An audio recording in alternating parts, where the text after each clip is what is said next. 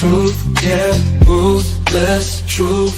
Get down, it could go bad for you. Hit like, comment, subscribe, you know what to do. Be cool, city lights shining so bright. Fine dining nights feels right. Flights to places far from sight. Get right, ruthless truth, yeah, ruthless truth. Get down, it could go bad for you. In the city where we move, stay cool. Underneath the neon glow, life is fast but take it slow. Every moment like a show. Let's go.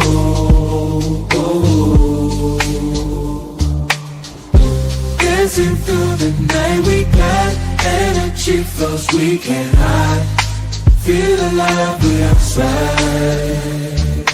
Moments fleeting but we shine. In this rhythm we align. Time flies. Moments fleeting but we shine. In this rhythm we align. Time flies. Ruthless fleeting but we shine. In this rhythm we align. Time flies. Truth, yeah, ruthless truth. Get down, it could bad for you. In the city where we move, stay cool. Stay cool. Hey, nobody bigger than the program.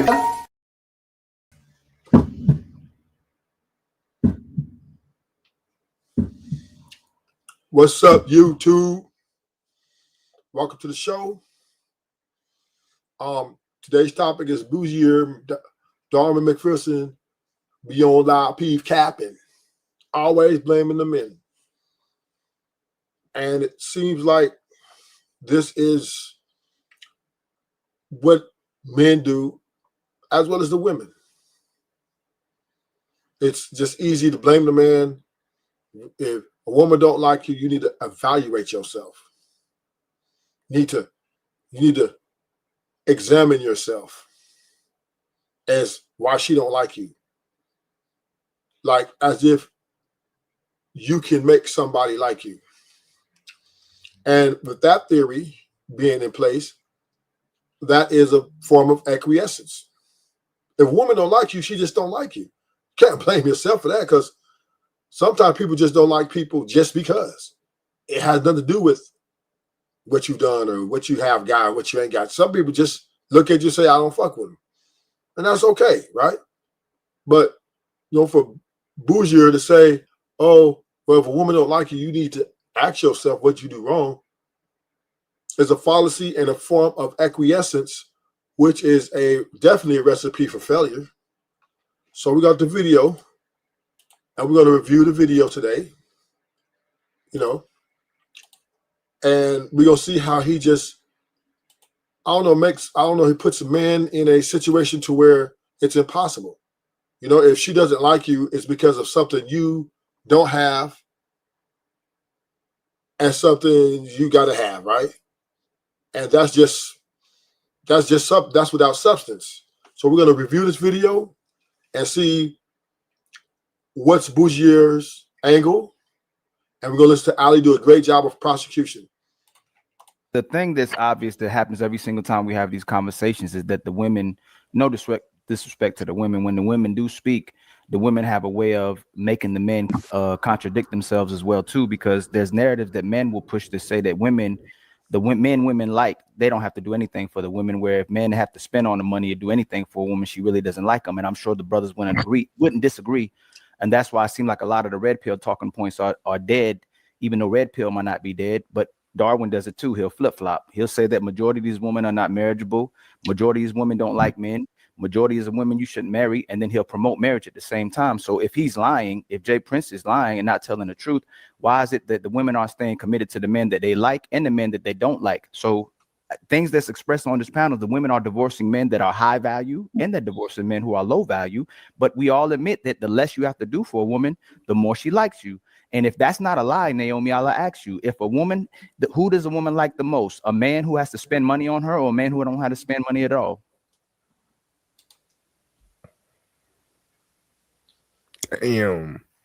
Well, look, Then- before hold on. I'm answer, not. I wasn't even done yet because before my We internet back. freeze. So a woman can keep a job, she can keep a home, she can keep her animal, she can keep her Amazon Prime, her Netflix, her Hulu, their Disney Plus, but they can't keep a man that they want, like I said, and they don't want. So would you recommend men still, Bruiser, since you want to cut in, would you recommend men to get married?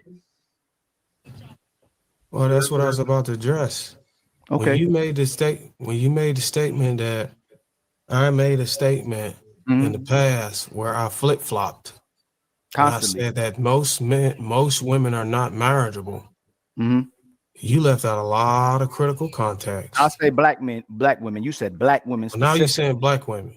So that makes it worse, right? Because black women are on the panel. You said black women are not marriageable, right? It is the correct? same. It's no different. The critical context that's left out is of the same intensity. When I say that, is when I make a statement saying that most black women are not marriageable, I am basing that off of the guys who are actually trying to marry them.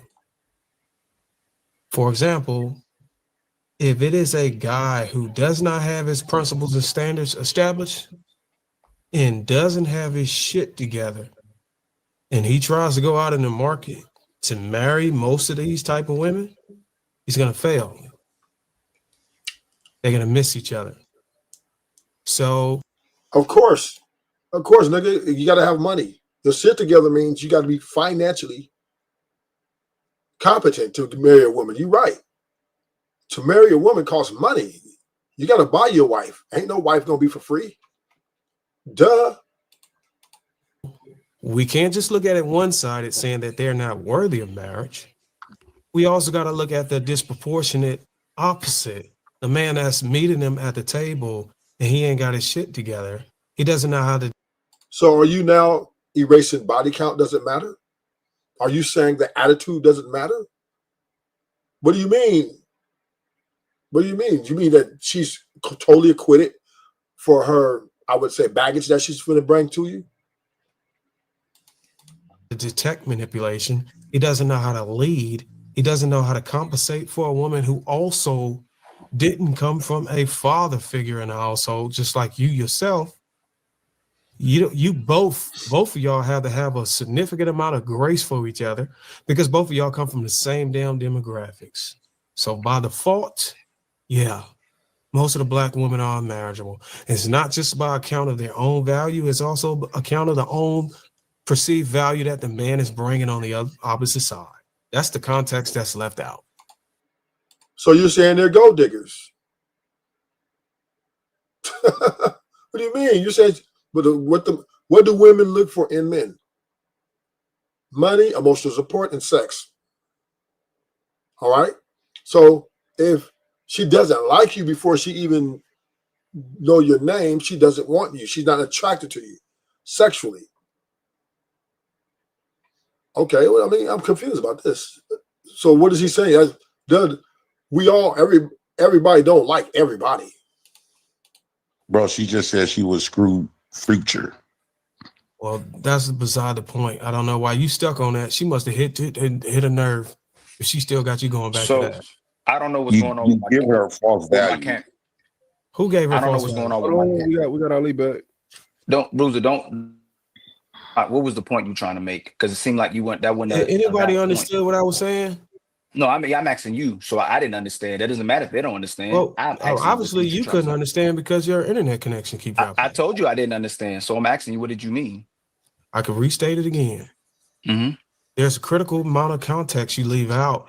When I made the statement that most black women are not marriageable, it's not just on the account of them, their own self-worth or what they bring to the table that deems them worthy of marriage.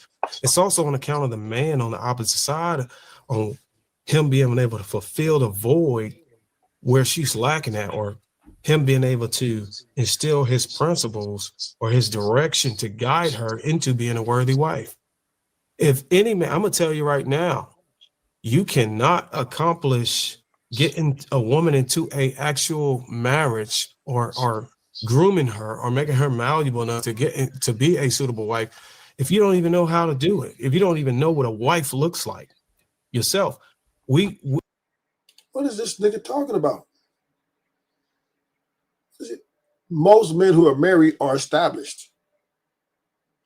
Women won't even take the ring if she deems him incompetent to take care of her. So I don't get what you're saying. It's once marriage comes, he's passed the test. Now to sustain, that's a whole other conversation. But when you meet a woman and you get to the point to where y'all talk about marriage and she accepts that ring, that means you pass the test. So, but in the beginning, nobody knows anything. It's just straight up in the air. Men, women, we meet each other. We're just looking to see if we're compatible. That's number one. Then, if we're compatible, then we'll move to other things. And I know I'm breaking the rules here, but we give a lot of men too much damn credit when we come to the table, as if they know what. Just like we penalize women for not knowing how to recognize leadership in a man and a wife, we don't look at the other side. A lot of us, bruh, I'm telling you, I've been in here. I got 10,000 hours long. I can show you the receipts. There's a lot of fucking men out here that don't even know how to recognize the quality and characteristics that makes a wife. Okay, so I'm happy you committed to that one because that's a contradiction. Not committed to it. I'm just let you land. I'll let you land, right? The context that you're leaving out. I let your mouth close so that I can speak, right? Right. So you contradict. Y'all saying most women don't want these men. Women will admit. Well, got a special guest to the show. Surprise, surprise. My man finally found some time. Let me see if my browser working at this point.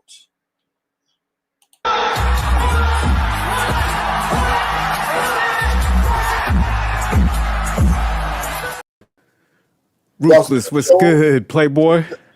I'm sitting up here just nodding my head in disappointment with Buzzier. Well, me and him, Buzzier's been this way. Me and him had several debates on this show before, right? He's another man blaming guy. You know, blame the men for the evolution of woman. And, you know, us men, we have to stop this shit, man. We have to stop this shit. I'm not saying we perfect, but just to sit here and blame the man for her 304ism or her bad attitude or her not being in compliance or her being a quitter or her not being able to communicate properly is a motherfucking idiot ideology to preach. Yeah, I'm not with the whole, pretty much everything you laid out. When people become adults, man, they're responsible for their own behaviors, how they live. So you can't blame the guy for that. Where it's just like, man, you need to avoid these motherfuckers. That's where the conversation need to be. But yeah, you can't blame a whole nother adult for another adult's interactions. But man, we can play the video because I know you want. Because yeah, I was actually gonna review this clip. That's why I pulled up on you. I was like, nah, let me just review it with Ruthless. Yeah. They don't want most of these men. No, Tell me, leave. you cut me off. Address what I said. That's what I'm doing. Okay, do you understand the context? If you triggered, I'll mute. That's what I'll do. I'm not triggered. I'm just making sure. I'll mute. Let me know when you want me to talk.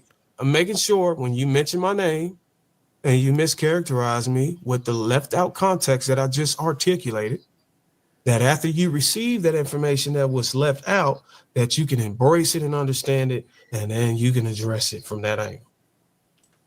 Because what we don't want to do is for me to intellectually articulate the left out context, and then you feel to just move past it. No, I want you to feel what I just said. I want you to understand it.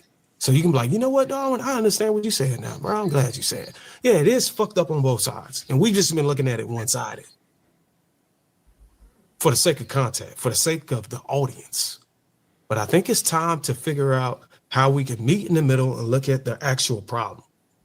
It's fucked up on both sides. And I get it. Nobody wants to fucking teeter the fence. But right now, this is the way to solve the problem. Everybody dropping the ball on different positions. How can we meet in the middle and figure this shit out? And lately, that's what I've been trying to do. Go ahead. Meet in the fucking middle. What is that? What the fuck does that mean? I think Bruiser, man, he's trying to take a different approach because he was heavy on going on the females, so I think he's trying to change to open up his message. But the issue is, man, everything ain't fair. You know what I'm saying? So it's just like you gotta lay it out the way it is, and women do exhibit, I'll say, a little bit more bad behaviors when it comes to relationships, man. There's a little more entitlement on that side. So, it's just no fairness to that methodology. You know what I'm saying? So, and this is where, man, I done became an expert. But here's the thing, right? There's no way on earth that you can quantify why a woman don't like you before she even knows your name, or you know what I mean? Because the conversation is about why women don't like men, right? Yeah. And it's just way of life, right? Some men don't like men, women don't like just because they may just like your style. Just might not. There's women that just don't like me because they just don't fuck with me. I'm cool with that, right? That's the way I don't. There's some women that are bad bitches I don't like. Like, I don't want nothing to do with it. Like, if she even was to offer me, I would turn down. So for him to say, well, if that woman doesn't like you, you need to figure out what you did wrong. That's, nigga, you go crazy. Because she just might not like you just for the sake of, she might not the way you look, or maybe the way you talk, or maybe just your overall appearance. Not her type. So, Yeah, no, you got a good point because, man, I had this friend, dude was like damn near a bodybuilder, right? Worked out, had the style, was good with the words. And he hollered at this female we knew that she pretty much worked at the gym. So she shot him down. And one day me and her was just chopping it up. And she was like, hey, man, your boy, he hollered at me and stuff. And she was like, yeah, nah, I just couldn't mess with him. So, I was just like, we was talking. So I was like, why you shoot homeboy down, man? He got his stuff together. And dog, she said the most sinister shit to me. She was like, nah, I don't want a guy that's in great shape and that's attractive. Cause she was like, I want a scrawny dude that I could manipulate and control. yeah. So you spot on, Ruthless. It's like, man, you never know why that person is rejecting you. It could be for some shit that has nothing to do with you. So like, yeah, to sit there and live in your head and try to figure out why somebody don't like you, it's irrelevant. You just, man, you shoot your shot and you keep it pushing after that. Yeah. Yeah, you just don't. Don't even worry yourself about it. Because that's just, everybody doesn't like Future. Everybody doesn't like every rapper, right? It's just the name of the game. Just certain girls like different kind of rappers, right? Some girl, you know what I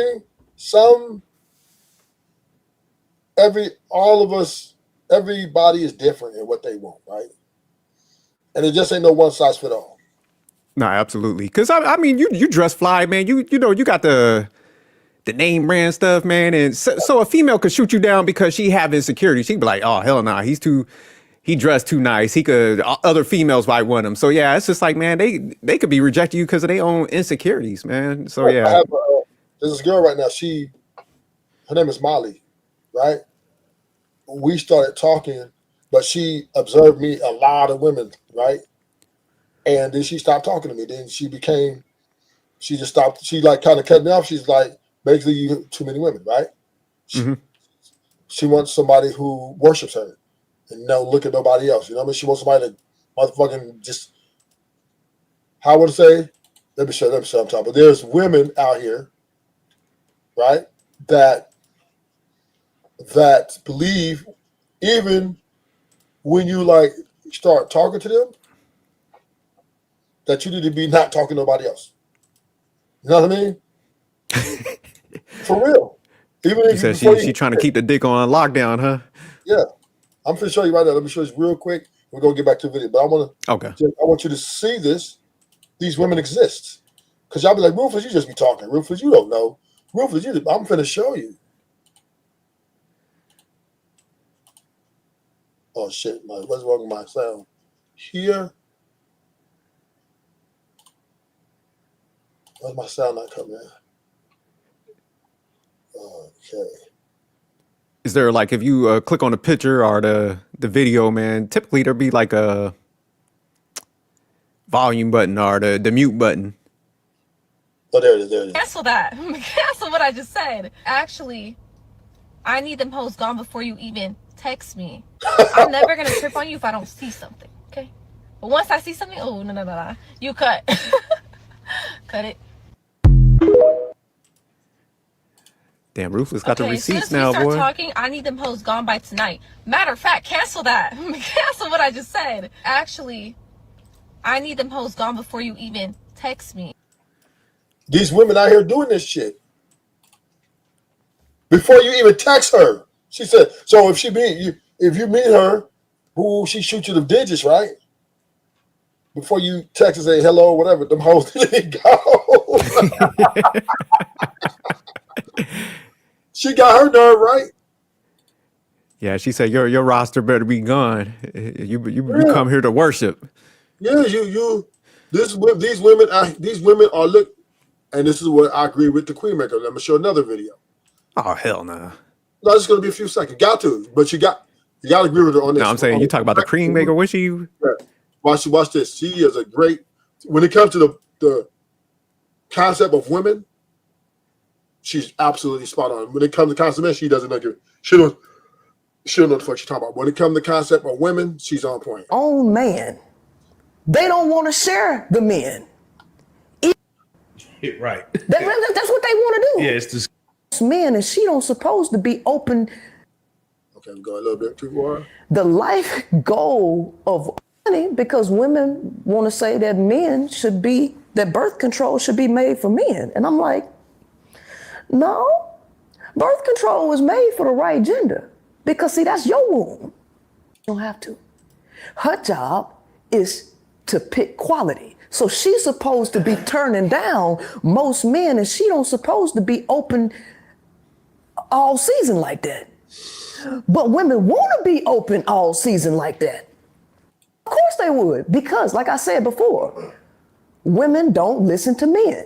Women think that men were created to serve them. So if you ain't serving them, they don't want to hear nothing you got to say, because at the end of the day, women think that we need to teach males to do this. Women want men to be women.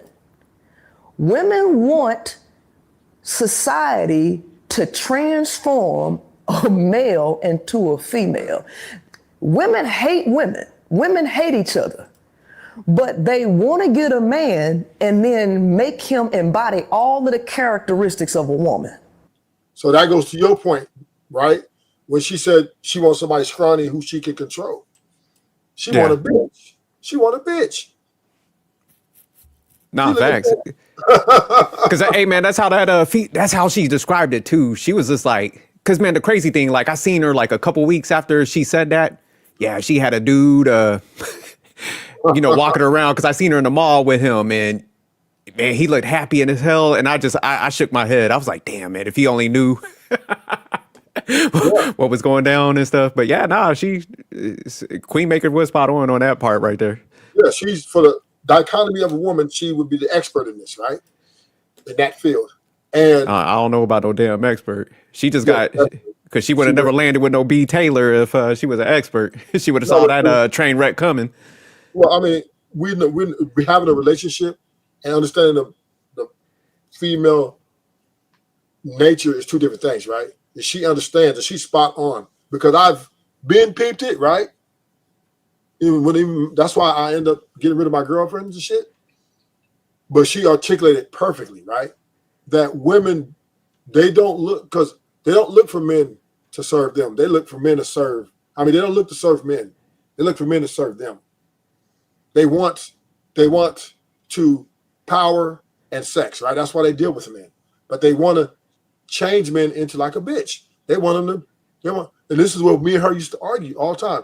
I'm like, if I make the call, because I remember me and my ex, we had a conversation about getting the business. I wanted the Starbucks, right?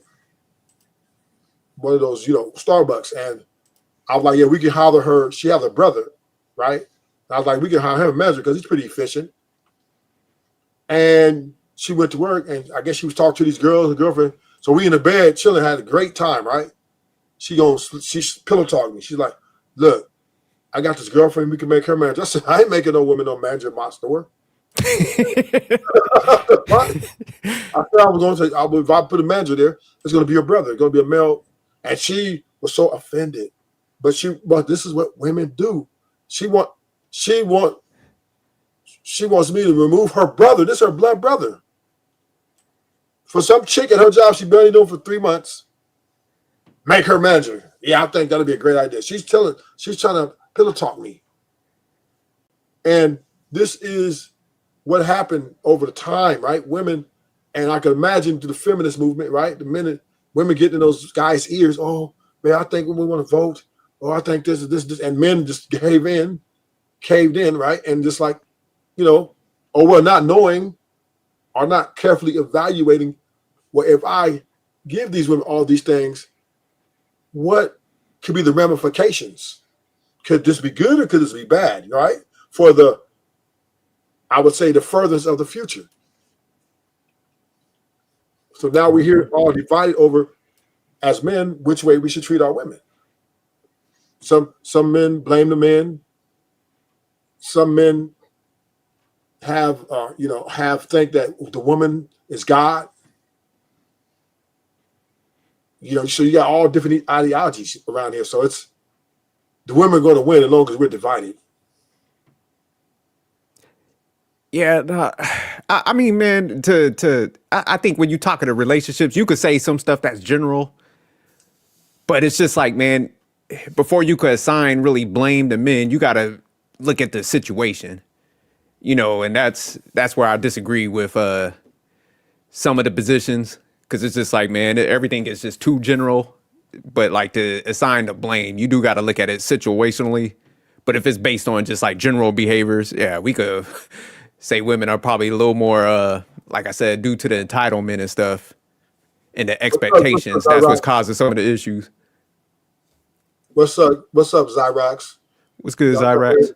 Y'all coming in hot or y'all coming in cold? Let me know. Ruthless Warriors might come in hot some days. So yeah, let's get back to the video a little bit and then we'll expound some more. Okay, no doubt. You're not gonna filibuster and you're not gonna cut me off, right, while I'm speaking. Floor is yours. So I'm going to make my point again, and I was going to get to your point. Women are saying, majority of women say they don't like these men. Majority of brothers said they don't like these men either. And you're saying men don't know how to get women. So since you're so good at teaching, how do men get women to like them that don't like them? Tell men how they can do that. Tell all these brothers that you misleading on how they can get women to like them that don't like them. And if you tell a brother that he got to get his bread. Now, I don't particularly like this debate style here, right? The question asking, because then, you know what I'm saying? You allow a guy to go back into his context again, right? You should just state your position, add context, and yield the floor. I agree with you on that. Yeah, because I think sometimes people jam too much stuff in there. Then you got to address like 8 different things. So yeah, like you said, I wish people would do that. Yeah, a lot of guys do that. Well, I'm gonna let me ask a question. Oh shit! Now I do it sometime on my show. You do it I'll say 75% of the time. Stop playing. No, I don't. No, I don't do it. I don't. It depends on how much time we got. If I got 10 dudes on the panel, I don't do it. I'm gonna state my position quickly, right? If I'm on a highly debate a channel like that, I'm not gonna ask a question. I mean, I'm gonna state my position. But yeah, I do it on my show because I have time. I mean, ain't no 20 people on my show. Head up, he got to get his height up, he got to get his resources up, he got to get his reputation up. Then she really don't like him, she likes what he brings to the table. And that's why most women don't stay loyal to these men, because y'all preaching and misdirecting these men in the wrong direction, telling them they got to do something to get women to like them, when Marcus, Jay Prince, Dope Daddy and you will say that if a woman don't like you for you, she don't like you anyway. He just using you as a come up with some resources. So again, let me ask you, since you better than me at this and you saying you being intellectual, how do you get a woman to like you that doesn't like you? Okay, step 1. Inquire on why she don't like you. Oh my God. That's step one. Now that right there is idiotic right there. So let's say I don't like you. So why you don't like me? Yeah, this wasn't a good take for a bruiser, man. Man, you're gonna hit that. If you go and ask, man, you're gonna look like a weirdo. Nigga, you know, because now she gonna be like, man, who does this stalker? Damn, I just told your ass no, man. I take the no and move your ass on. So yeah, nah, you don't go ass. Nah, you just gotta keep it moving. Yeah, you gotta keep that pushing. You just gotta take that L and self reflect. You know, that's why you keep your 2 or 3 eggs in the basket, right? So nah, one egg you go to another egg. Well, because why? Hold on, real quick. Figure out why she don't like you. That's horrible. You gotta blame yourself on why the woman don't like you. Let him dig his hole. Let him dig the hole. Okay, let me finish. If a job doesn't want to hire you, if a job or organization that is employing people does not find your resume attractive enough to put you in a position, what do? Find out why. The employer. The man is the employer. No. Let him land. Let him land. Because he can't convey the job position to relationships. But go ahead. It's okay to look at yourself in the mirror whenever the fucking job market bypass your resume and tell you that they're gonna go in a different position. But when a woman bypass your ass, you don't want to look at yourself in the mirror. That's why you niggas are losing. That's why you are losers.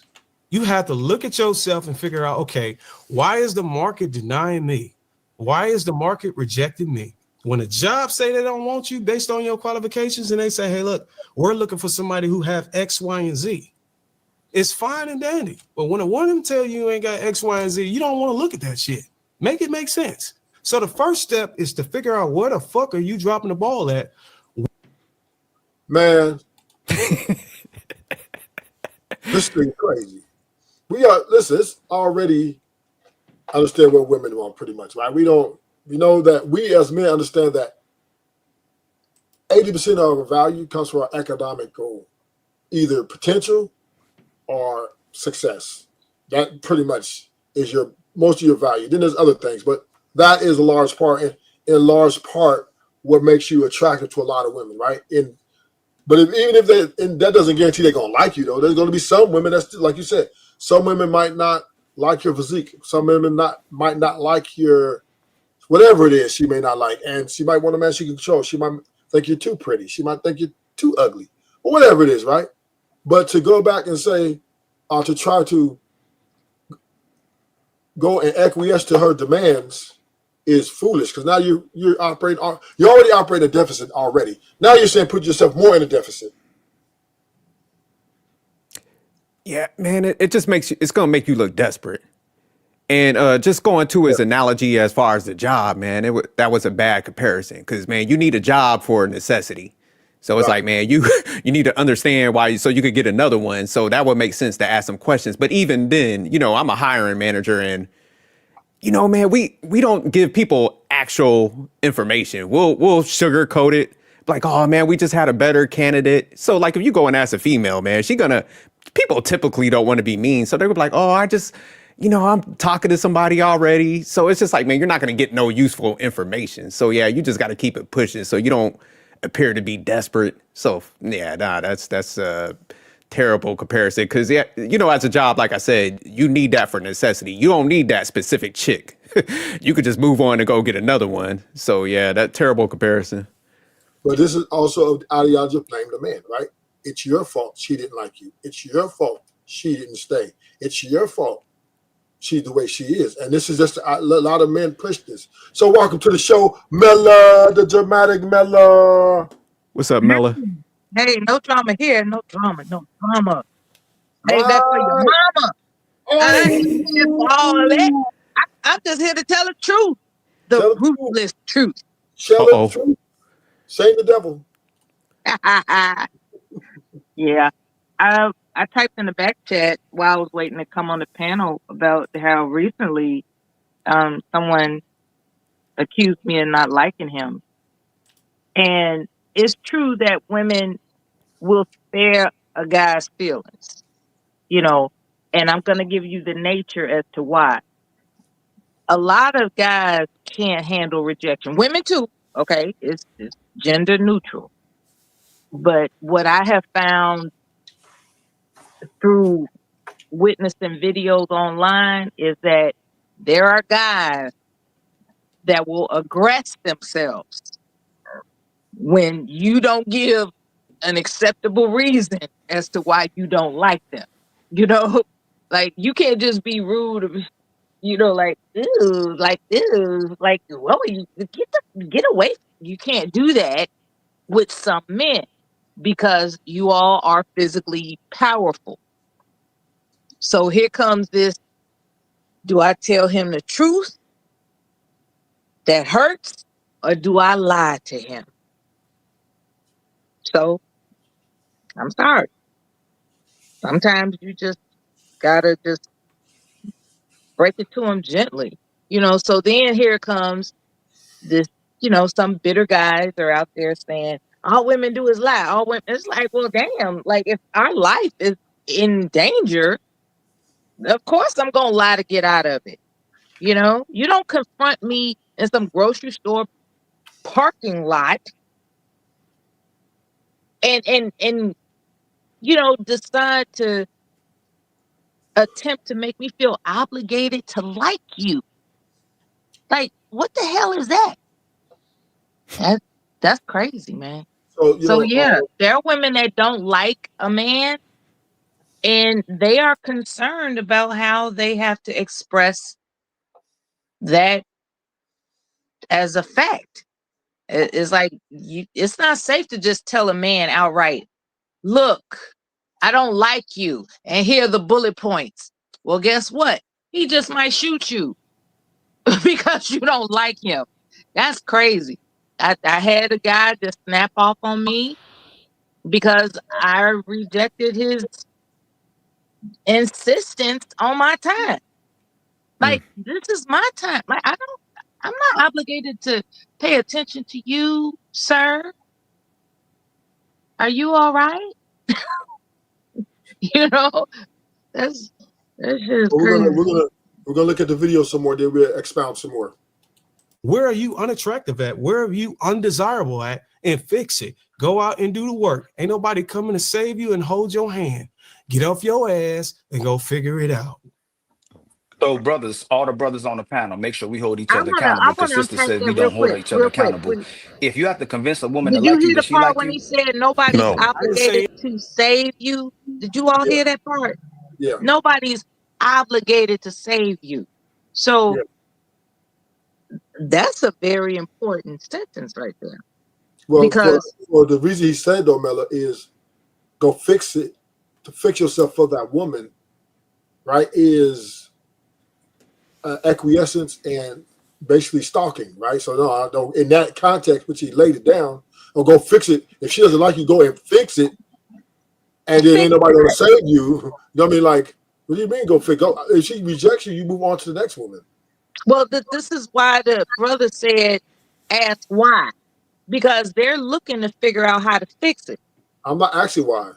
If you don't like I me, know, but in some instances, maybe a woman is kind enough to be honest So this is about the thing. why she don't like him.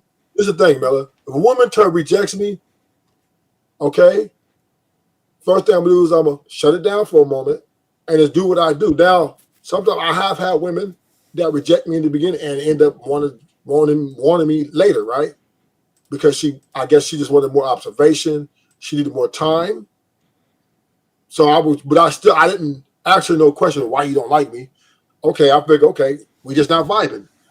I'm off to the next, and my life keeps moving because now I don't want to waste her time or mine trying to convince her. What made her come back? I guess she just liked it. Other women she saw. Did you keep pursuing her, or no, she just had a change of heart? Yeah, she just started. I guess she started observing. We worked together, right? We had work together, and she just observed me. Oh, okay. Proximity. So she was more like, okay, maybe I give him a chance, right? So I understand that sometimes women do change them, but you don't have to convince them. They convince themselves. So I'm not going to. But me personally, if a woman rejects me, I'm going to be respectful about it. I'm like, okay, all right, I got you. And Well, thank you so much for your time. You said you were going to play the video. I apologize for interrupting. Thank you. Anything about convinced? Did I? I'm talking to the brothers though. I'm talking to the No, brothers. I'm a brother. absolutely not. No. Yes. No. So I'm a so brother, ain't so I? No. is the information that he's pushing out to the community right now is is that good information that he's pushing out, or is that bad information he's pushing out? That's poison information that he putting out. What you say, True? That's horrible information. It's horrible for me to. We are the employers. The women are the employees. It's horrible for me to tell men who are We being the one rejected. with the resources. Come on, Jay. Okay, Prince, you you go. got it. It's horrible for me to tell men who are being rejected and denied to figure out what it is why they're being rejected and denied, why they're catching the L whenever they go out and try to match. It's horrible for me to tell them to look at that and figure out why they're not matching and why they're being rejected. Yes. I just wanted to be on the record so I understand. Yeah, so that's whenever I horrible. clip this shit up and I go react to it my own channel, I know where to fucking pinpoint the timestamp. Yeah, that's horrible. Okay, You good, don't got have to require if you're not gonna shoot from 99% from the zone. That's just not how that works. I would only give that particular advice if you're talking about the woman you've actually acquired and there's shifts in your connection. Then that will be a position to where you'd be like, you know, what changed? But you do not talk to a woman that just rejected you. You have not established no rapport with, and be like, why am I missing? You are setting men up for failure. Like failure, bro. Okay, so let me get one thing straight. What you're doing is you're taking what I'm trying to imply verbatim, saying, "Hey, look, why did you deny me?" You got to look at it as a way to be sly, so to speak, to be able to get this information. Sort of like what you do whenever you want to discern for a body count. You don't just ask for a body count. You do math in your head. It's mental gymnastic. You inquire about information that's related to her dating history, and you use that information to calculate a particular number in your head, and you go off of that. I'm not saying just go for the juggler and say, "Hey, why did you reject me?" But that's Quick what question, you said. Buzzier. I was responding to what exactly you said verbatim. I was not True. True. I know that. Yeah, That's why I'm responding the way I ask am. them to because I know that's what give you us did. give us an example. If she say I don't like you, how do you go about that? Okay, so here's the thing. That's one woman, right? No, yeah, stay with that one. We're not going to no other woman. That's one woman that said it. Let's just say, for the record, just for your example, she's actually went out and blatantly said, "I don't like you." If she's gonna blatantly say, "I don't like you" verbally to your face, I'm 100% back that you could say why. Okay. But if she's communicating in a way where she's not directly saying "I don't like you," then you got to indirectly inquire on why she don't like you. Okay, so So that's his style. His style is he's the type of person that if you tell him no, and I know guys that are like this.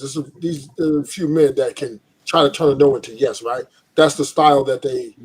Oh, why you don't like what I do? You know, it's a form of a. Tell me what you want, and I'll be there for you. Yeah, exactly. All those moves. So he's projecting his style of dealing with women and probably had a successful cheater in it because maybe he was just know how to hit on the emotional or her tell her what she wants to hear. But that's a game for only a select few of men to play that. That's number one, right? Yeah. Every man can't say if women don't want you just got to keep it moving and off to the next one. You don't want to keep asking her why you don't like me because then she's going to feel you're a creep. She's going to feel you're stalking her, or she's going to feel like you're going to make her not like. They're creeps, though. Ruthless. A lot of them are creeps. I know a guy that's held a grudge against me for 40 years, going on 40 plus years in high school because I didn't go to an amusement park with him. You know, it's like, first of all, you know, being a virgin, okay? I've told this story online many times where it was, I was with I don't want to call her name, but I was with a locker partner. And because I had to travel a far distance, anyway, I trusted that I would be in good hands with her, right? And so I came up with this bright idea, spending a holiday weekend over her house because she invited me to do so. I brought this idea to my family. They were skeptical, but they was like, okay, well, she got to socialize, as long as we got the address and the phone number, okay. So as it turns out, I'm ready to go to her house after school. She detours and she want to go to this gathering of a bunch of horny teenagers, and put me in the mix, like, to play truth or dare. So, people find out I'm a virgin. They sharpening, these guys sharpening their knives and forks, right? And I'm just like, I'm choosing truth. I don't know what y'all thought this was. I'm choosing. I didn't say it like that, but I mean, it's like, I don't have anything to hide. I'm always choosing truth. And they were like, no. Don't be a sorry Sally. You got to play. And so my friend, my locker partner, she's like, you ain't got to do nothing you don't want to do. Just quote unquote play along. This is the danger of peer pressure, right? So one of the most flamboyant, ambitious boys was there in the mix. He was the eldest of all the others. They looked up to him. That's, for lack of a better term. He paid particular attention to me. I was encouraged to choose dare. The dare was to go into a different area of the house for 7 minutes. Whatever happens, happens, and both of you come out. That's the dare, right? So I go in there, and I'm not going to do nothing. But he turns around and looks at me in a strange kind of way. Keep in mind, I'm 15 going on 16. He looks at me in a strange kind of way. I'm just like, why are you looking at me like that? He says, no reason. And he starts creeping towards me. And I'm backing up. I'm like, why are you approaching me like that? He said, no reason. So it was really confusing because he wasn't being threatening, but he was being persistent, right? So it's just a matter of time before you hit a dresser in the room, and I'm like, what are you doing? And he just deep throat tongue kisses me. I've never been kissed before. It was very eye-opening, to say the least, right? So he was impacted by that. He was very enchanted by that. He wanted to, if I can look back on it, he probably wanted to capture a virgin. So it wasn't too long before he started pursuing me, calling me like, hey, I want to take you out to, there's this famous amusement park in my area, right? I know, long story short, here we go. I told him no. And he asked why. Now, I could have been slick and said no reason, but I wasn't that sophisticated, right? I was just like, because I just don't want to go. And here it is, flash forward. He still talks about how I rejected him. He was like, I had everything laid out. I got my mama's Cadillac. I'm about to show you off to the bros. And you just rejected me. So what I did was I brought 2 girls with me that day, because apparently he cried to his bros like, man, she turned me down. I'm in love with what I saw and what I wanted, and she turned me down. It's like, man, fuck that bro, man, fuck that bro. What you need to do is show up with 2 bros. And that's what he did. But he never forgot that I rejected him.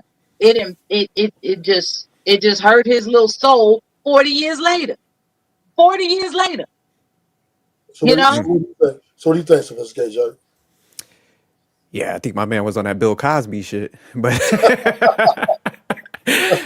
he thought he could get whatever he wanted. And you know what I fucked around and did? I lied 40 years later, because we're both veterans now. We found out that we're both veterans. And he's, I said, my father was not going to allow me to go with some strange boy that he never met somewhere. And he appreciated that shit.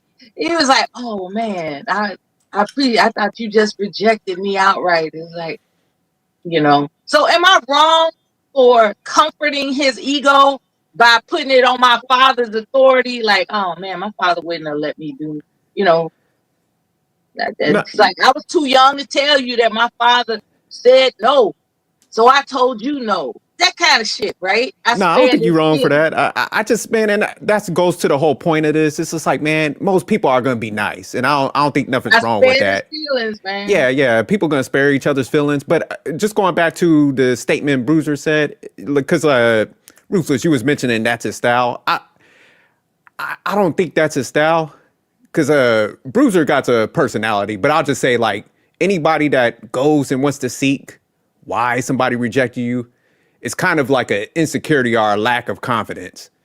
Because, man, after you shoot your shot, you don't know what the reasoning is, man. She could be just coming out of a long relationship. Man, you just show some grace, like Ruthless said. It's I like, didn't hey, want I'm to lose sorry. my I'm sorry to bother virginity. you. I didn't Thank want to you. lose my virginity to some horny teenager.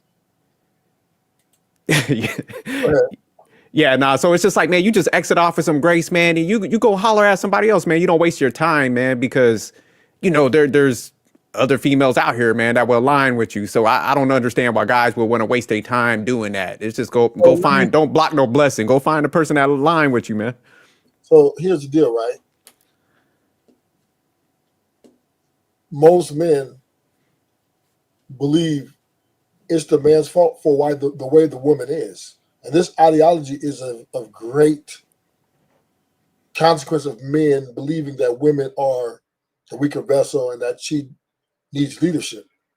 And I think under this premise alone is the major fact why we're divided in fractions on this particular issue. And I do think men need to understand that women are free to like who they want to like and who they don't like. That's just a part of the game. Is that a problem? Is that a problem? No, not not at all. I don't give a fuck. I don't give a fuck. I don't give a fuck if she go on the roof and jump down and get back up and do it again. But when I'm telling other men out here to stop pointing a finger at men, because this even goes into marriages when women leave and divorce, they say it's your fault.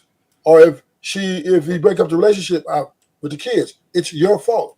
Women are their own autonomy, and they are free to move as they like.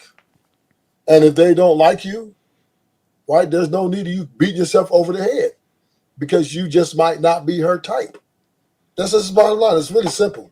Yeah, we don't want you all to get suicidal about it. And unfortunately, these outbursts are indicating to me that rejection is a deeply, deeply psychological blow. Okay. To most people, not just men, but most people. Like, there are women that go off the rails because the guy that she had her eyes on don't want her, or cheated on her, or whatever the case may be. I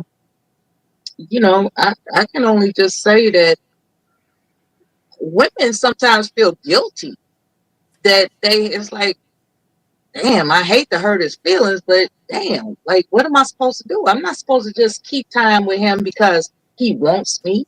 I gotta want him too. And you're right, we do have autonomy, and I'm gonna pose this question to you. Not that you like questions, I respect you too much actually to ask you a question. I'm just gonna make my assertion.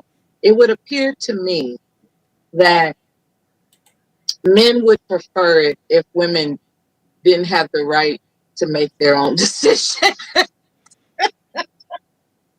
I disagree with that. Absurd, but it would appear to me that men would prefer it if the good old days was back. Was like, a woman don't have a chance to make it without a man out here. Like, so here's the deal, right? There are some men that probably, there are a few men who probably think like that, right? Because once again, some people, they lay their eyes, she's the one, they don't want to let it go, right? There are some cases of persistency, and in a very few cases that it worked, right? She rejects you and you just keep sending the roses. And I've seen this act, right? That some guys just don't go out You know what I'm saying? They're not going out on that first blow. Wow, they're coming right back. Okay. You know what I mean? I have seen this, but the real problem I have with Buzzier is fix yourself. Nigga, what you mean fix yourself? What do you mean fix yourself? I mean, if a person doesn't love you for who you are and what you represent, then there's no need for you to continue to pursue.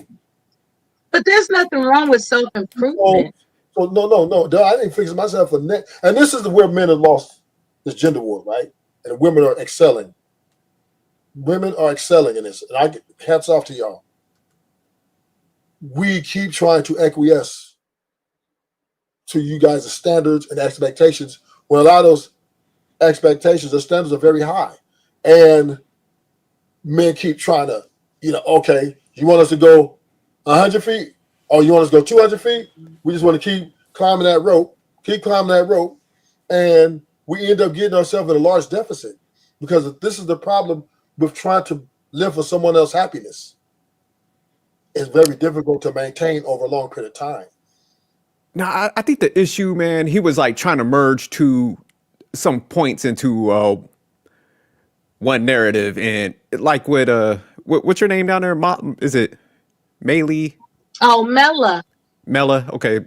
Like Mela said, it's like, man, there's no issue with self-improvement because if you constantly getting rejected by all types of, you do got to improve. But I would say, like, man, that's where you should have like a friend circle that, y'all keep each other in chats. I wouldn't go and ask the female, but your homie should be like, man, you better get your big ass in the gym, or you got some bad jeans on. You got to get fly out here. Improve because your goal is to get a woman. Improve because you would like to live the better version of yourself.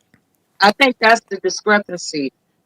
This guy's message on this video would infer that the goal is to improve yourself, quote unquote, to get a woman, when in fact you should just want to do that for yourself. And if the right woman comes along, so be it.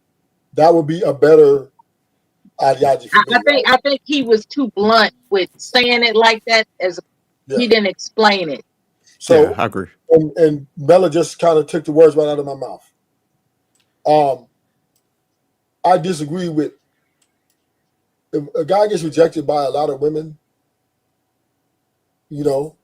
I don't think he needs to self-improve or improve himself unless he is very depressed, or wants better results. What? Oh shit! Here comes Sugar Bum. That's a good point. If he wants a more stronger results and he feels that he can do better, then that's on him. Right? If he thinks he's overweight and he wants to go to the gym so he can get it doesn't even have to be that. A better dating pool, that's fine. But here's the deal, right?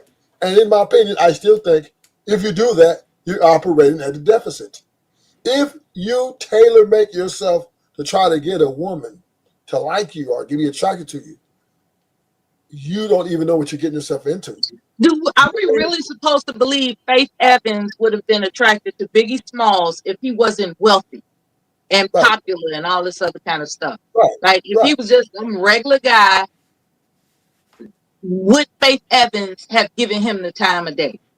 Maybe, maybe not. It depends on, he was a doughboy, so in the hood, it could happen. But to your point though, Mela, typically women, they won't go for certain guys if they didn't have the economic success they had. That's true. And that's even if you're good looking, right? There's women who solely base their premise of what they want on is the man capable of taking care of them. So I'm going to play this video again just to hit home because Mela wasn't here when I played the video. Then we'll come back to this to finish reacting to this because I just want us to get a... And shout out to Sugar Bum in the chat. Shout out to you. Yeah, Sugar Bum, don't you come start no shit. Don't start no shit. Won't be no...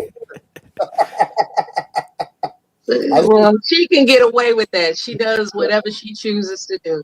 She can get away with that. So I want to do this again. This for this video, but this is a very important part. This is why you don't lose weight. This is why you don't do all that shit to get a woman. Power to say no. But no. Equality. So she's supposed to be turning down most men, and she don't supposed to be open Men will agree with that, but they won't agree with women actually closing their legs. See, they don't agree with the things that would lead the women to close.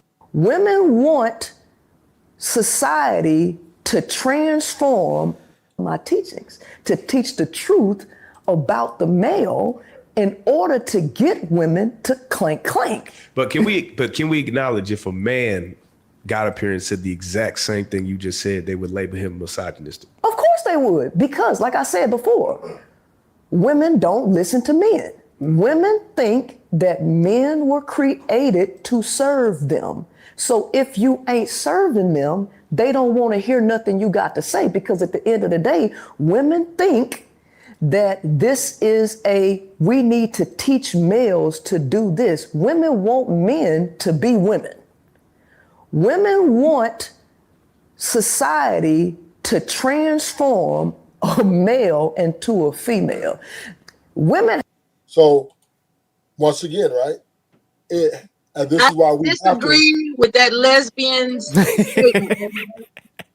But let me say this. That lesbian has bias issues. I ain't trying to hear it. But I do agree with her premise. Well, then you attracted the lesbian. So let me say this. Let me say this, right? Women do look for men to serve them. Because why? They think they're the prize. If she thinks she's the prize, that means she thinks she's better than you, and that you need to acquiesce to whatever her demands is. That's why their demands and their expectations are very unrealistic. What they're saying is, if you do not meet these things, you are not worthy. Can we find what a heterosexual woman thinks? No. Her actually, to be honest with you, I've done this research way before I even heard this. She just articulated better for me, and to understanding of a female's dichotomy, she will be an expert at this because she studies females, because that's what she's trying to attract. So I'd rather listen to Sherazad Ali than. But we do have to understand this, right? I don't care about her background. Her message is correct. I do believe women want to turn men into bitches. I think a woman, this is why I think that. Would you date her? No. I would date her. Then why are you taking her advice? She's not my type. But here's the deal. But her advice is your type. Okay. No, but to break down the dichotomy of a woman, yes. Because I'm not a woman. So I don't think like a woman. But she does. Even she's still a woman at the end of the day. She's not a woman. Is her point is very valid. Her point Just is because very she has a vagina doesn't make her. Women are intrinsically selfish. They're self-centered individuals. And this is the common thread I found out. See, one thing about my relationship I had, making it anecdotal, is that's the one common thread on all the women I ever dated. The more we were together, the longer we were together, the more they made the relationship about them. Go ahead, Svenska, what you say? Man, I ain't got too much on what she was saying because we already covered that earlier. But yeah, okay. Well, let me help you out. So, do you think men need to fix themselves to be with a woman? I don't think it's like y'all kind of mentioned, man. I mean, you could do stuff that kills two birds with one stone. So, I mean, it's not going to hurt you to be in good shape, because, man, we do know, like y'all said, man, women operate off of economics, or they can operate off of attraction. And they say out their own mouth, like, hey, I give the guy I'm attracted to the best deal. So if you a guy and you're smart, you should want to present well to females so you could get the best results or interactions with them. So that's why I say I would try to improve so you could improve those interactions where you're not pedestalizing and, you put yourself at that deficit. So that's why I would tell a guy to improve if he's constantly getting rejected and he wants to go ask, a female questions. I'd be like, hell nah, just go improve and, step back out there if because everybody wants some form of relations. So do you think this is a problem with men constantly trying to acquiesce to get the woman's approval? but it's not acquiescing. Because if you, like I said, if you want to be more attractive so you don't have to deal with bullshit, that's totally different.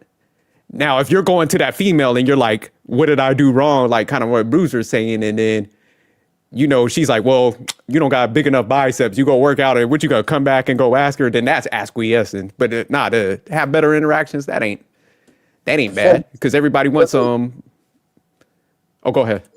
But then we do understand that women are notorious for chasing men of, we'll say, problematic backgrounds, right? So we do understand that, right? We do understand that women are attracted to the bad boys who we know that don't have a strong vocabulary of respect. They talking about bitches ain't shit and all this old shit, right?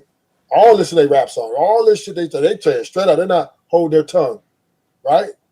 And women still come out by the droves chasing these men. But the guy who is ready to acquiesce, he got the roses, he's waiting, he's opening every motherfucking door ever made by man to get to this woman, right?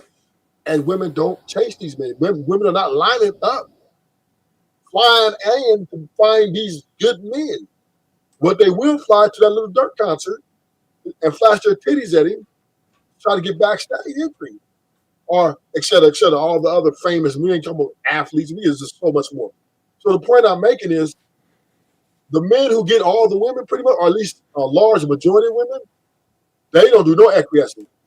They're gangsters, drill rappers, they're athletes who have a gang of women, gang of baby mamas, and women hunt these men down. They hunt them down. So now you're going to tell the man down here who's average, well, you need to, make yourself better, or you do need to increase your interaction. No, this is the ideology men need to adopt. I need to find someone who's just gonna like me for me. That's it. I'm gonna find my person who's going to accept me as I am. I don't have to change the damn thing, and she doesn't have to. We have to learn now. We do have to set our boundaries in place still of what we think that it's better to run this relationship or have a healthy relationship. But other than that, I need someone to love me or like me for who I am and not who I'm trying to be for her. Yeah, but I mean, you could increase you can improve on yourself, and then, like you said, find the person that likes you. So you could do twofold. So that's all I'm saying. I'm not saying acquiesce. I'm just saying, like, hey, you can make some improvements and then go find a person that aligns with you because it's going to give you better results. And plus, hold on, just one last part, one last thing. And if you improved on yourself, you wouldn't have to sit there. You would have the confidence to never ask those questions, because if somebody rejected you, like I said, you're going to exit off gracefully, but you'll be like, you know what, man, let me go shoot my shot at somebody else. So that's because it does something to your mind too when you approve. That's a good word, confidence. But that's a very good word. Build your confidence for yourself, not because of anything else other than your own sense of self-improvement. Having confidence, people can feel that, right? People can, believe it or not, confidence is very attractive.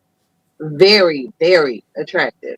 For men as well as women. Now, maybe men don't like a confident woman, and that goes into the whole chauvinistic, these chauvinistic principles as to why they wouldn't like a confident woman.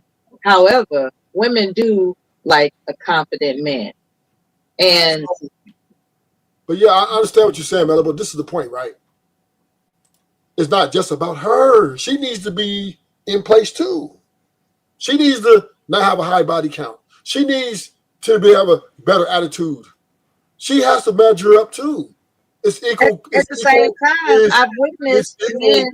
It's equal on both parties, is what I'm saying, right? It ain't just on one guy. Well, the guy needs to be all these things for this woman to like him when she's not all the things that's qualifying for her to be a healthy partner. Well, that's the difference between lust and love. Like, are you interested in what you lust, or are you interested in what you love? And men, as well as women, oftentimes, unfortunately, they're attracted to what they lust. Well, and they label it as love. Like, for instance, a man that's attracted to a stripper, right? It's I'm like, in love with a you know, the stripper. odds are that she got a high body count. Why are you willing to take on that challenge? Why are you willing to do that? Well, once again, right?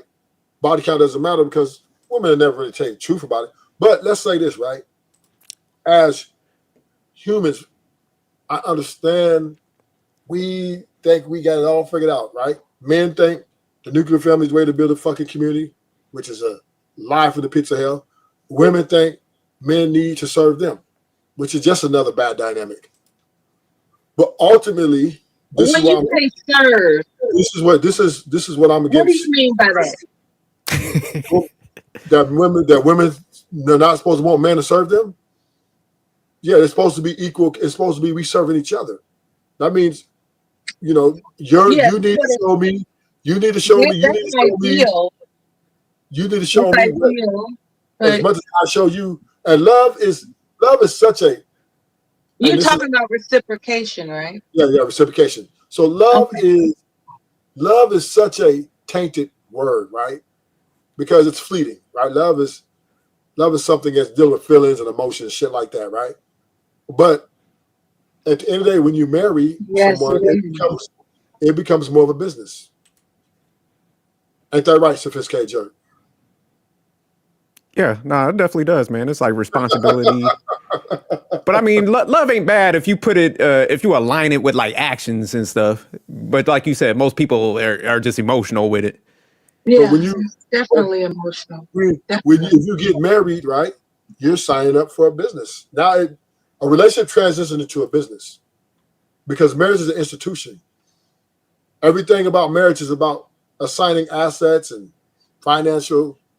Now she has more access. You have more access, right? It just opens up those financial avenues. That's the only between the difference between a marriage and a relationship. Relationship, you don't have access to 401k.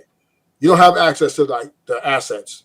But when you get married, now you open up, you have access to that. Both parties, right? So it is more of a business. You're transitioning from a relationship to a business. That's what marriage is. That's literally what it is.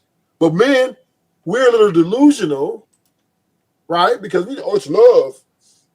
Baby, put this in, get the one knee, take it, you marry me.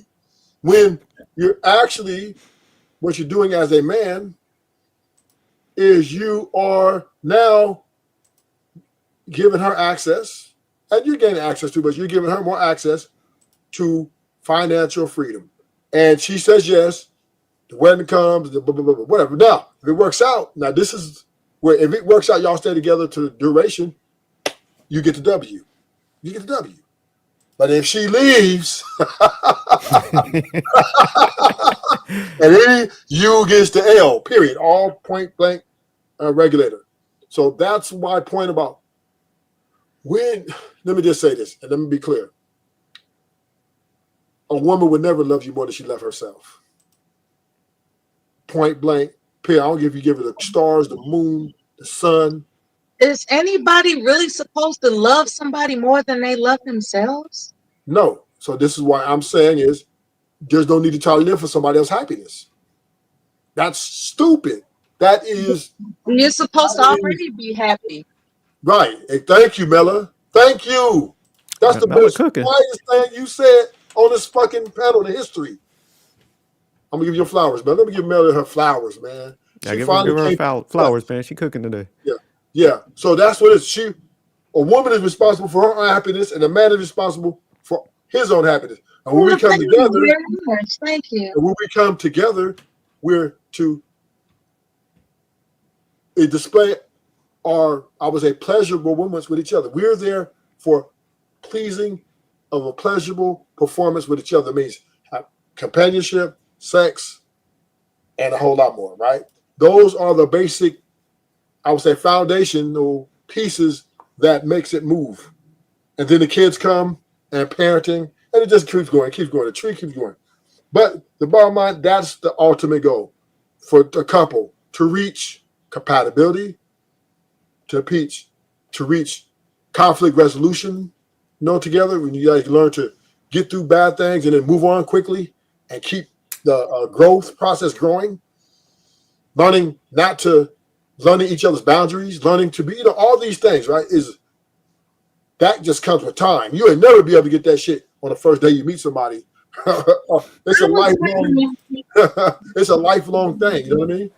I was wondering about the ex that you had that suggested a woman she barely knew to look out for the Starbucks business that you wanted, as opposed to the brother that she has. Why? That really intrigued me enough to join the panel today. That's why I'm here, because I heard that scenario, and I just don't understand why she would choose a coworker or whomever this gal pal is over her own brother. Maybe she knew something about her brother that has Yeah, that's what I was about to say. Maybe the brother was a fuck up. Yeah, maybe she knows his character is not as reliable as this gal pal that she knew.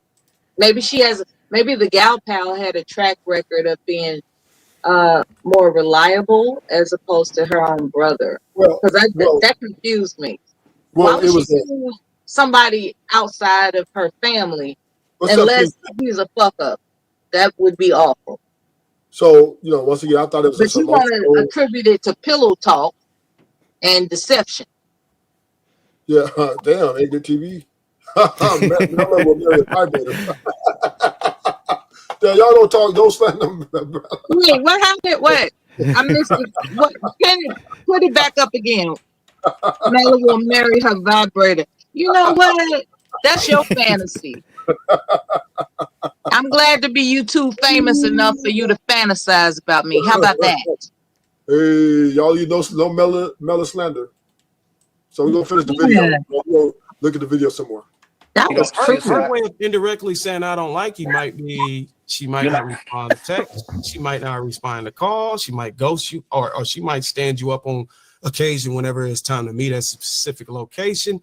You can get the indication that she might not like you based off of that. That's an indirect way, instead of her verbally saying, "Hey, dude, I don't like you." But if she verbally say, "Hey, I don't fuck with you," no, he still has to give us an example. What's up with me? Like, you get what I'm saying? She said, you talking about inside of the relationship. We're talking about prior to the relationship when someone doesn't. No, this is not inside of the relationship. This is the same thing you're talking about. You said that you texting all these things. You talking about as if why is a woman texting you if she don't like you? Most of these women ain't gonna let you even get their phone number if they don't like you. You're not making sense. So let's make it make sense. If you approach her, she says she don't find you attractive. How do you get this woman to find you attractive? Can you give me an example? First of all, if a woman says she don't find you attractive, she just don't find you attractive. So how do you get her to find you attractive? You said you convince her to like you. But here's the thing. You have to convince me that there's a great deal of men who are running into a woman who's verbally communicating. You're running away from the conversation. You was going hard on Jay Prince and everybody else. So you can't run away from the question. Who's verbally communicating to, hey, look, I don't find you attractive.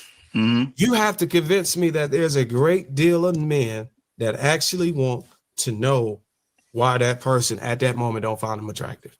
For me to say that, for not necessarily that they want to actually try to change her mind at that point. Because you're not answering the question. Because I would argue, you're not answering the question. All this gonna happen. No, you're not. You said if the person don't find you, asking me to show you how. You're asking me to show you how somebody would do something that I don't believe they even want to do. I don't believe men are running into women that are verbally saying, "I don't fucking find you attractive," and they're going to report back and say, "How can I change that bitch mind over there?" No, most of the time these guys are like, "Fuck it."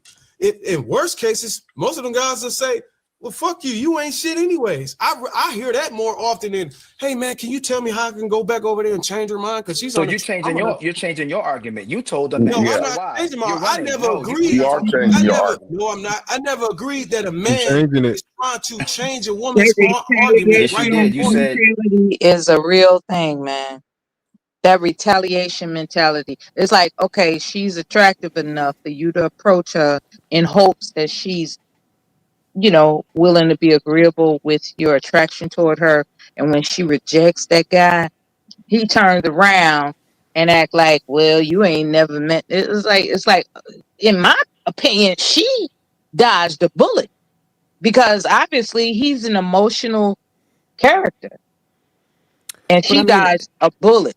It's like these retaliation, like this is what women have to be concerned about. This retaliation Oh my God. mentality. Mella, what are you But doing? Mella, ain't no man out here, ain't no epidemic of men attack women because they get rejected. It just ain't happening. yeah, that's like a small portion of guys. That's what I was about to ask. Because I'm like, man, most guys are, they scared to approach to begin with. You know? I would say Look, he just said scared. on the video what he sees more often than not is the B, you ain't crap anyway. You know that's he said he has witnessed that himself more often than not. This retaliation thing. He's He in can, survival mode right now, so he's just trying to win. That's all he said. That was just him. so you're saying it's not true that men react. There are some men who said you ain't shit, fuck you, whatever. Okay, but that's it's like, why'd you approach me in the first place if you a man? That's not picking you up and taking you somewhere. No, I'm not talking about putting hands on anybody. I'm talking about there are women verbal retaliation. Verbal. There are women and men who do not accept rejection. You said that in the beginning, Melody. You made a good premise that this is not gender specific, and sometimes people lash out. Right? I have women I rejected. I had a woman that I rejected start crying, right, to her friends, and she didn't know the girl she was crying to was the chick I was seeing. Right? I didn't reject her. I just told her I'm here. I'm seeing somebody already. It's not gender specific. It's not. My point is this: everybody doesn't handle it well. Some people lash out. Very few people lash out. Most people, 99.9% of niggas, are just keeping it moving. Yeah, I agree with that. Ain't no niggas, bitch, you ain't shit. No, let's keep it moving. And in this day, in 2025, dudes are rarely approaching. That's one, right? Most dudes are dating in proximity on date apps or some sort of place where they're gathering and they're getting to know the chick. So it doesn't very rare that a man's gonna walk up to him in the morning. Hey, what's up, good looking? That's a hookup culture, I think, right?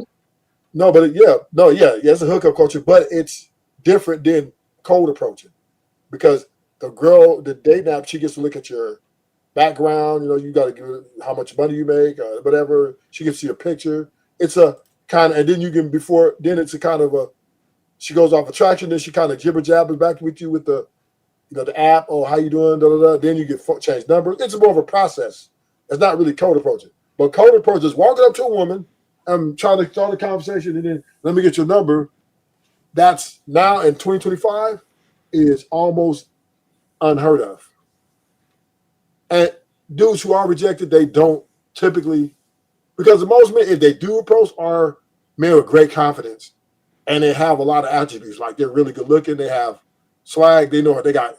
So these only guys left that are probably still doing this, right? And they very, very, rarely get rejected. So Boozer is right now, how you say it? He's swinging to the fences because he's losing the argument really badly.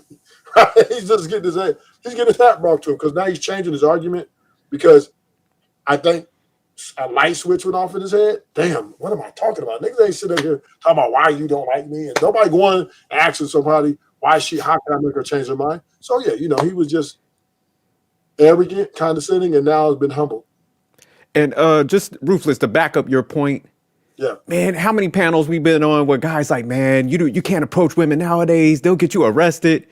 And we got to talk about it. Be like, man, that ain't happening. So yeah, guys, they damn sure ain't gonna cuss no female out. They don't even want to approach because they feel they're gonna get arrested. So just imagine them trying to cuss a female out. These dudes too scary nowadays. Not only just that, it's just so many women. Women outnumber men like 5 to 6, like 3 to 1, right? So the number game is on your side, right, as a man. So if she rejects you, which most likely she do, it's in a club setting or some sort of setting where there's multiple females, So yeah. Now, typically men who are of lower aesthetics and lower economic status, they're not too much going to even come close to these kind of women. They will sit there and fall off and love you from a distance. These men will not even come within 50 feet. Now, this is also flaw in Boozer's argument. Most niggas get friend zoned. So the woman is controlling the dating market. She's dictating play. She got 12 niggas in the friend zone. Some of them been there 10, 15 years. Damn.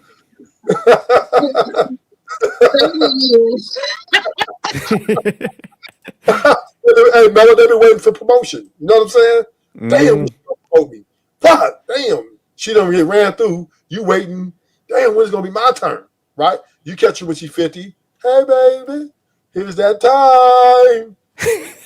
After all this time. So Buzzier is way off on this one. Women are very, see, one thing about women are very strategical.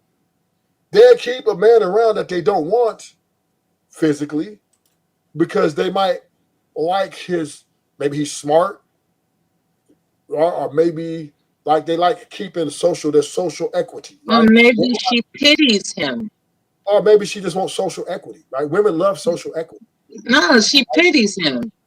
No, not necessarily. Oh, yeah, necessarily. What I understand about women, women are cold-blooded. There are women that pity guys. Ooh, hey, women are cold-blooded. That's one thing. Y'all savage. I see y'all. I done seen. Whew, I don't think they pity him. I think women like social equity, right? What that means is they like a certain people that's going to be yes people. They get this guy who's a yes guy. So when she comes and she tells him emotional dumps on his ass, he's going to tell her what she wants to hear. That's why she got him around. It ain't because she's pity him, because she wants her ego to be appeased. I beg to differ. I can understand where there are circumstances where that would exist, but I think it's situational, actually. This is why they like to. This is why all my homegirls have gay best friends or gay friends. What the fuck are y'all? I even had this conversation with some girls at times. I've never had a gay friend. Not ever. I know that. I don't play those games. I don't. But Bella, you're an outlier. You'll be considered an outlier. You say so. Most women promote homosexuality without a doubt. Without a doubt. They the one who the gay men came on the backs of women. Y'all gave the lift up to where they at now. Now they went too far and trying to share the bathrooms. Y'all like, get your ass up out of here. Yeah, having gay friends, that's a dangerous ballpark. That's very dangerous. And crazy because you have to understand where my perspective is.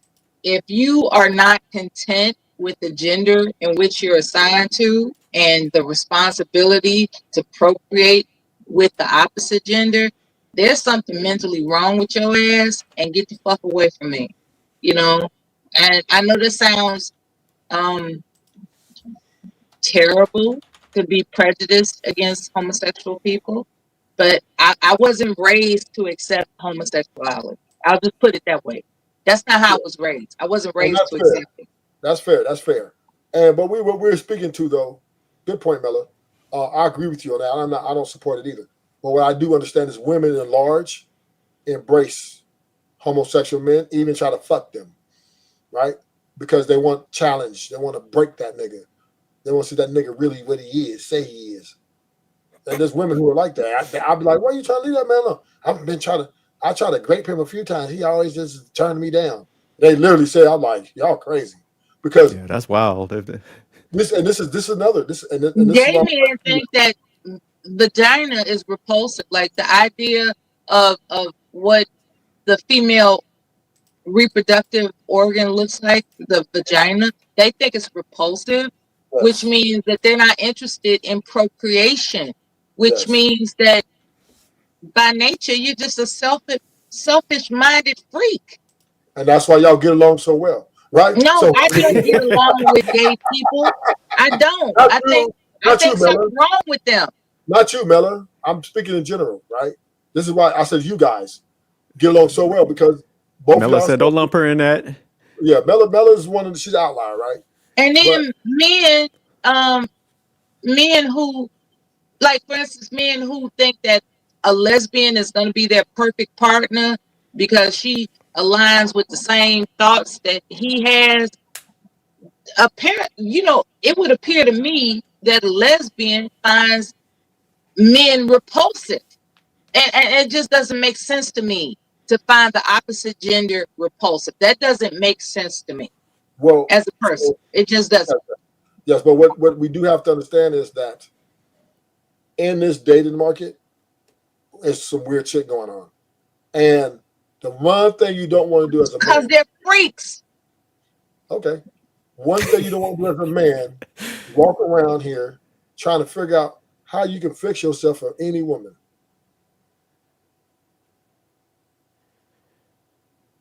Because All right, yeah, man, get back to the video. Y'all over here talking about all this rainbow shit. I'm straight like Indian hair. You know what I'm saying? Well, yeah, straight like Indian hair, brother. You said ask her level of why. attractiveness for you, right on point. I never agreed to that. I don't believe men are trying to on the point, on the spot, at the time of rejecting, trying to flip it. Say, hey, look, how do I make her attractive to me?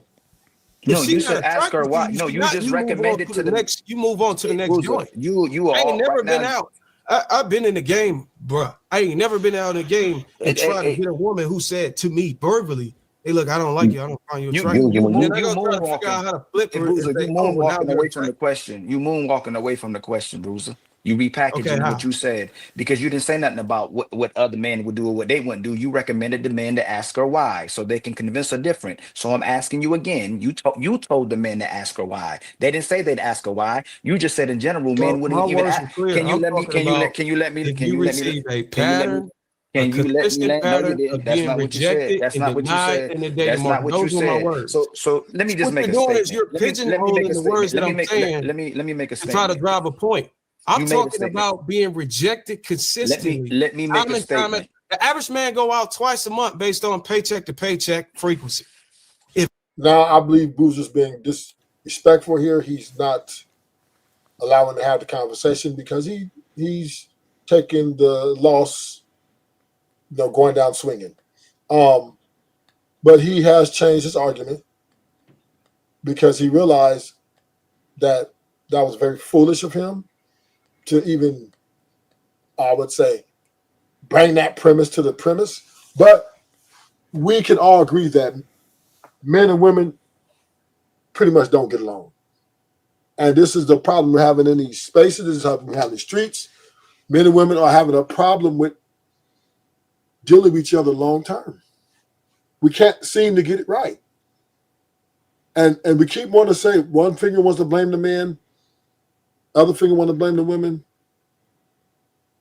But we just have to understand, both of us have to understand we just don't get along. And because we don't get along is now the finger pointing ain't going to solve nothing.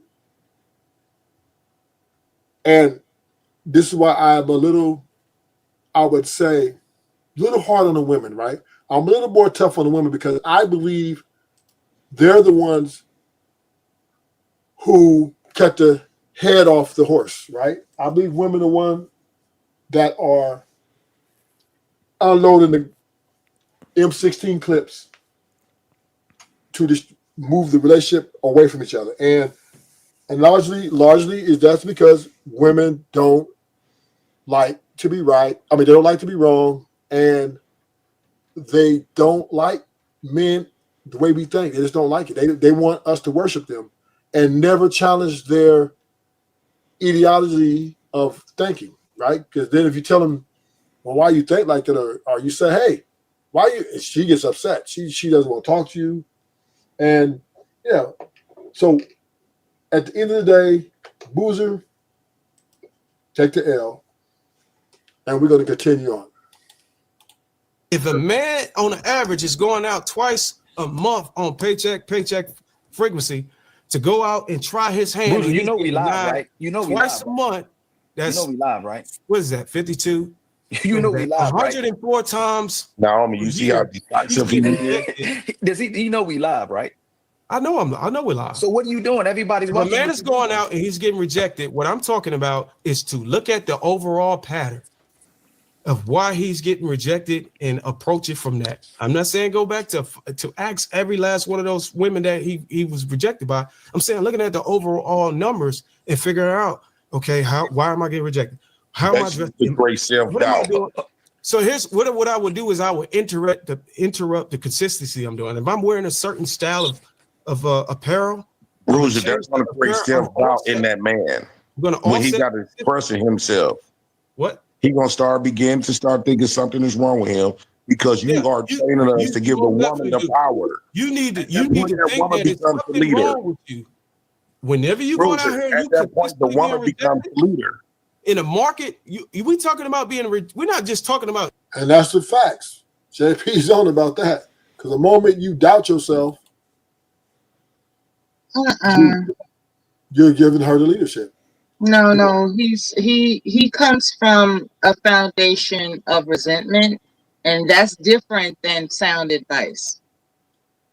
Who are you talking about, JP? Yes. You know, I agree with you. He didn't like any of his parents, so his formative years are based in resentment, and thereby it negates any sensible advice he would offer anybody. I don't think he resents because he has. He has literally said he likes EBT more than his father. He can't stand his mother because she was, mistreating him. Like, he resents his childhood. He's not fit to give advice to anybody. I wouldn't say he resents. I do believe he does not. He probably reflects on the things he didn't like. But resentment that's hating. A hater. Like, he hates his mom. I don't think he hates his mom. Maybe he hates the way his mom. Resent and hate are two different definitions. I said resent. I didn't say hate. I'm just saying that being a man putting words in my mouth. Right? What I'm saying is resentment and hate are very close together. They're like, but they're not the same. They're twins down there. No, they're not twins. You resent someone. There are two specific definitions for resentment versus hate. Two distinct definitions. You want to be a man and aggress yourself enough to put words in my mouth. Mela, let me ask you a question. What is it when you resent someone? What does that mean? Go ahead, Mela. Wait, you're interrogating me? That's what I was trying to get. Mela, I'm just trying to get clarity here so we don't continue to argue. That's all I'm trying to get clarity. It seems to me that arguing means disagreeing with you. No, right. So now we just. So you said right. Mela, right. Mela, what we're going to do is clear it up, though. So when you resent someone, what does that mean? Why don't you just ask what it's going to take for me to agree with you? How about that? It means bitterness. Because that's what you're looking for. And anger. For me to agree with you. So unconditionally. So let me ask, well, since you don't want to answer the question, it's a sophisticated jerk. When you say you resent someone, what does that mean? It means you have a annoyance, bitterness towards that person. It doesn't mean hate. So it's not hate, but it's pretty close. you on that trajectory. Close, but it's not hate.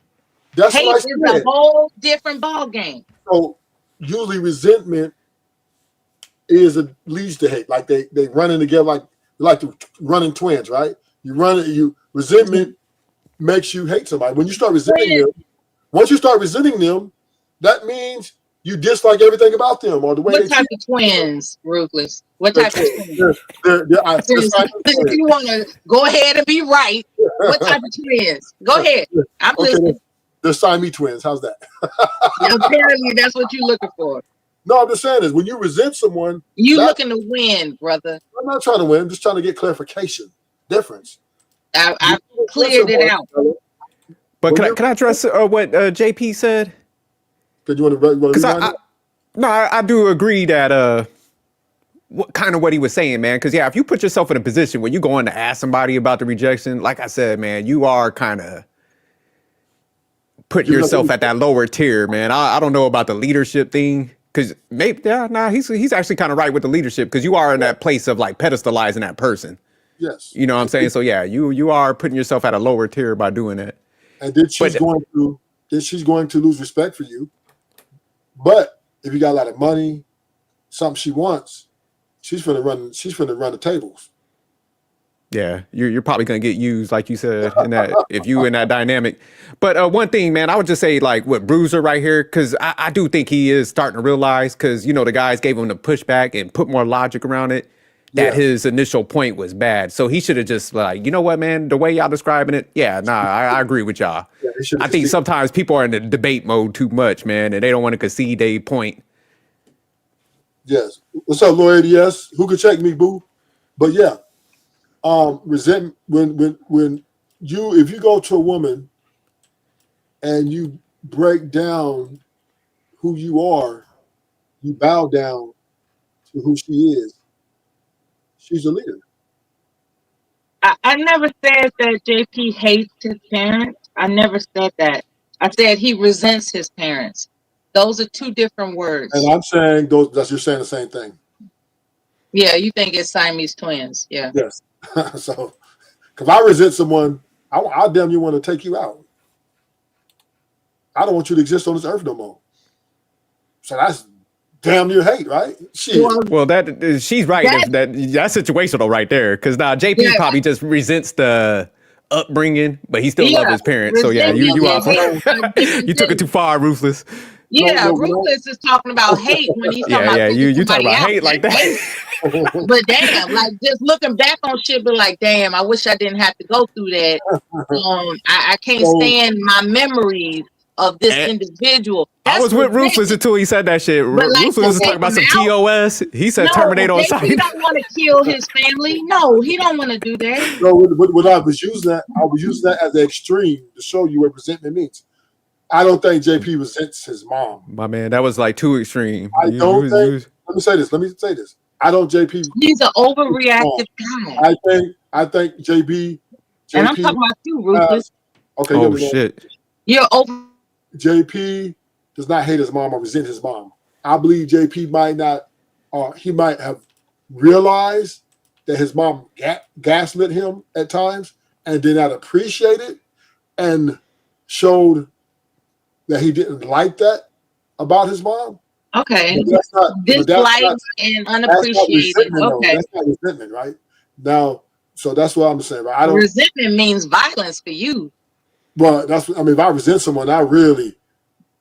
I think resentment means dislike. Let me tell you something.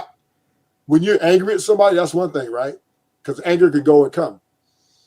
Resentment is long lasting. That means that's something that's built up over, which could explode. You right? could be angry with somebody. It would be. I never resent anybody. Why did I kill him? Because I'm angry. well, that's the difference between men and women. I can take somebody out and not be angry at them if I deem they disrespectful. Really? Yeah, men, that's different. We don't have to move on emotion. We do get emotional at times, but we don't need emotions to complete a mission. That's what men in the military, that's what we do, right? If they tell sophisticated jerk, hey, we're sending you over to Afghanistan to take out Osama bin Laden, you don't have to be emotional. Okay. Yes, sir. That's it, right? Right? Yeah, yeah. So we don't. That's a good example. That's why you want your army and military built with a whole bunch of men, because men, we can move without emotion. We can logically take somebody out. You didn't just say no shit like that. You're intentionally attempting to trigger me, right? Well, of course, the only way you're triggered if you think you're my equal. So if you think you're my equal, I don't care if you get triggered or not. Well, what I think is you have failed to recognize the distinction of my service in the armed forces. Well, okay. Well, salute. But I think you intentionally attempted to insult me. Once you think he was throwing some shade at you? I think women in a military, because he's petty. I think. I was like, oh shit, she making me stand out. I think women in the military is largely because they just want to shut you guys up. That's what I think, right? Want to keep y'all from trying to sue, litigate, all those shit. So there's some of them they make it easy for you guys to make it. They make it easier. Then they just give y'all. Just what it is. That's what They it is. made it easy for us, huh? Yeah, you guys can't compete on the same level. Really? The physical things. Really? You guys can't compete. You guys don't even. Y'all let a transgender come beat y'all swimming. Stop it. Really?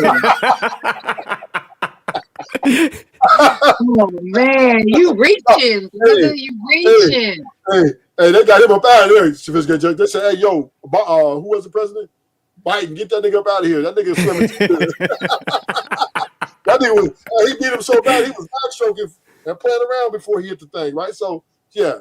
So y'all definitely can't compete with us on a violent and physical level. It's just not. We're two different people. We are different. But we can outthink you. That's why you want us to shut up, right? You can't do that either. Because when conflict ensues, absolutely we can. One thing about women, when conflict ensues, they go emotional. And they'll start crying. Why are we going? Why is this happening? With men, when conflict ensues, we can outthink you. Figure out how to. That's why you want us to be subservient and shut up, right? Because we can outthink you. And then ain't nobody gonna put no million-woman army together and think we bad motherfuckers. It's not gonna happen. Niggas with China be over here ASAP.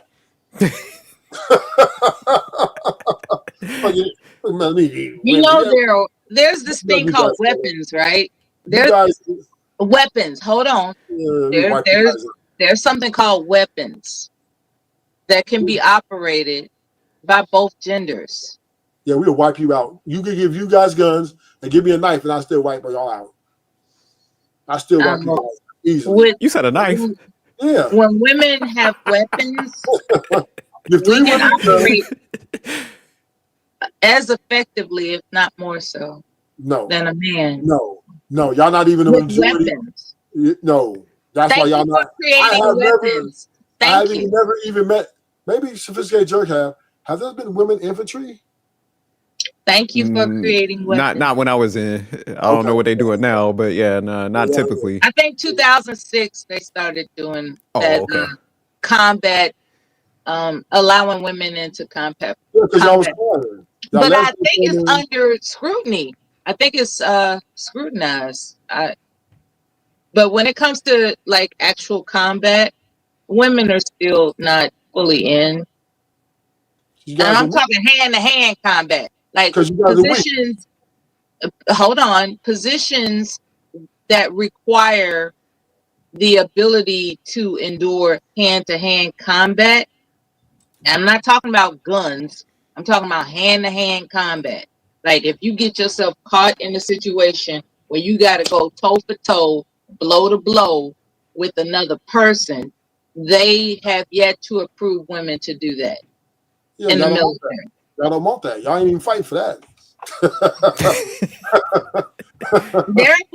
there are women that are trying to say that they can handle it, but I doubt it because men are built at your muscle density is greater than a woman's due to our memory glands. Okay, due to our memory glands, your muscle density is much more superior.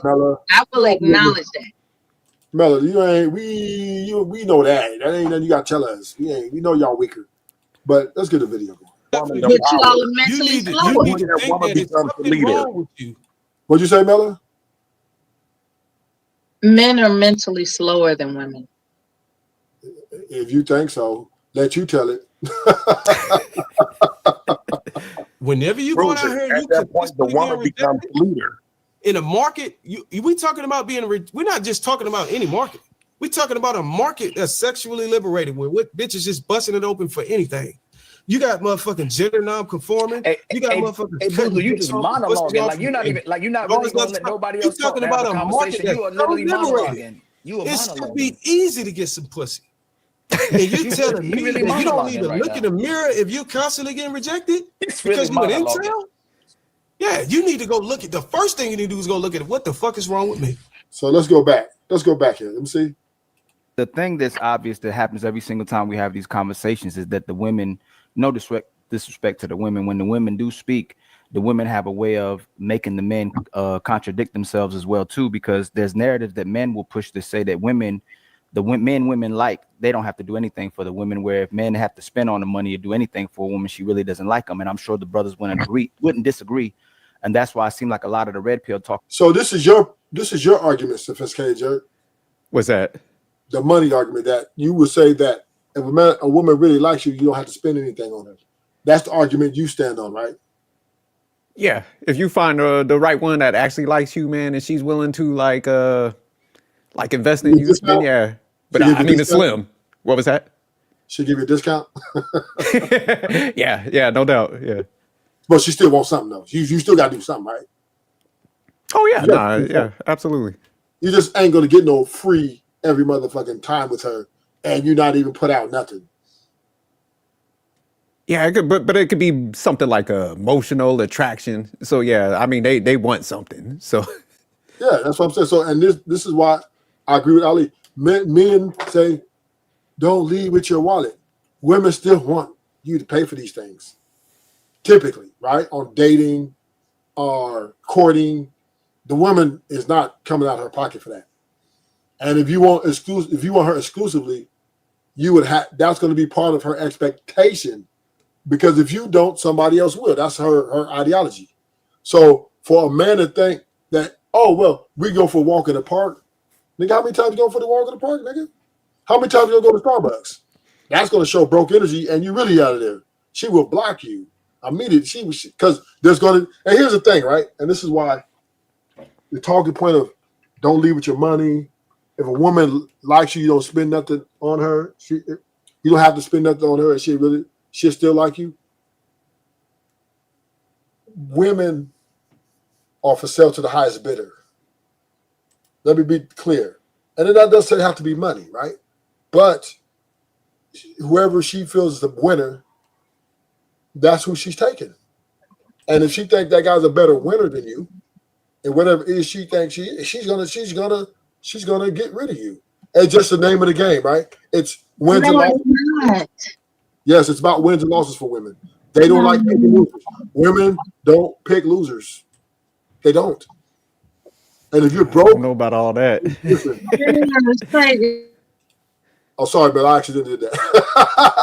You've been muting me for a while now. You're gonna make me take a drink and really let the Miller come out. Oh, Miller, I apologize. You got the floor. What you want to say? That was a reaction. Yeah, tickle yourself. I didn't mean to hit you, but go ahead. Yeah, I know. Men like you never mean it, right? But I love Miller, man. She comes in and she fights. I like. No, she good spirit, man. I like her, man. Hey, did you get to that part where they asked Bruiser with to get the scenario? They was talking about the money pill. It was like towards the end. Okay. He was like, "Well, if Jay Prince came to you, it was like asking for that." I think that was a good scenario. That man, when he got to expressing himself, what he gonna begin to start thinking something is wrong with him because you are training us to give the woman the power. You need to think that it's something wrong with you. Whenever you go out here, at that point, the woman becomes the leader. In a market, we talking about we're not just talking about any market. We're talking about a market that's sexually liberated, where bitches just busting it open for anything. You got motherfucking gender non-conforming. You got motherfucking. Hey, Boo, you just monologuing like you're not really gonna let nobody else talk. Talking about a market you are literally monologuing. It should be easy to get some pussy, and you telling me really that you don't need to look at it. It is easier to get coochie because all you gotta do is name the price, and if the price is right, you're gonna have a good night. That's not true. This whole transactional narrative that you're painting is just a falsehood. Oh, all women are not transactional. All women are transactional. No, they aren't. No. Yes, you are. You guys all are users. Y'all get men to use them. No, more like the other way around, brother. No, we use y'all too. It's both parties. Listen, everybody, and this is why I hate America. This is why I can't stand this country. I'm going on mute myself. This is why I can't stand this country, right? Because we all want to be, and I'm gonna do another show on this a little later. We all want to be lied to. right? We come in when man and a woman meet each other.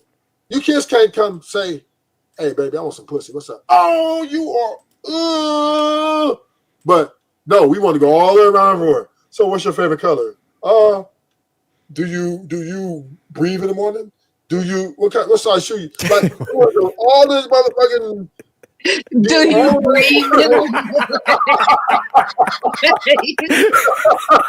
the comedy, man. God, Ruthless be extreme with this. Ruthless is the comedy, man. Ruthless said, "Fuck it, let's get right to it." What I'm saying is, but now here, shout out to the women, Mela. Shout out to the women. Women let their nuts hang. And he's competitive in his comedy. Shout out. Women are saying, nigga, what you got? What you make? Listen, and this is why leading you with your wallet argument is stupid. Because any woman you meet that giving you the time of day, within 5 minutes of that conversation, you know what one of the questions going to come, Mr. Sophisticated Junk? You know what question's coming out her mouth? What you do for a living? Exactly. That means she cares about it, nigga. That means she fucking cares. If you say you're a fried cook at McDonald's, nigga, her coochie's gonna dry up like the motherfucking desert. She is gonna be looking around. I dare you. You're married man. I dare you. Just pretend one day, right? Go find some random attractive woman, start a conversation with just on some play shit, and she asks you what you do for you. You tell her, I'm a head fried cook at Mickey D's. And see how drastically that conversation is going to come to a abrupt ending. And she's going to get as far away from you as is the East is from the West, right? So women. Well, I'll say this. Yeah. Any event that would happen to me, say somebody happens to be somewhere and I do find myself bold enough to ask that question, and they turn around and say that they're a fried cook at McDonald's or whatever. I'm gonna be like, you're a really good looking guy. It's a shame that you can't afford to romance me.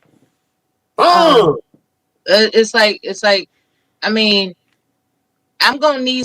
You're a good looking guy, but I mean, dating on a bus is not my idea of a good time.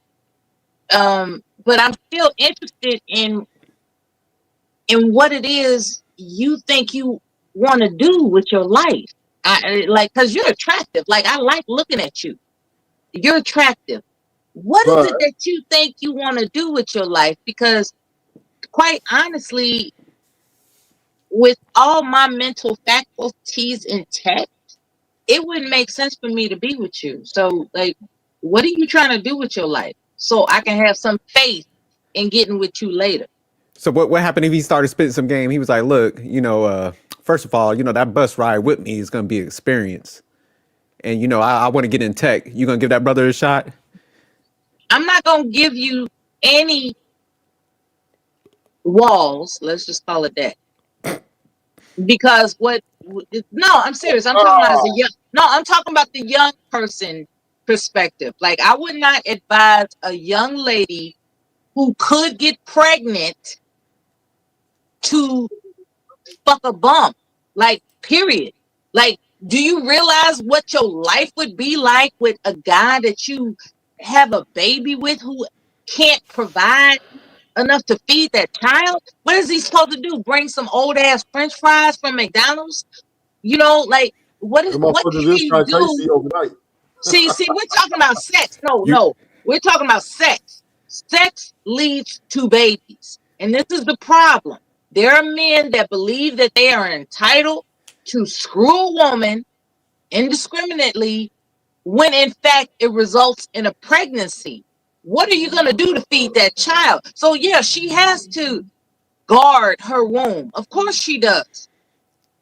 Do you think it's fun for a man to be like, well, you knew I was broke when you met me. I can't take care of no kid. And guess what? I'm going to go off the grid while you filing for child support. Like, who wants to go through that bullshit?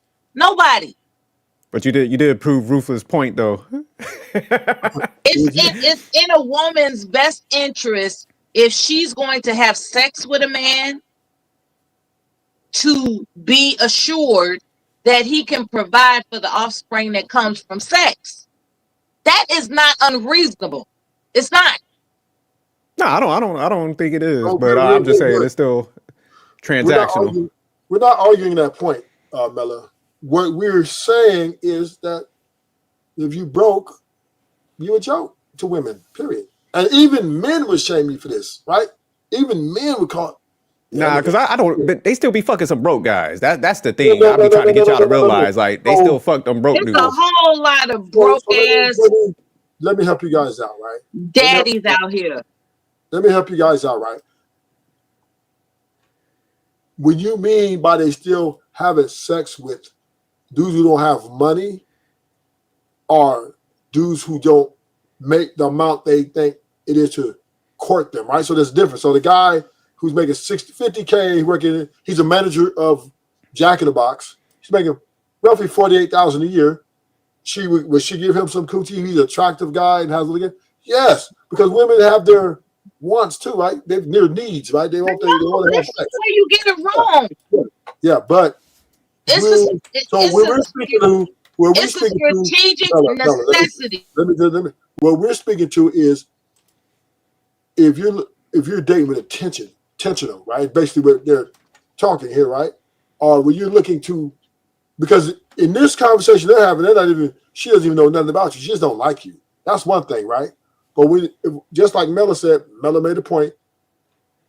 If she a good-looking dude and you told her she's a fry cook at Mickey D, she's automatically going to be, like she says, the wall. He's not getting none, but she's going to try to, if she thinks he's attractive enough, and see if he's ambitious or have some attributes.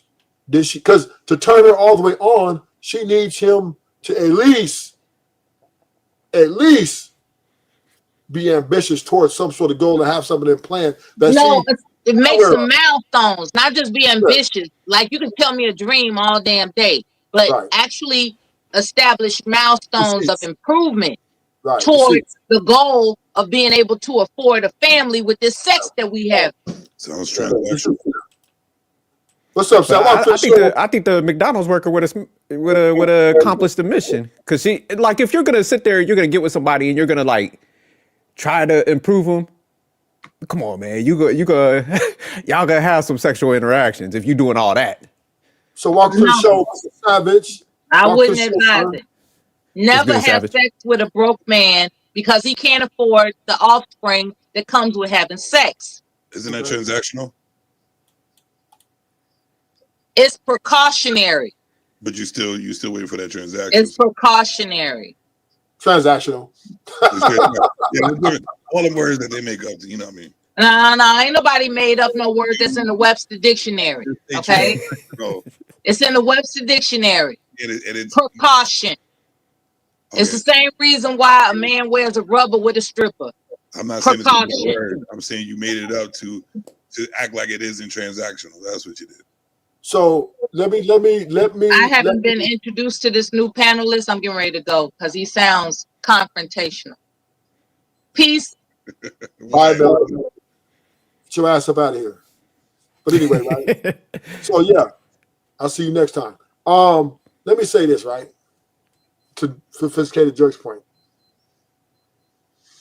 Will women have sex with a broke guy? Yeah. But here's the problem with that. The moment you guys have a conflict, she's going to remind you that, nigga, your pockets are empty. What are you doing talking to me? You need to sit down, suck this pussy, and shut the fuck up. I'll pay the bills. That is going to be her lead attack on you anytime that you guys have conflict. And no man in his right fucking mind is going to be able to sustain a relationship of that magnitude dealing with that type of rhetoric. Do you agree? You have to agree with that, right, Sophisticated Jerk? No, definitely. They're gonna use anything for their ammo. But what we see is playing out now too is, man, rich dudes is getting fuck that same treatment, man. Look at that dude Akash. So that's why I'm saying, like, man, like they just trying to run game on everybody. No. So I'm not. Yeah, you're right. She's leaving the poor man. She's leaving the rich man. I agree with that. That's another conversation. I'll get into that. yeah. I got a breakdown for that. That's another But conversation. now you're right. They will definitely use that broke shit as ammo. Like the line you got with being broke is definitely short. So. Yeah, right. You got a time scale on that motherfucker because no relationship's gonna be without arguments.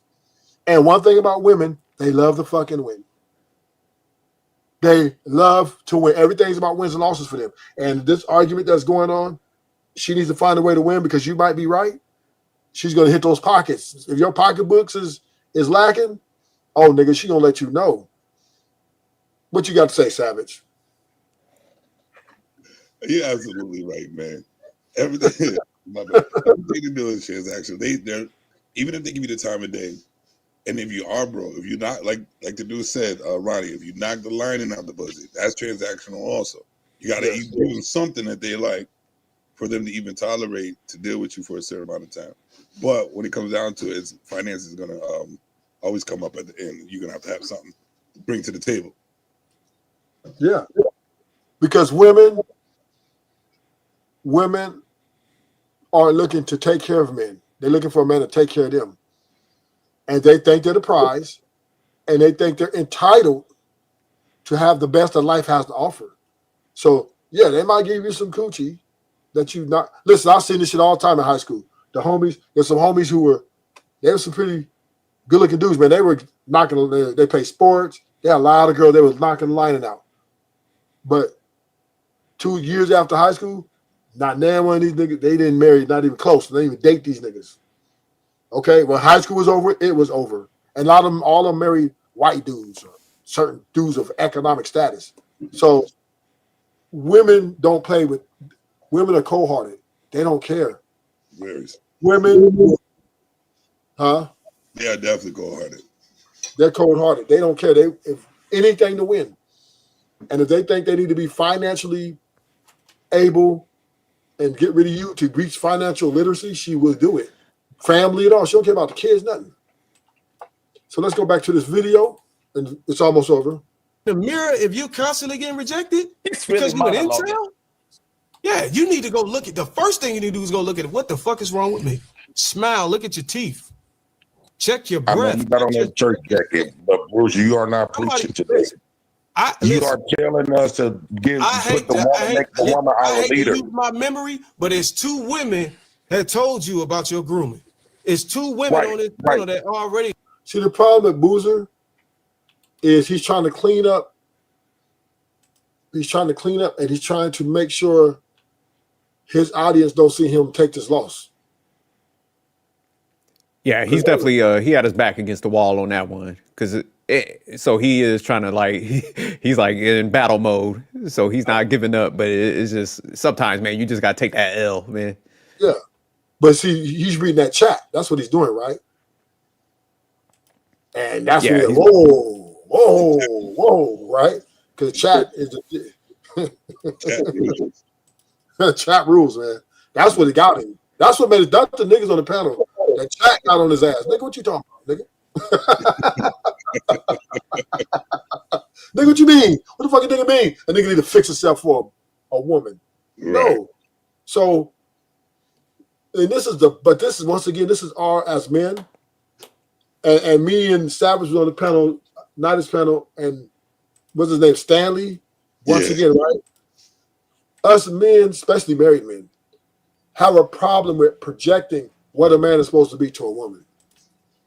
And never looking at that woman being her own autonomy and doing what she wants to do to make herself happy. Ain't no way men should be teaching men to sign up to make somebody else happy. Facts. Yeah, I agree. Shit. And because this is a very tall order, man. Very tall order, because this is what happens in these relationships, these marriages. You come in hot, you're doing everything you're supposed to do, you're paying for things, you're doing it, you're chivalrous. You do that for the first maybe year.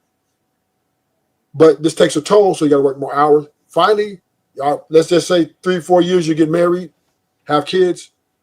Now you have to back up. Now you can't do all those things no more because you have to focus on making sure this money is right to maintain these kids because you didn't have those kids when you first met her.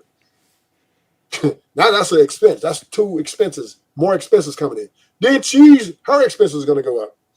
So now you got to work more hours, meaning you ain't going to have time to be there to smell her coochie all day.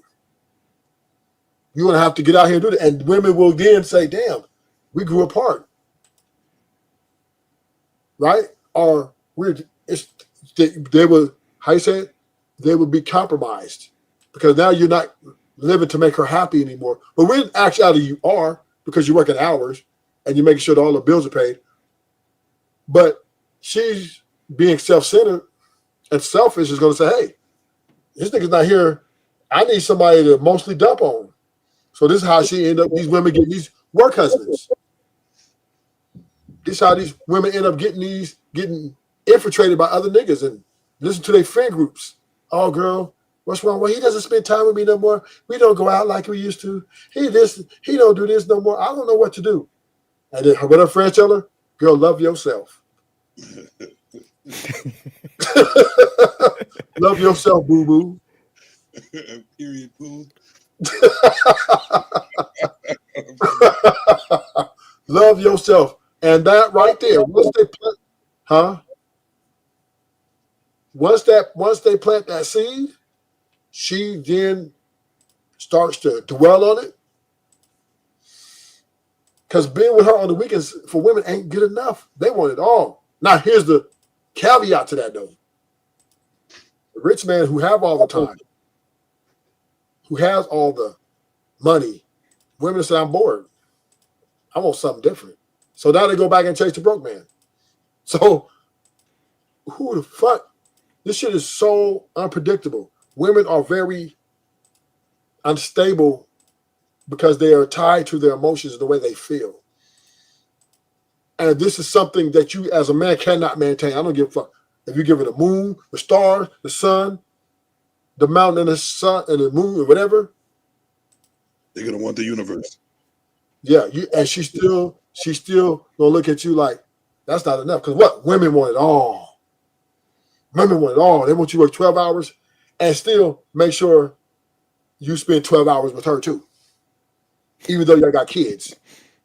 So I don't think you should like if you're trying to be with someone, I don't think you should spoil them. Only do it like every other month, spoil a chick. Because if you constantly do it and then all of a sudden you don't have time and things come up, that's when they go down here because they expect it.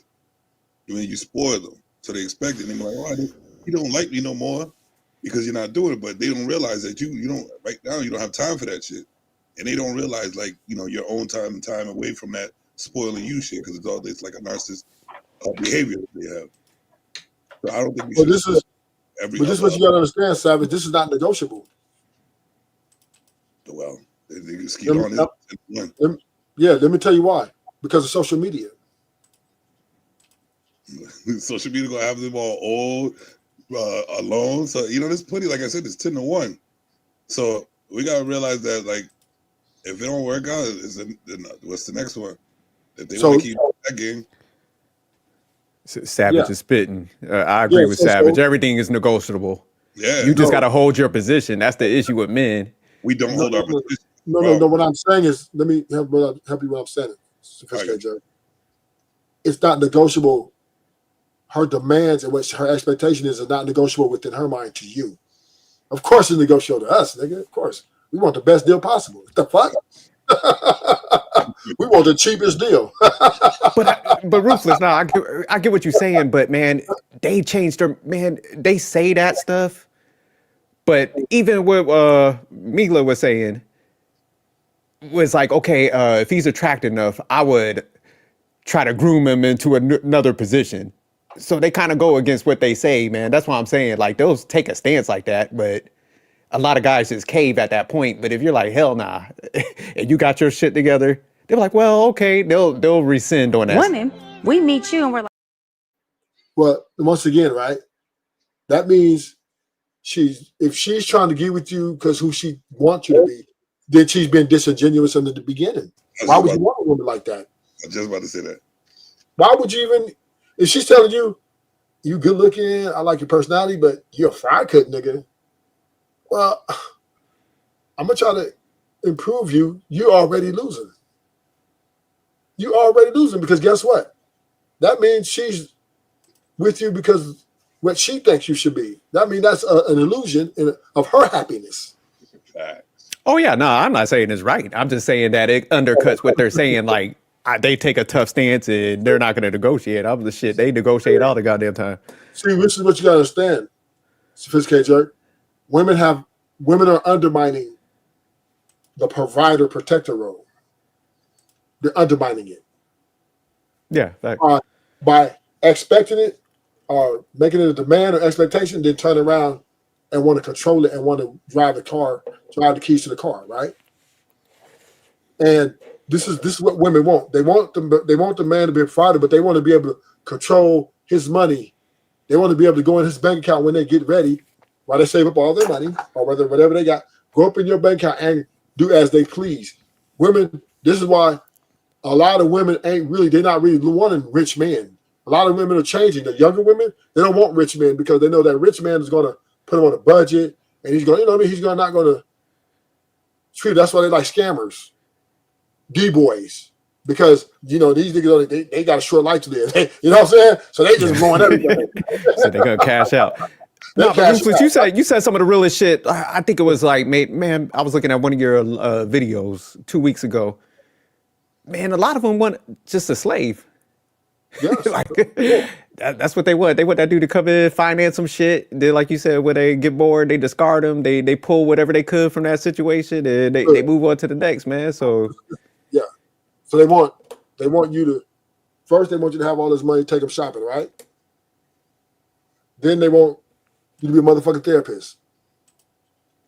I need, she want to mostly dump on you, and you're supposed to have all the motherfucking answers. But the answer she wants is the answer she wants to hear, not the answer you think is good.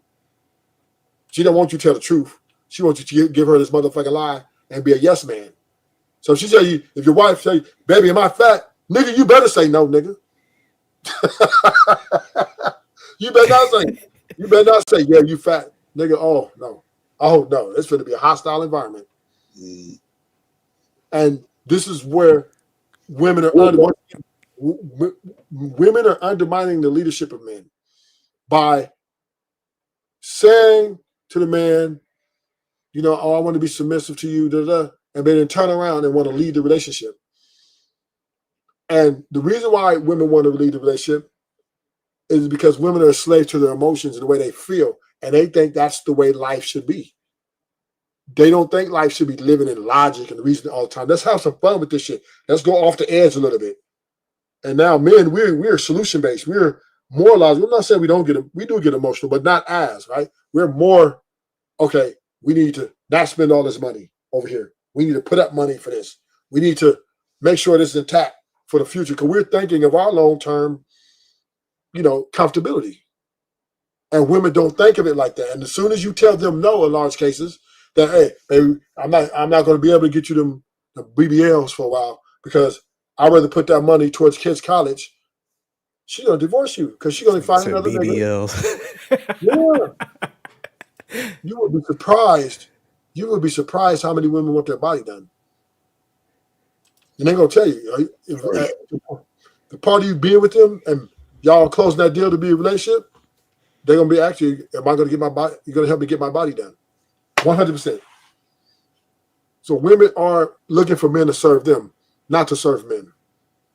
And that's what we have to understand. These women are out here savagely preying on men's success.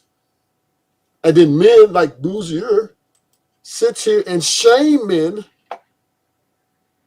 for being rejected by these women who are undermining a man's ability for be a provider and protector. When ultimately they just want your money and your dick, and they really want to throw the rest away. So basically, she's trying to make you a bitch. Yeah, I do disagree with Bruiser's stance on this, but I don't think he's doing it to shame men. I think he just wants them to get better results, but he don't have the best prescription in this case. So that's where some men, it's just like, man, you do need to fall back. Or when you hear some logic, because like, say you and Savage, man, I might have a stance, but say like y'all break down and clarify a point, and then it kind of refutes my shit. I just need to be like, you know what, man, y'all got a good point, man. I didn't think about it like that. Y'all right. That's that's where he needs to kind of be. So, but I don't think he's doing it maliciously. You know, I think but you're right now. You're calm and cool. I think, like Ruth just said, he's triggered by the chat. So now he's like back against the wall. So he has a good intentions probably, but he's feeling some type of way. Like, yeah, definitely that chat eating his ass up because I was watching it live. they was going there. They were like, "What the fuck he saying?" Because I had the same thing. I was like, "Oh hell no, you never asked no chick like." Why is she rejecting you? Oh yeah, yeah. That's against player. That's a violation of player code 170-5. Like hell no. Can you imagine? What's up, baby? What's your name? Ooh, conversation going good. Hey, but hey, let me get that. Let me get those digits. Oh no. You know the famous one now. This is 2025. I got an Instagram. That's a rejection, nigga. Yeah, people like that. That's like you go to all the fans that love me. You know, yeah, that's crazy.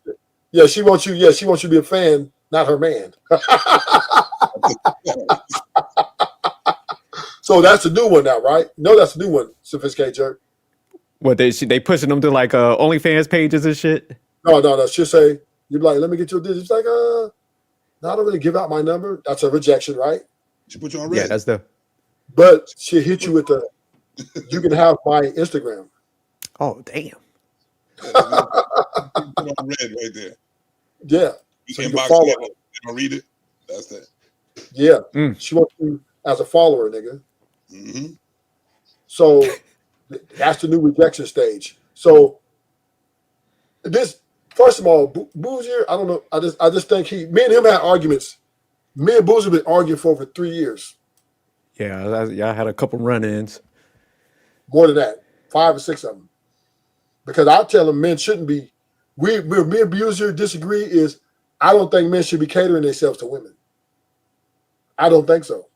If you're gonna, I think men should be living to make themselves happy, and they need to set the standards that if these women want to come along, they need to stand 10 toes down on them and let them know. Like, for example, if a woman starts putting her, hey, I see you, you need to tell her, look, you know what I'm saying? I got a gang of bitches. I'm not selling it. I don't want no marriage. I don't want no bitch around me every day. Can you handle that? We need to say it like that. Not, let me, let's, no.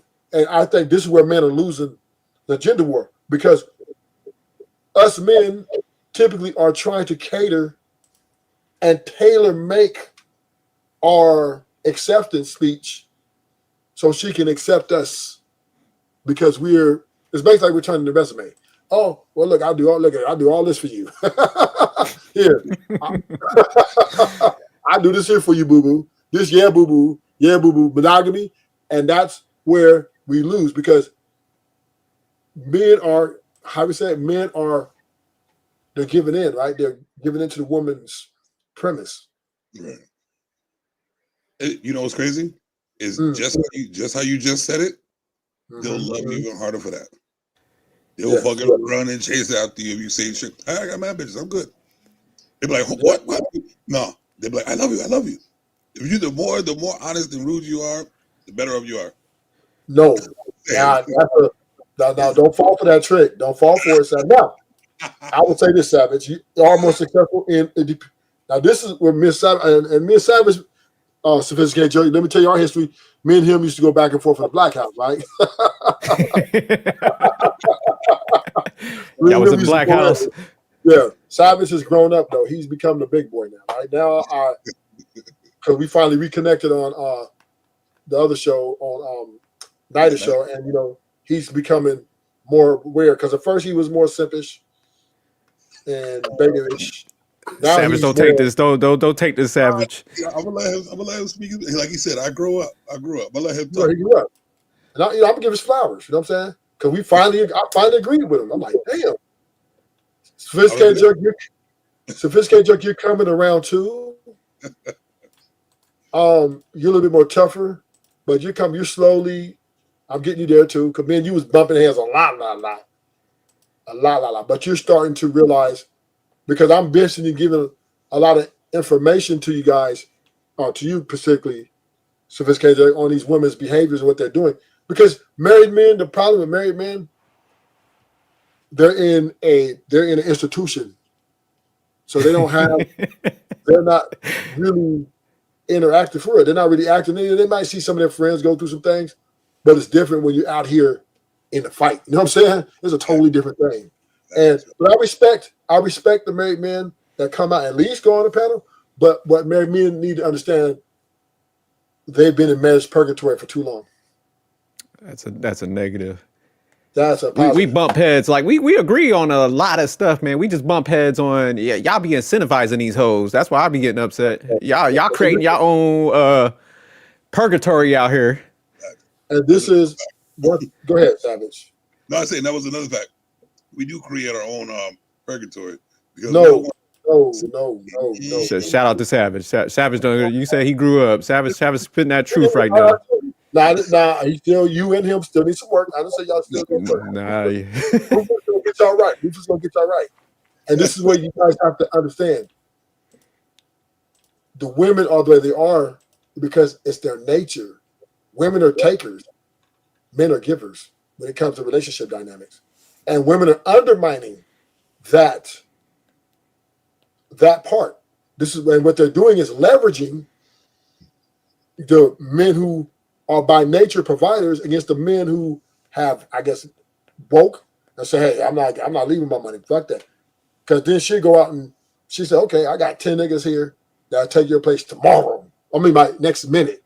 So that's the leverage. That's what women are doing. They're leveraging other men against other men. Because we're so divided on how we treat women. There's too many men willing to do what that woman wants him to do. And as long as she has those options, the guy who really do it is majority of men. This is 96, 97% of men are ready to pay that mortgage, ready to pay them bills, ready to do this. And the women are saying to the man who is like sophisticated, well, I want 50-50. Well, I want, we're going to go Dutch. She's going to block you immediately because she got them guys that will do that for her. Now, this is where I have to also disagree with your Savage talking about, well, us men have created our own purgatory. No. The nature of man, how we are, has not changed. We're still traditional, and we still don't mind doing, because once again, a man's value in this world today is largely related to his financial and economical situation. Large part of it is that. We just had a discussion about broke dudes, homophobics, or whatever you want to call it.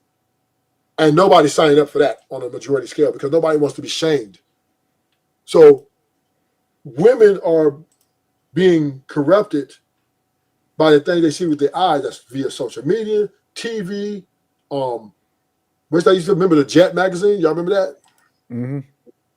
Y'all remember Sports Illustrated swimsuit model? Jet, Ebony, all that. That's what women were being corrupted by. That's what corrupted them. So it had nothing to do with the man, but everything to do with what they expect themselves or what they deserve. So regardless, if men, let's say a woman is a dyke, she's still gonna chase the bag. If the man, so whether she get with a man or not, a woman still want money. A woman still want things.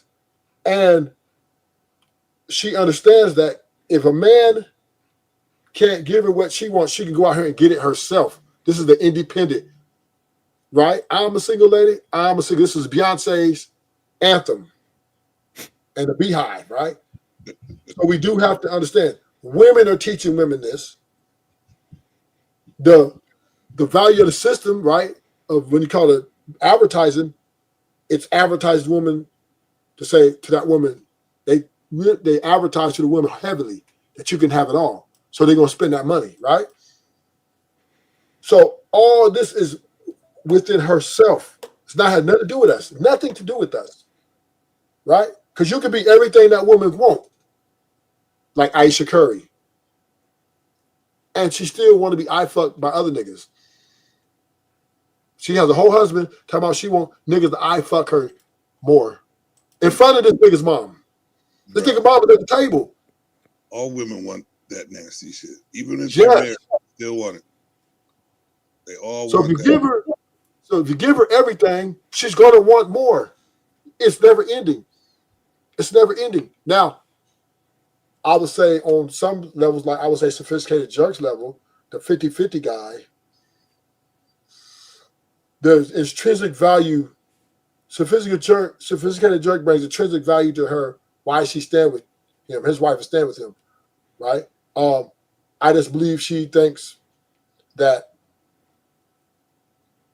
he has helped her save a lot more money by going to 50-50 thing. So she's benefited from it. And also he stepped up and be the man she thought, or he stepped up and was the man that she thought he needs to be. Not that's saying that he did it for her. He did it for himself. But in her mind, she's like, yeah, he's a high earner too. And I'm going to stick with this guy because I feel like success is part of this life here. But I will say to this sophisticated jerk, I do think there are times where there are problems over the sunset, right? It hasn't been easy all the time, right? There's been ups and downs. There's been not ups, not downs. Sometimes more downs than ups, some vice versa. And you got lucky. Nigga, you sound like one of those, you remember them hotlines where you call for like a psychic evaluation, they say some basic shit, like, yes, man, we have some problems, we're people, but... but you're lucky. But the reason why I say that, because most married men don't give us those details. They want to make it seem like it's roses all the way through. I did like this. Look at my results, blah, blah, blah. But in essence, they don't tell us the happy life thing is their go-to. And I do believe that's what you're doing too. Nah, negative. For the record, I do believe that you don't tell her the truth about everything. If she ever has any insecurity, you do not tell her the truth. You're not like, bitch, you fat. I don't believe. Nah, you don't want to crush nobody. So it's like, man, you could give like a version of the truth that like, hey man, let's go work out or something. But yeah, nah, you don't try to crush who you with.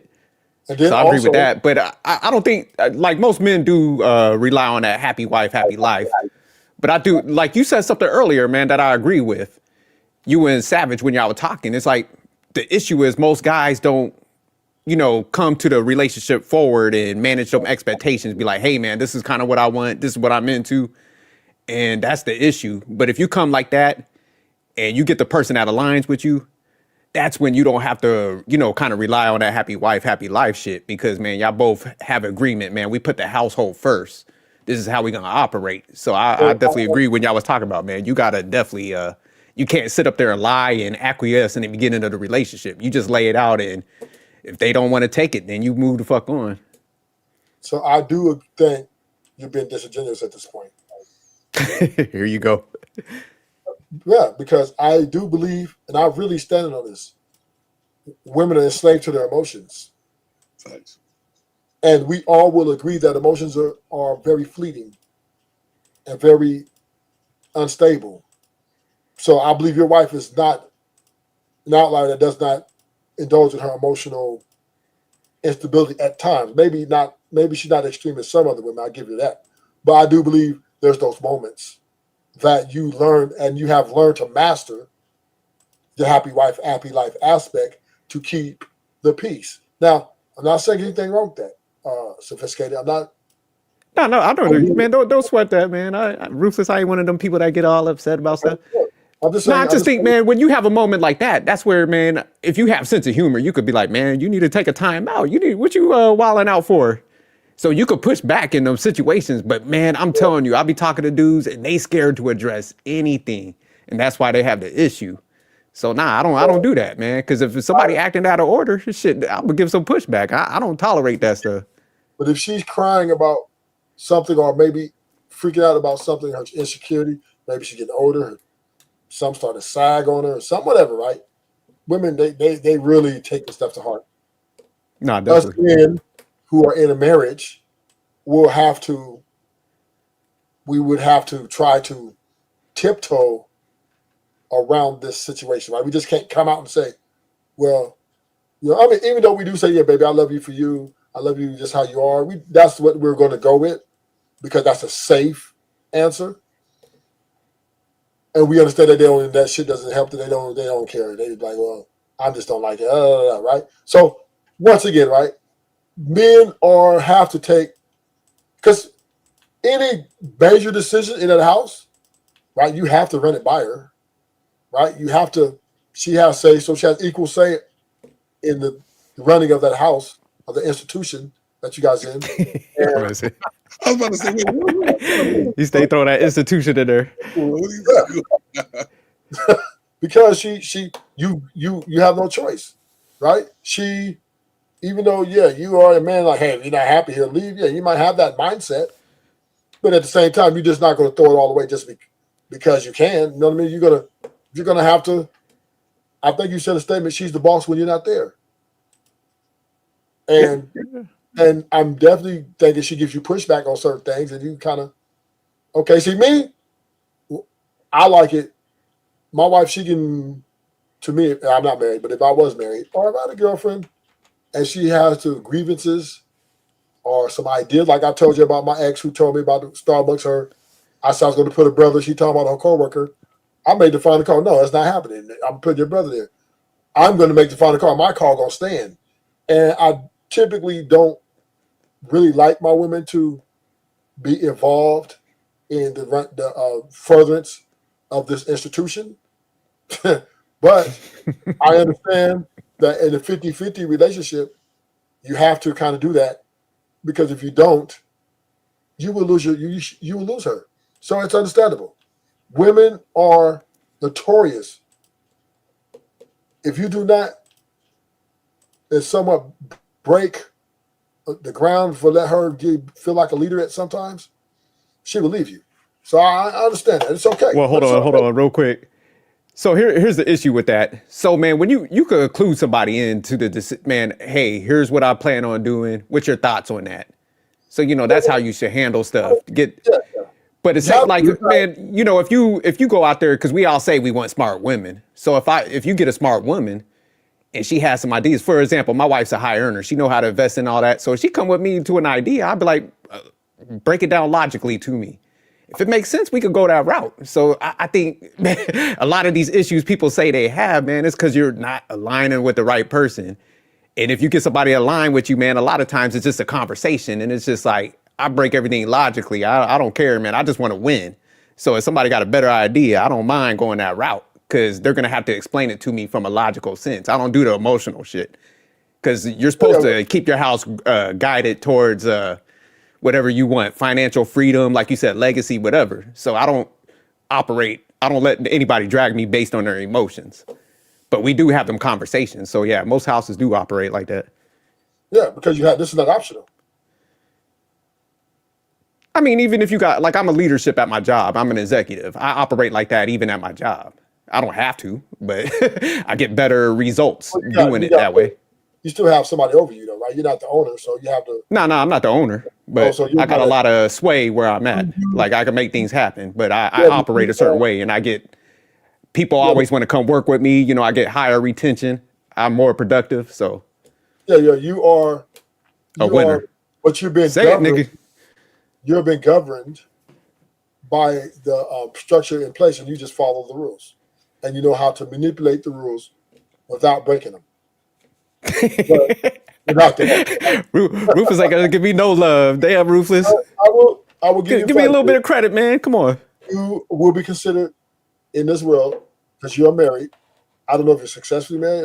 I still don't have enough. You're not really transparent with me, but I would say that you will be considered a winner in today's life, right? And I appreciate that, man. I'm gonna take what I can, Ruthless. your wife picked the winner because that's the only way she's going to marry you. Okay. Shout out to Ruthless. Yeah, for women, it's all about wins and losses. She didn't give a fuck about your character. She didn't care about that you was a nice guy. She said, okay, this nigga, I can win with him. Let's go. You laid out your plan. You laid out your ambitions. You might not have been all the way there, but you came out the military, so you had a foundational piece. You probably didn't just throw all your money. So you had something that she looked at as, this is valuable, and I could benefit from this.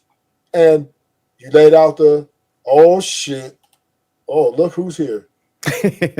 Ooh, look who done crept into the building. Sin, my foe. But anyway, yeah, but it's okay. Listen, let me clarify something. I have no problem with a man being married. Okay? I mean, if it makes you happy, if it makes you feel complete, nigga, enjoy. I will reward you.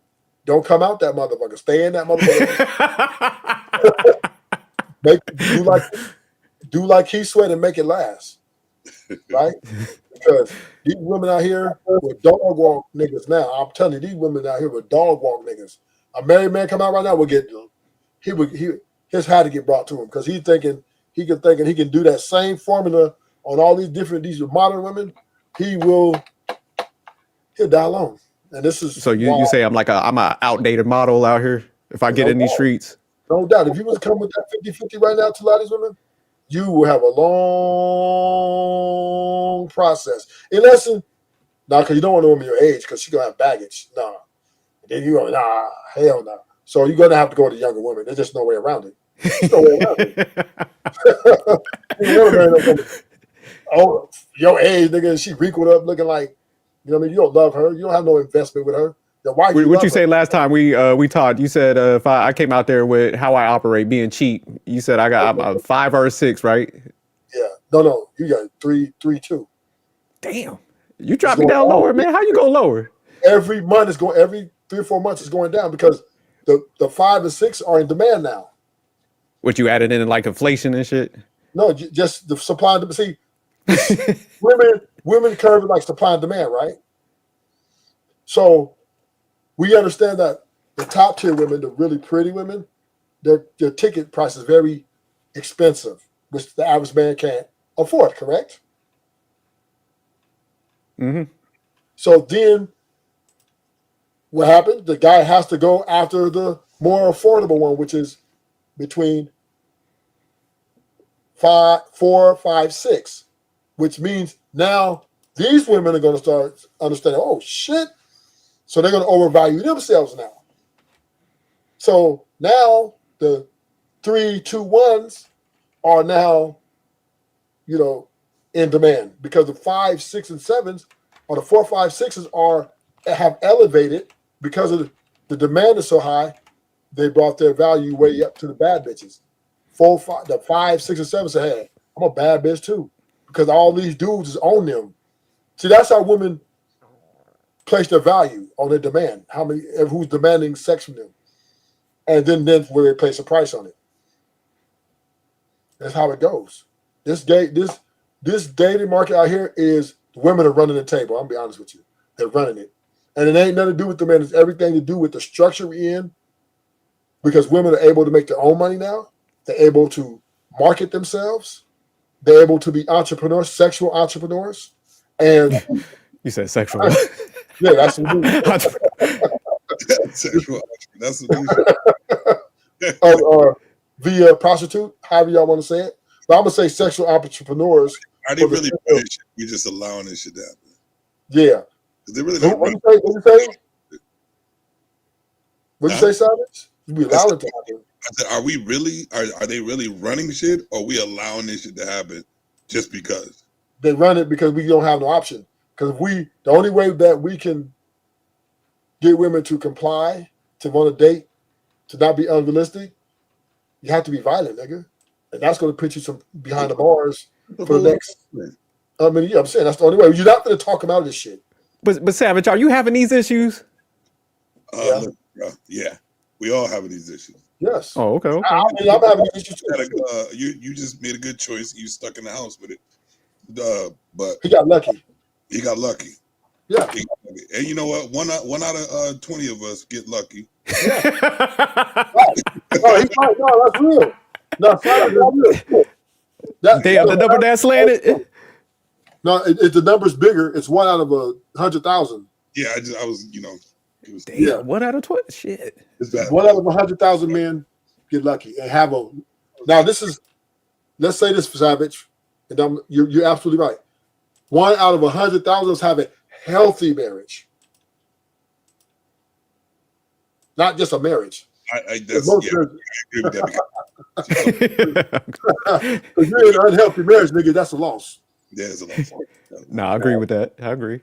Yeah, so that's why I'm going to make that distinction. But Savage is absolutely right. We all have, because women are moving in such a way, and they're the most protected species on the face of the earth.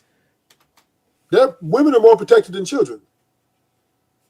I would say for now, not doing no threatening thing, but what I see from these YNs, give it a couple of years, and they're gonna be the ones to force them to get back in line, because you see what they're doing. It's not caring about nothing. Problem with the YNs, they're short lived, right? They're going to jail or death soon, right? They only got so much time on this earth, right? So they ain't gonna be able to change nothing, right? Because the government got their soldiers, and the YNs got, and they're gonna be in the courts with 500 years of life sentences. So they're not gonna work. But what I do see is, do you know how you can change something? You can change something within a month.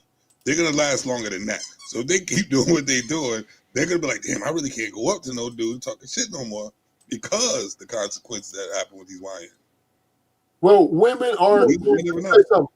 Women aren't going up to men talking shit. They're not doing that. Bruh, come on. This is what women are doing, Savage. Whoa. They are placing a price on themselves. So what they're telling the young men, if you can't pay my bills, we can't be together anymore. And the young men are saying, well, fuck, man. Fuck these hoes, right? That's what's happening. It's not that women are talking shit about men like, fuck you, I'll beat your ass. Even though there are some women who are fighting men out here. I'll give you that, Savage. I got some homegirls right now that pull up on a nigga quick. They get whooped, but they'll pull up. Yeah. Some of these women will fight. But in large, that's the hood though. That's the minority. When you get to talking about in generality, what women are doing is they're catching themselves a nursing job or some sort of desk job, whatever, and they're saying to the men that are trying to have access, if you want access, you need to be able to pay my bills. That is true, but if you want to go, because you're right about that being anecdotal, but if you want to do generalization, what they are doing is leading on, gaslight until you get to the point, and then dropping them like a dime. You know what I'm saying? Like using them and doing some other shit on the side, or probably pretty much playing with a dude's head. You know what I mean? While they're with them, and then the whole time their agenda was to just use this up and then drop it like a dime, and they didn't believe it. That's what's hurt these young YNs, because they're a lot more sensitive than the rocks that were raised in the 80s. Well, I ain't gonna say they're more sensitive. Gangbangers are always a little bit more violent than the average, right? That's why they're the YNs, right? Young niggas. But just like Sugar Bum said, you broke, blocked. Yeah, Sugar Bum says she ain't having it. She said, you better get a part-time job out here or something. No, that's not what you're talking about. Part-time job, that's broke, nigga. No, I said on top of your real job. Like, but you don't know. She's gonna get with a scammer, a doughboy. Those are the number one favorite men to get with, right? Black women, I would say. Sugar Bum ain't getting no with those scammers. Sugar Bum, refute this. And Latinas, right? Latinas and black women love scammers and doughboys because they spend money, right? They're short-lived. Their lives are very short. They can't save money. They're going to the pen. Right, and the women are looking for that dopamine anyway. Yeah, they're just looking. They don't care. They're going to the strip club, throw $10,000 like nothing because they know the feds are coming. The state prosecutor's coming. You see what's going on with Young Thug and them? So America is anti-gang. So it's so the YNs are, and then a lot of them are they carry these guns, the switches. They get into it. So they get these women. They see a bad bitch they want to fuck. They're gonna throw the money because they know this money ain't gonna do them no good in jail. They know they're going away for life. See, that's what I think about Pookies and Ray Ray. They understand their time here on Earth, being free or alive, is short-lived. They know that. They know that. They make that clear. You know what? Yeah, I don't give a fuck. I'm gonna do me. And this is why you can't rely on them to have any sort of impact on the way the women are. And what the women are doing is they're leaving the YNs alone because the YNs are not sustainable, right? They might get a YN do all this shit for them, and then this nigga, this nigga want her to come to jail, put money on his books, blah, blah, blah. So now they're saying they don't really want the scammers because the scammers take their credit card information. You dumb, man. They want the scammers, but they don't want scammers, right? They got to leave their debit cards at home. You know what I'm saying? Because the scammers be, they be getting all people's shit information. So a lot of them are a little, but they really love the doughboys. But now who's becoming popular? The 9 to 5 is becoming. The 95 is becoming popular. It's a good thing. No, bad thing. Why not? Because she's getting 4 or 5 of you niggas to pay her bills.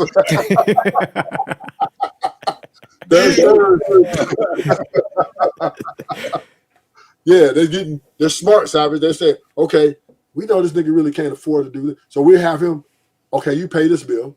And she'll have a roster of niggas, 4 to 5 of these niggas, and they all pay their bill, different type of bills. Yeah, and don't give them nothing. Give them a little shoulder and take it back. Yes. And they'll be, the guy they really want to be with to do this is in jail. He's fighting life. And they popping it back for him. Yes. But once again, right, women are choosing a 9 to 5 guy, but not for anything genuine. You understand what I'm saying? It's not something like oh my God, the 9 to 5 guy's back. No, she's going to have a roster, nigga. Yeah. And then when you make that case, sophisticated jerk, to say, hey, I want to be the only nigga, she'll hit you with that motherfucking list of all her bills. Can you handle these other 4 or 5? I mean, putting the phone as pizza.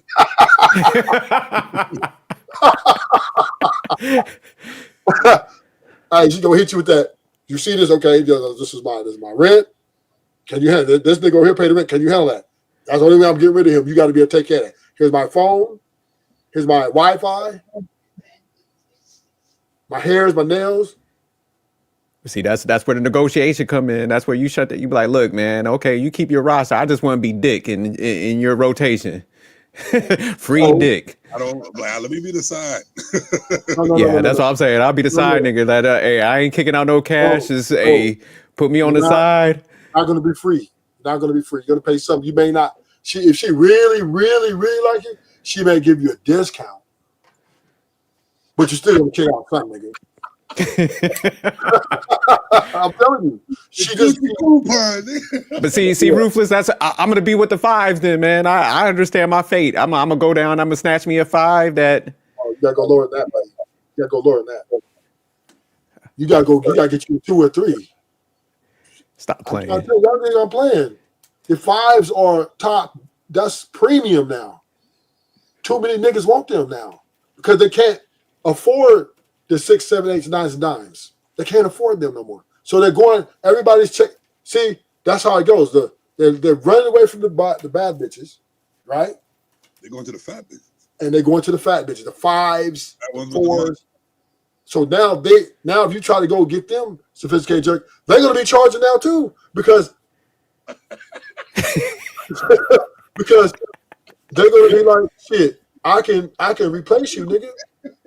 See, look at my homie King Picks. He said he ain't never had to do. That's what I'm talking about. Shout out to King Picks. Who's that? King Picks? My boy King. Yeah, King I'm getting in that rotation for free. No. King. Okay, so let me stop the cap here, right? Okay, I agree with King Picks. He never paid the bill, so yeah, he's probably just shoveling her $250 across the board. So he just paying cash. Don't do my man like that. I'm rocking with King. I'm trying to tell you, this is how these women are out here. They're saying, okay, you're not gonna pay a bill, they're gonna charge you for their coochie. Because or you could be like me, 6'4", 275, solid.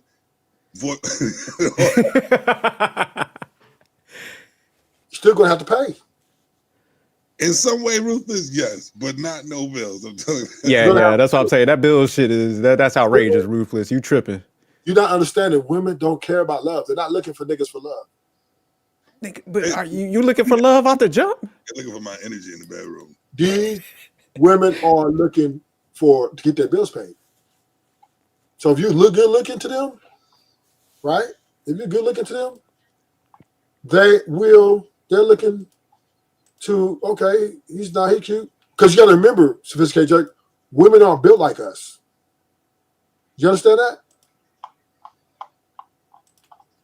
Yeah, I don't know. Yeah, to a degree, but I don't think it's that damn bad. Like, yeah, it's different. We look at, you know what's currency for us? What was that? What's currency for men when it comes to women? For the most part, I'll say most guys, man, fixate on looks. Thank you. And so women are opposite of that. Women are opposite of that. Do you understand? Yeah, but I don't think most guys are trying to get the fives and shit and got to be paying their bills. That's what I'm saying. That's what's happening. Because most men are betas and simps, and most men are unattractive. So they don't have the option. They have to leave with their money. Now, let's have this conversation. Here's the question I have for you and Savage. And the chat. King Picks, I want you in on this one. And Ronnie. All the chat, listen to me for the men. What's more valuable? The short-term investment with a prostitute or a long-term investment with a live-in prostitute? Which one's better?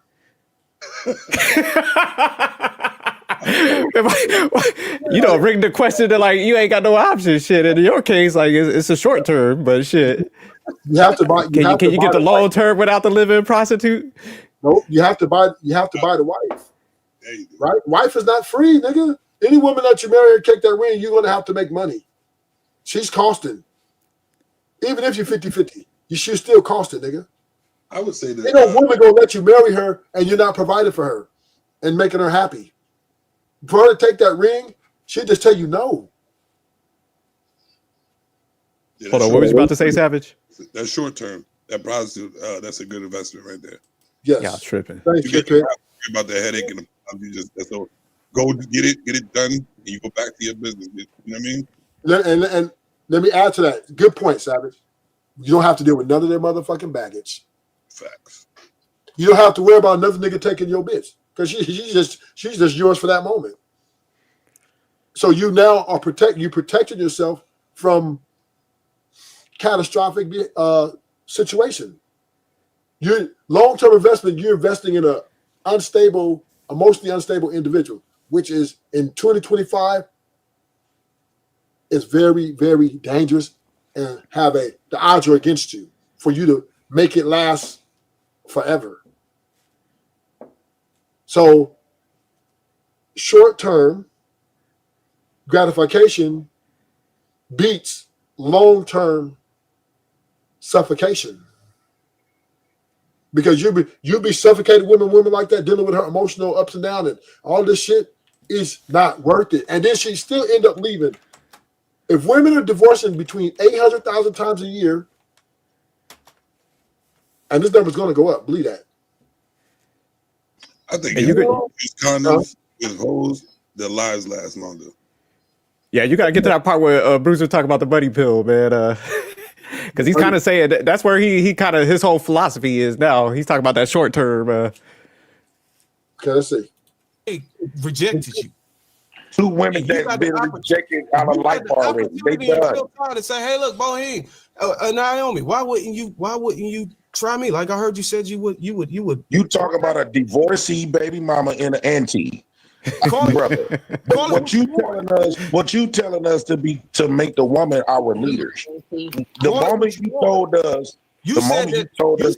Bruiser. You see what Bruiser's doing? He's telling us.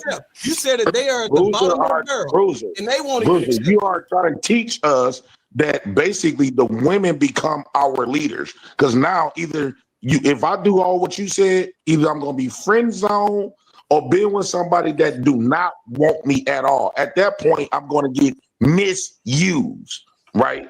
So as a man, that's not a good look at all. You also teaching us to question our confidence and question ourselves because a woman don't like us. So what that's going to do, cause self-doubt. And now, in moving the way you tell us to move, we never going to have confidence. We never going to have nothing that we value within ourselves, because our confidence going to be in the hands of women that don't even fuck with us. Are you cool? So actually, let Naomi interrupt. So actually, Darwin. Now he gonna let this. Now you see that he cut Ali off. He wouldn't let nobody else speak for a whole 10 minutes, and then as soon as that female voice came in, let my boo boo talk. Naomi. Hey, Jay Prince was cooking right there. Shit, my man just stepped his game up, didn't he? Yeah, he was cooking. Jay Prince has good points, right? The only thing with JP, he's very impulsive. Sometimes he won't stick to that. He come and say something else different tomorrow. You're like, what the fuck? Yeah.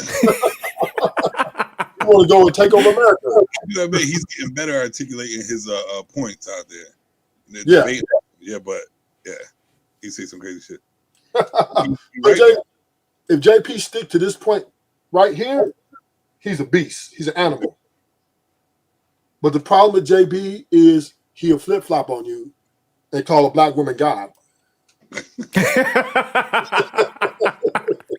Now we listen. Let me tell you the conversation. It was me, JP, and Taz on his live, right? And we all saw what happened with Flora. She was totally at fault, right, for calling the police, lying and shit. Taz convinced JP, hit the like button, y'all. Hit the like button. Welcome to the show. Subscribe if you're new, so we can get you in for more shows, more content. So yeah, Taz convinced JP to say it was your fault, nigga. I'm screaming to JP, don't do it. Flora came in that relationship with her intentions to try to bug break JP. She tried to tell you don't think some of that is JP fault though? No. JP was vulnerable, right? Because he got 4 kids, and JP wants one thing about men. We're delusional about this nuclear family, right? So Flora was his idea, that he could get a woman to do this, but she was trying to bug break JP because her whole argument, all the argument was, JP, why you always streaming? JP, okay, you knew he was streaming before you met him. But why are you trying to change him now? But I guess I'm asking, like, didn't she have like a kind of like a negative image before they got together? Yeah.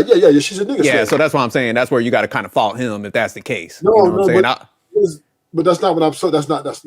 Oh, okay. No. You just talk about the dynamics with dynamic, right? Yeah, she's at fault for that, but still, man, this is what y'all got to stop doing.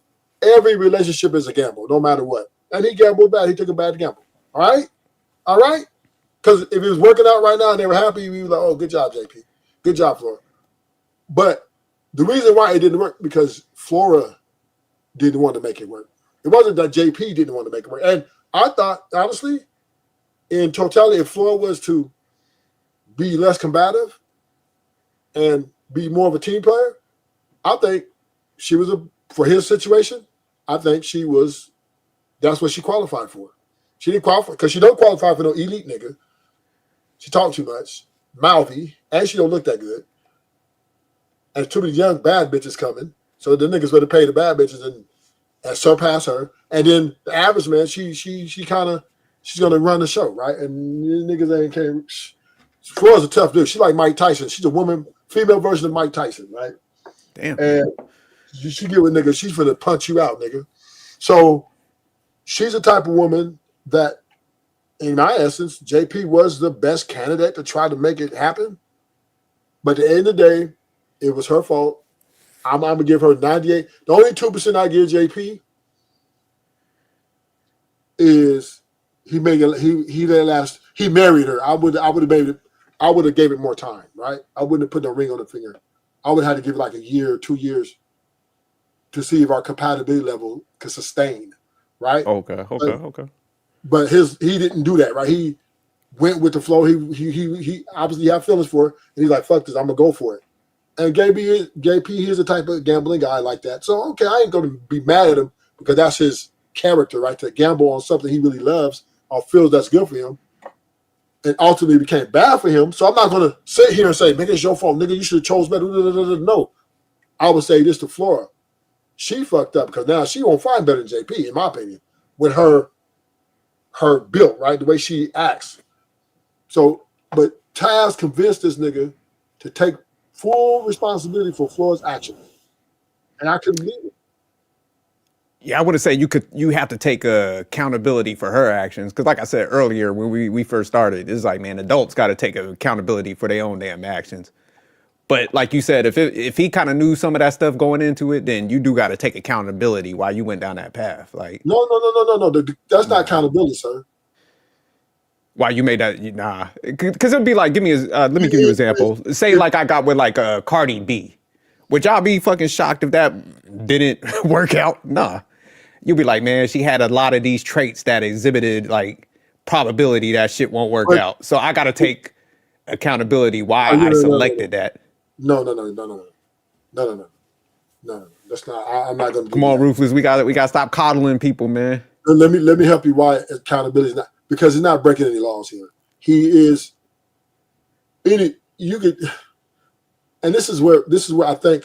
But who said anything about breaking laws? We get it. There ain't no laws, bro. But it's just like you said. It's like if she called the cops and stuff like that. That's stuff you want to avoid. You know what I'm saying? But what I'm saying is, you can't say it's wrong to love somebody that is imperfect, but everybody's imperfect. Yeah, but I'm saying if somebody exhibit those like, oh my bad. You can't say it's right. You can't say it's wrong to fall in love with somebody who's imperfect. You can't do it because nobody's perfect. Right. So what's yeah, but I'm saying there's certain examples of people that you know off the rip you shouldn't be going down that path. Like we gotta stop playing, man. But you gotta understand, right? Especially nigga, certain people in position, they're vulnerable, and people can fall in love with somebody or become attached to somebody out of their control, right? And we have to understand that's not wrong with that. Nobody's perfect. No matter who you attach yourself to, there's always going to be something wrong with them. It just happened that the woman that he got with was just a little bit too much, and she was a quitter. JB never quit on her, right? JB still wanted to work it out. Is she the one that bought her ticket and she rolled out? Even after she called the cops on him in line, he still wanted to work her out. I seen him go on the panel after that and defend her. So I ain't gonna say, well, nigga, you need to hold yourself accountable because you fell in love with the person you fell in love with, because there's nothing wrong with that.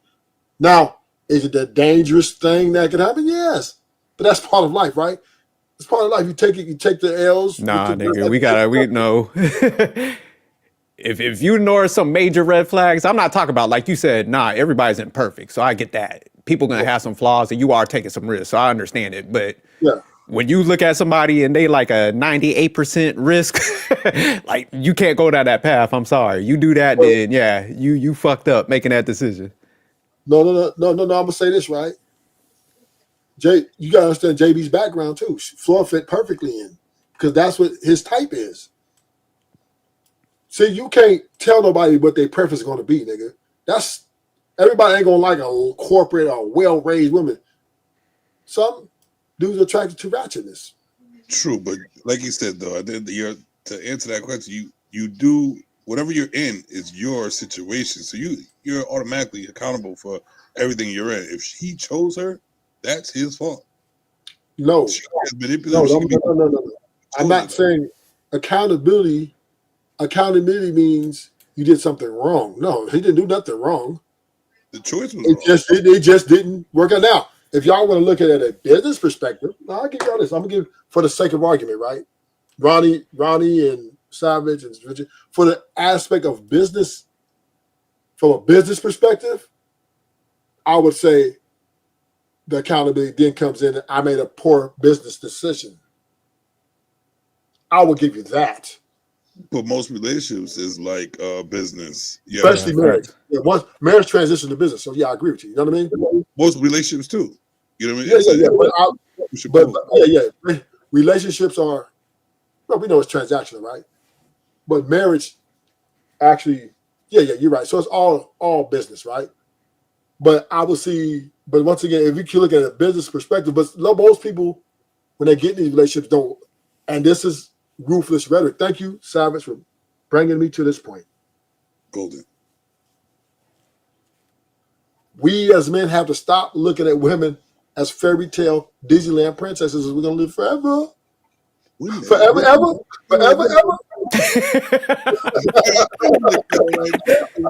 No, sir. You know what I'm saying? And this is part of our illusion as men.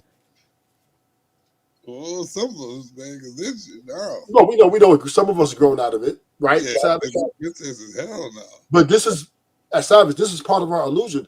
We think these women are, a lot of homies think these women are built like that. And the illusion of, I want to fall in love, I want to have a nuclear family. This. We are taking these, to your point, Savage, unwarranted risk. To your point, sophisticated jerk, red flags that are extreme and egregious. But because this is part of our illusion, though, of happiness, when we have to treat women the way they treat us, women look at us in a business perspective. Let me make this clear. And this is why I think women one up men on a large majority, except the rich man. The rich man, a lot of them look at women in business now. But in large, women look at men from a business perspective by a large metric, where men, we look at women as a good person, as, you know, so we don't look at them from a business mindset. And to your point, Savage, you helped me make this argument. You made my argument strong that most relationships are form of a business. And us men need to start recognizing that this is who you're dealing with. This is where short term beats long term, because short term is less liability. Right. So that would be the delusion within ourselves then. Right. That's what's killing us. Right. Our own delusion that we already know what the truth is, but our delusion just keep going towards it. Right. Yeah, we're insane. What we right on that hamster wheel. Exactly. And that's our kryptonite. Women are kryptonite, bro. You know what I'm saying? That's our kryptonite. I think they should all the ones that are bad for us, they should just turn them green. So we know the Savage, you said they need to wear a badge or some shit. So where we go? Radiation, caution, all that shit. But here's the thing, but it doesn't matter, right? Let me help you out, Savage. It doesn't matter. You know why it doesn't matter, Savage? Because just because somebody loves you in year 1 don't mean they're gonna love you in year 18. People change. We see women divorcing at 15 years in, 12 years in. Right? So it doesn't matter if this woman, she could be everything you want her to be in the first 5 years, 6 years, and divorce you in year 8. Because her feelings changed. Oh gosh, they always change, no matter what age. We're fucking regardless. That's my point. That's the argument against long term. Because the problem with long term, you cannot And can't no man, and let me be clear, this is a Buzzier. This is the argument Buzzier's trying to make. There is no man that can dictate a woman's feelings and how they're going to sustain over time. Men, we typically we can do it because even though we're emotional, but we don't invest heavy in our emotions. We're more about duty, structure, and what makes sense. Right? We make sense that I married this woman. I don't want my family broken up all over the place. I don't want to deal with a stepdaddy. I don't want to be paying this extra money out to have a broken family. Blah blah blah. So we see all those things in the future if we please this woman. So this is why we stay in there, because we understand that even though, okay, she might not be the woman that I met, but I still love her enough and understand the best chance for our kids to make it is us be together and work through this as a family. So that's why we don't divorce the way we rate high rates, because we are dutiful. We will sell our, we will compromise, or I would say sacrifice our, idea of happiness to make sure this family makes it through. But you know what? I think our advancement should be this, man. I know people are not gonna like it. Is every man should have a backup plan, knowing what we know. And no matter what, it should be stuck to, because if we can't control the feelings, we need to control our backup plan, because it's probably going to end up happening regardless. You know how women always have a backup plan, like something to fall back on or something like that? Men don't have that. We just deal with it, and then when it happens, boom, we get crushed. That's why they have prenups. I think you should treat everything in your life like a prenup. Even if you don't have to sign a contract, sign that for yourself. I think that'll be a nice topic for a show. Do men need to have a backup plan, or should they have a backup plan? I think it's a yes, because we see too many men getting fucked in these relationships that have up and down feelings that we don't have, and that we have to sit there and try to understand, which we know we can't, because it changes every single second. We're too logical to be like, yo, I can't keep dealing with your feelings and emotions changing at the drop of a dime. But what I do know is that you're going to be emotional, you're going to have feelings, and you're going to probably fuck my life up. So let me make this backup plan, regardless. Nah, Savage, I agree with you. Shit, why you think I'm 50-50? I ain't going to that realizing like that shit cannot end. I was like, yeah, nah, I need somebody to invest in this thing. Like if I'm going down this path, man, you got to put something in it, because there's that possibility more than likely that it could end. So yeah, nah, I agree with you. So it should be 60-40 then. Yeah, I might have to revise my shit. I don't think I still sophisticated. I still don't believe you.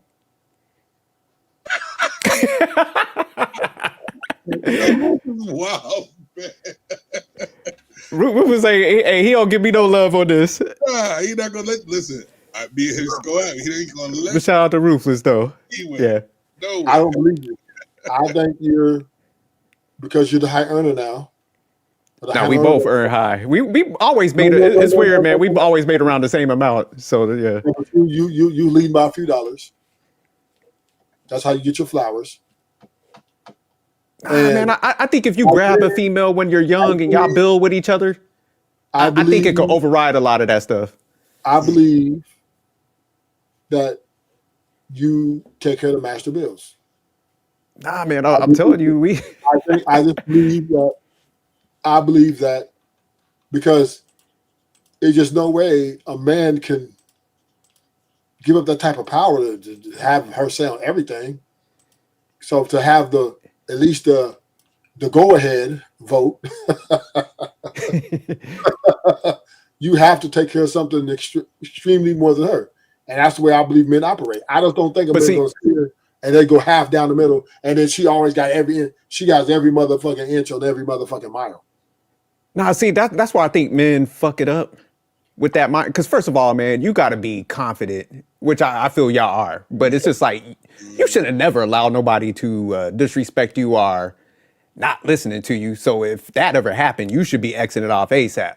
So I think if you operate like that, man, and you keep yourself together and then you are knowledgeable, man, they're going to concede, man. Because like if I was say like if you was a guy, you was like, didn't have your shit together, you were trying to bark in that dynamic. Yeah, you're right. But like in me and my wife's case, man, we was just financially savvy to the point where like I learned how to invest and I'm investing the money. So after a while, she's like, he got all this. You know what I'm saying? I don't need to question anything because he, you know, always just been a go-getter. Kind of like you said, Ruthless, always been ambitious. So they kind of just fall back after you make good decisions. What happens when you make a bad? What happens when you make a bad one? Is she still gonna be? Are you still gonna be equal earners? Is she gonna be like, oh well, you know, here's all the money for you because you made a bad decision? Is they gonna be equal? Since that's the way that's what you're thinking. 50-50. Do you think if y'all earn the same amount, it's still 50-50 in her mind? In your mind, because I know in your mind as a man, logically, no. You know, I'm taking care of this. Really not 50-50. Hers is like, he's going to take care of this shit regardless. And this is going to be my money anyway if he makes a fucked up choice. So do you think it's really 50-50? Yeah, I think it's still 50-50. Because what are you talking about the bad decision part? Like, say you saying your money is equal, y'all make the same amount and you're splitting this and that, whatever it may be. You're doing the 50. And then you all of a sudden, you're supposed to be the man in the house, but y'all making the same amount. So, you know, her mentality is like, you know, that women's mentality is they making money, they boss chick, this and that, whatever. So if you are the man in the house and you make a decision and all of a sudden it goes wrong and it kind of fucks up a little bit, not a little bit, but it kind of fucks y'all up a little. Do you think it's going to be the same mentality of hers because y'all made 50-50 and she's going to treat it the same way you would treat it if she fucked up? Oh, you talking about? Nah, I think you know they're a little self-centered, so they always gonna try to slide out of like accountability. So they'll probably look at you differently. But I mean, that's where you got to have that stature and be like, look, I made this decision. I stand on it. Hey, I'm gonna learn from it and move forward. So your backup plan should be 60-40. That's all I'm trying to say. I think it's 70-30. Nah, it's literally it's 50-50, man. I'm trying to tell y'all, man. Like, I understand most guys don't have the backbone to do it. I don't believe you. That's all right. But I would like to see some receipts, but he's not gonna do that. I'll fly you out. you come stay. But nah, we were good financially, so we really don't have no bills. That's what I'm saying. So like, if you both pull your money together, y'all wipe out like all this stuff. You ain't got nothing financially to really worry about if y'all do it the right way. Most people just too petty to work with each other. You got a mortgage. Yeah, but I mean, we also got like an investment account that could pay off the mortgage, but our investments out earn the mortgage. So that's what I'm saying. Out of 100 million, Ruth is one out of 100 million. Yeah, no, it's rare. But my cousin did it, man. You know, he was a very high earner, him and his wife, and I just followed their blueprint. So let me break it down to you how it goes, right? In his relationship. So if he needs her to do something, he goes, honey boo-boos, honey snickles, doo-doo, beauty baby, honey popsicle, lollipop, honey bunch of love. Did you take out the trash? That's how that has to go, right? Negative. 50-50. 100%. You have to be at 100%. So he can't say, baby, take out the trash.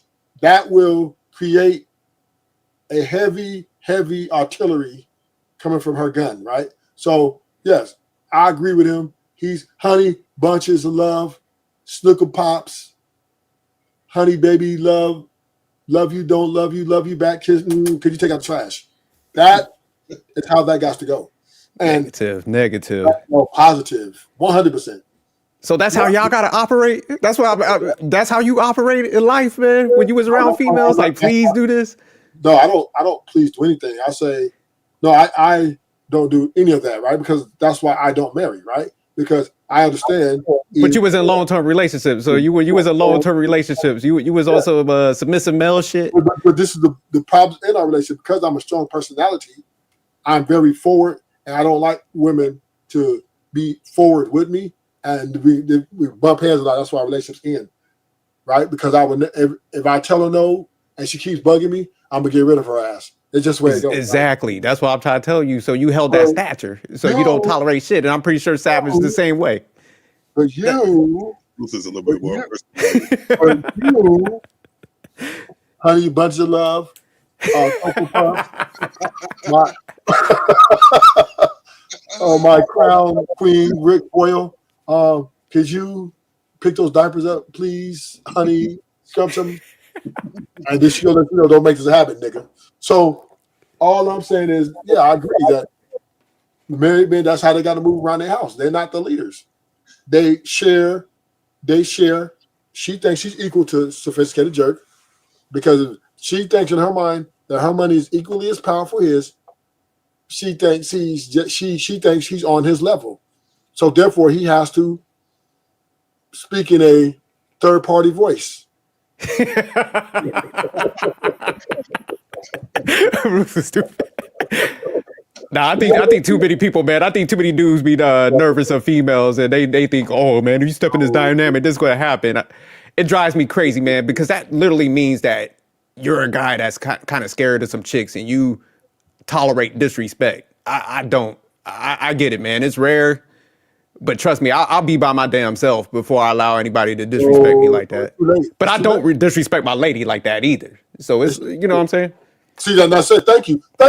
He just admitted it. You just confessed it. Rufus got a confession. I said I don't disrespect. I don't be talking to no lady like no kid. Let me walk this down.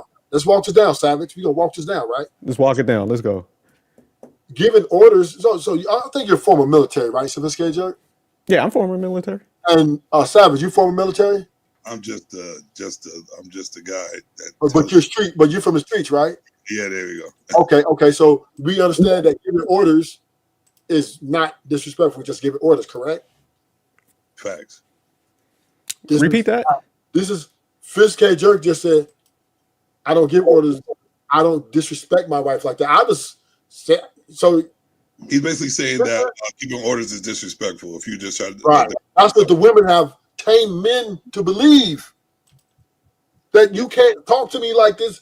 You can't talk to me like a leader because I deem that disrespectful. Meaning that she is wearing the pants just like you. Meaning she sees herself equal to you, and you need to dress her with honey bunches of love, sugar pie. Nah, negative. No, you just go up, like, say, like, you're using the trash thing. Like, hey, man, can you take out the trash? That ain't no issue. That's what I'm saying. I wouldn't have no issues doing that. That's the same thing. That's the same thing. Can you, baby, you don't say just, can you take out trash? You're like, hey, baby, how you doing? How's your day? Look, I got to go make this run real quick. Honey bunch of love, sugar pops. I ain't gonna say anything, man. Y'all tripping. When you take out the trash, can you? See, that's not an order. That's asking. Giving her right of refusal. A commander, chief, take out the trash. And that's not disrespectful. Nah, see, that's why y'all got paid for shit. You know what? I'll rather be like, hey, can you do this for me? And I get the type of situation I got. That's why I don't have to kick out all that cash. So, I'm not disputing you. What I'm saying is women have tamed men to make saying orders is disrespectful. Right. You know what I do though? You know what I do? I kind of take a different approach to it because you have to understand that ruthless. Both of y'all are right, but you know it depends on what type of guy you want to be with your chick, and you have to use the best of both worlds. So what I do is just lead by I'll take out the trash. I'll take out the trash. I make sure the house is clean, and if it's not, and I come home or something like that, and be like, "This is what y'all doing," they'll know then that. If I'm here and the trash is full, take the trash out, or this is what you have to do anyway, because that's what the leader is showing you that he's doing. You know what I'm saying? Leading by example is you follow me. So I'm gonna sit there and do everything. I'm gonna be I do all. And then if I don't have the chance to, I'm gonna not make you, but I'm gonna show you that if it's not done, it's a problem. So that we don't have and you will be divorced. Oh, that's fine. No, that's fine. In a matter of that you have to have your 10 toes. And if I'm doing something positive though, right, and try to build a force that we can all like work together, and you're not gonna sit there and just wait for me to do it because you think I'm the guy I'm supposed to do it. We can work together. I'm gonna do it. But if I'm not there to do it, you need to do it. You know what I'm saying? So that's the way I'm running with it. Nah, but facts, Savage. But that's what I'm saying, man. Most houses operate like that. Like, that's why I'm saying a lot of these conversations, man, we think of like we running a military platoon and shit. And that shit just don't work like that. Like, just asking things a certain way and you get the same outcome. That's all what it should be really based on. Like, do I get the desired actions that are outcomes that I want? and I do. You know what I'm saying? So if I got to take a different tone to get that, man, I ain't worried about all that shit. But I think we all inflate the story a little bit. But I really absolutely think it's like this. It's what we're actually looking for is just respect. Yeah, you know what I'm saying? that's Like, I don't need you to do all this and that. Just respect me, and everything will work the fuck out anyway. Because I'm here for you. We're together regardless. Just respect me as who I am in this household. Don't question me like the bullshit. If you do question me, know how to talk to me. You know what I'm saying? It's none of that argumentative, combative. Know how to talk to me because I'm your man, and I got the best interest for you. Well, because like you said, even questioning, it's like, man, do you got if you got a different idea that's like based in logic? Because like you said, we're looking at it as a business because I just want to win at the end, present it like that. So like you said, Savage, just do it with respect. And she might have a good idea, man. So I'm not. My point is, if I say take your trash out, that's not disrespectful. Nah, nobody said it is. But I'm saying if you talking like all crazy, then yeah. See, and these women be, once again, tone policing. But no, you should also be able to say it that way too without a problem. Yeah, that's what I'm saying. Facts. And this is the problem with these relationships. This is why the conflict of interest is, once again, I honestly believe that if you have anything past 3 to 5 years, you're happy wife and happy life. There's just no way around it, right? If you're saying there's just no way you can run your house like the man you really want to be. You really okay. There's times you want to say like, "Bitch, take the trash out" in your mind, but then you're like, but you know that you will lose. Maybe it's not worth the loss. But see, Ruthless, with y'all like short-term investments, y'all ain't talking like that either. That's why I'm saying, man, like y'all try to flip it like the long-term guy is like. It's a motherfucking lie. I'm telling you, bitch. See, you stop playing. Listen, she tell me, could you get rid of all these other chicks? I think me and you should be included. I said, look, bitch, I don't keep my hoes, and if you don't like it, you're gonna have to find you another man. Why you talking to me? Don't say it like that. Well, look, all my bitches love me and I love them. What you gonna do? Well, that's a different scenario. That's Ruthless tripping. Don't believe that shit. Ruthless is gonna Johnny Gill that coochie.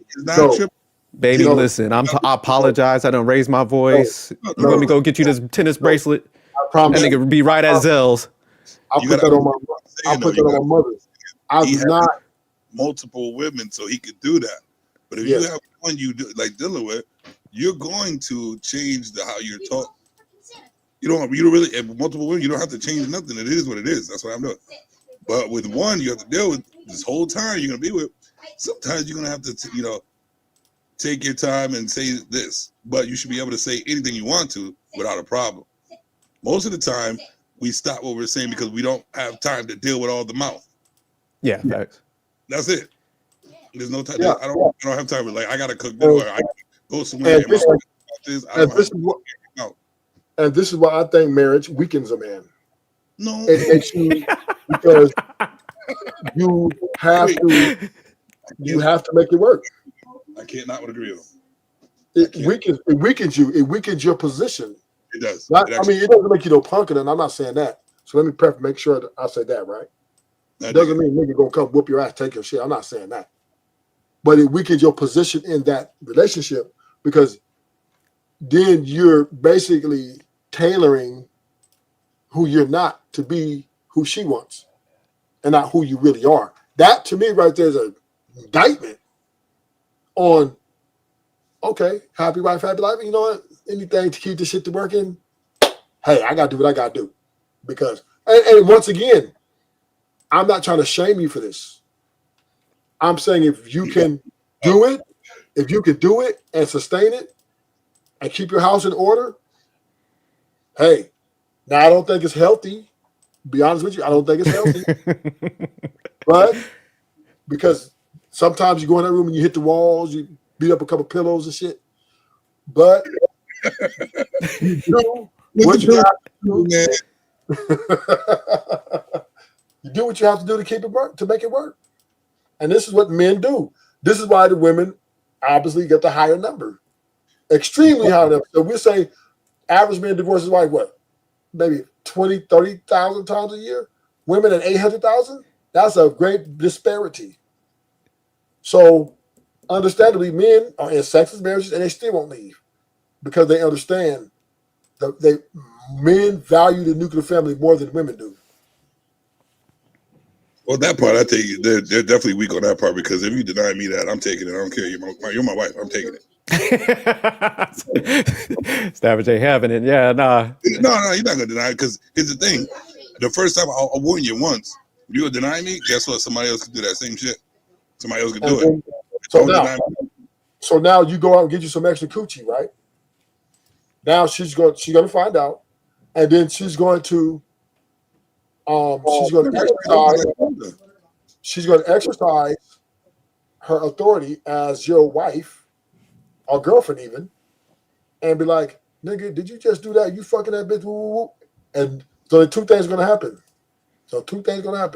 But 99.9% of the time things happen is, my bad, baby, I didn't mean it. She wasn't that shit. I just fuck on her. And then she'll take you back. Now, because a lot of women take men back for cheating. Why do women cheat on cheating so much? Because it makes them feel powerless, right? That's why they trip on it. They actually like it in a way. It has a twofold effect. They kind of like when you cheat because it kind of makes you more attractive to them. It's like, oh man, I still got the best thing.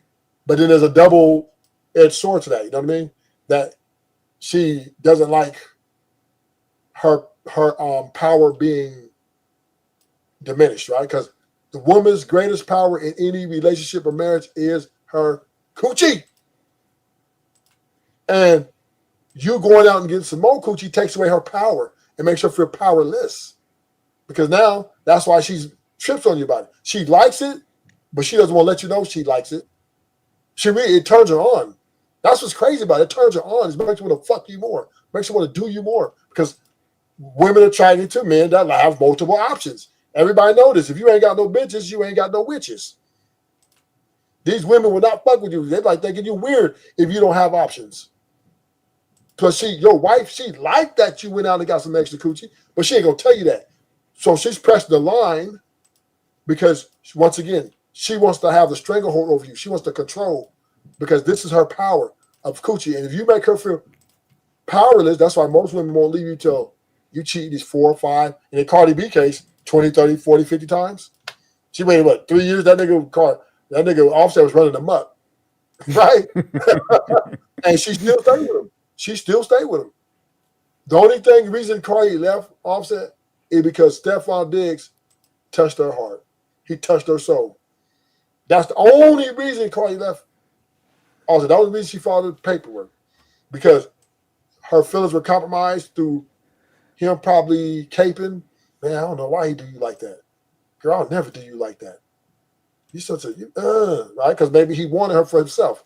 So that's the only, if Stephon Diggs don't come in the picture, I think Cardi B still deals with Offset. But the bottom line, what I'm saying is women, they kind of like that you cheat on them because it makes them feel that it turns them on. But they don't tell you this. They will never reveal this to you because they like power more over you. And if you submit to them and say, I won't do it no more, it won't happen again, they're going to take you back. They're going to take you back. Because now their coochie is back in power.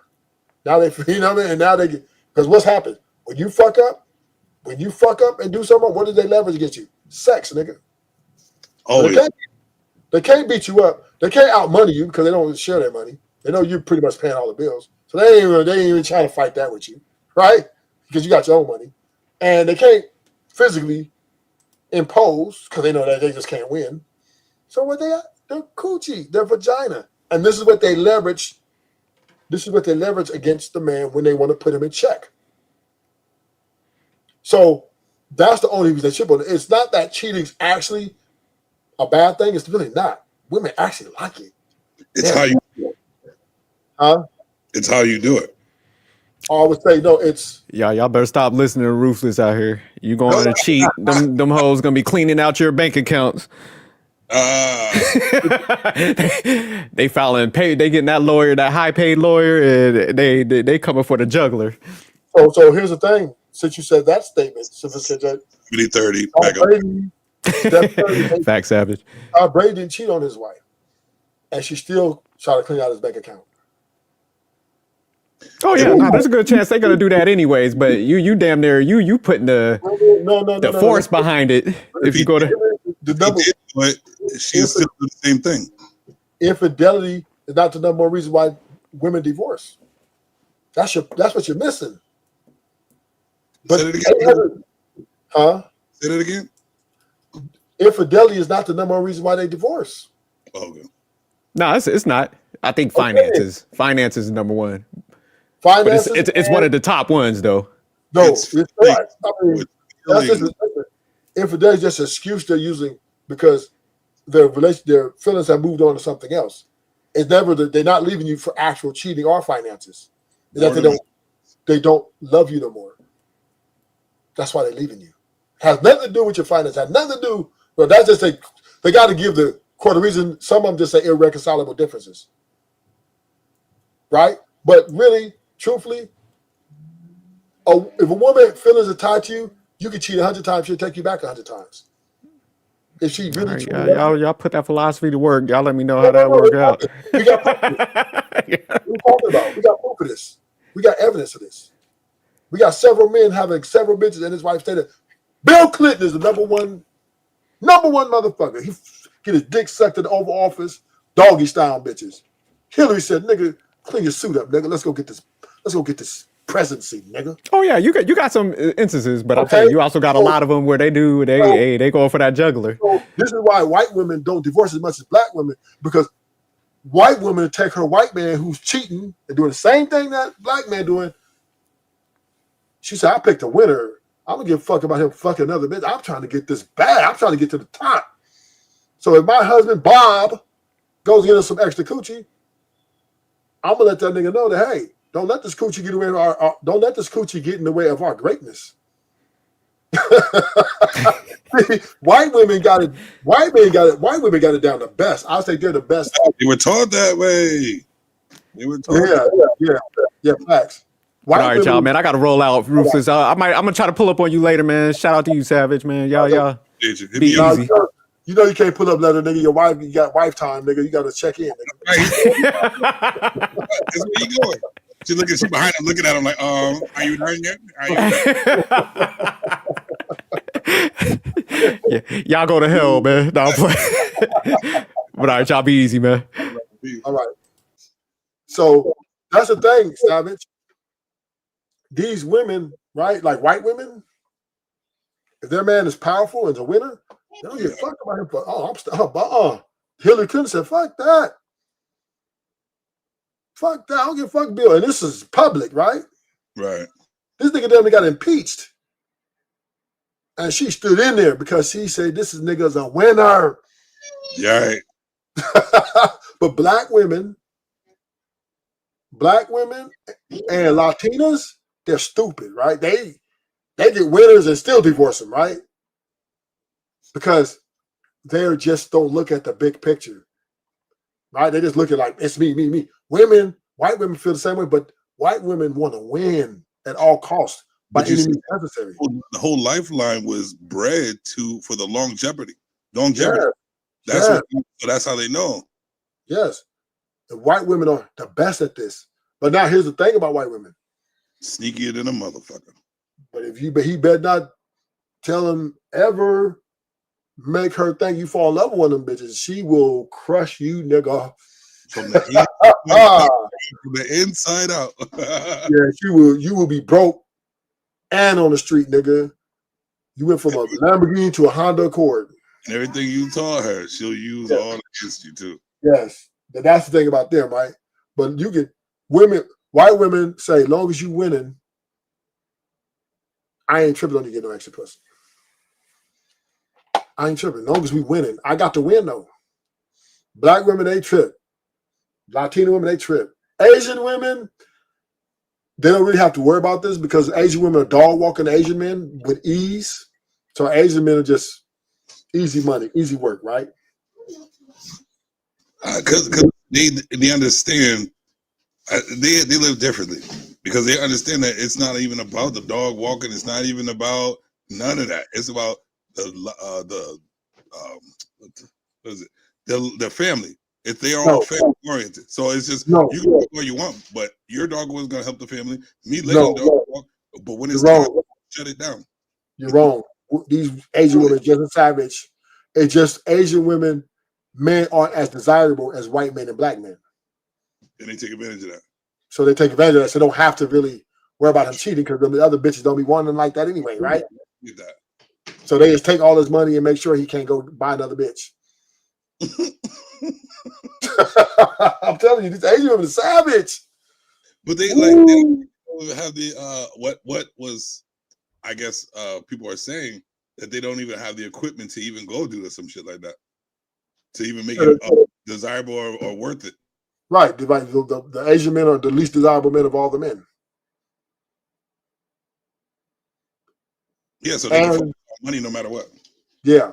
So there's no delusion. Plus about the money. Plus he's a simp. They're the big simps too, right? But make all the money. So that's where you got to be like, let's see. And they just handle the check. Asian men are handing their women a check still. But they know their whole. But the reason why they do that because all they want to do is work anyway and work for the family. They don't have that outside. They don't have that. They don't pay attention to the outside influence. You need to wear change. You need to do this for your girl. Or bring her to the Cheesecake Factory. They don't even talk about that stuff. All they do is work for their family. So they don't have that influence. And Asian women let you fuck their wives because it's in the family.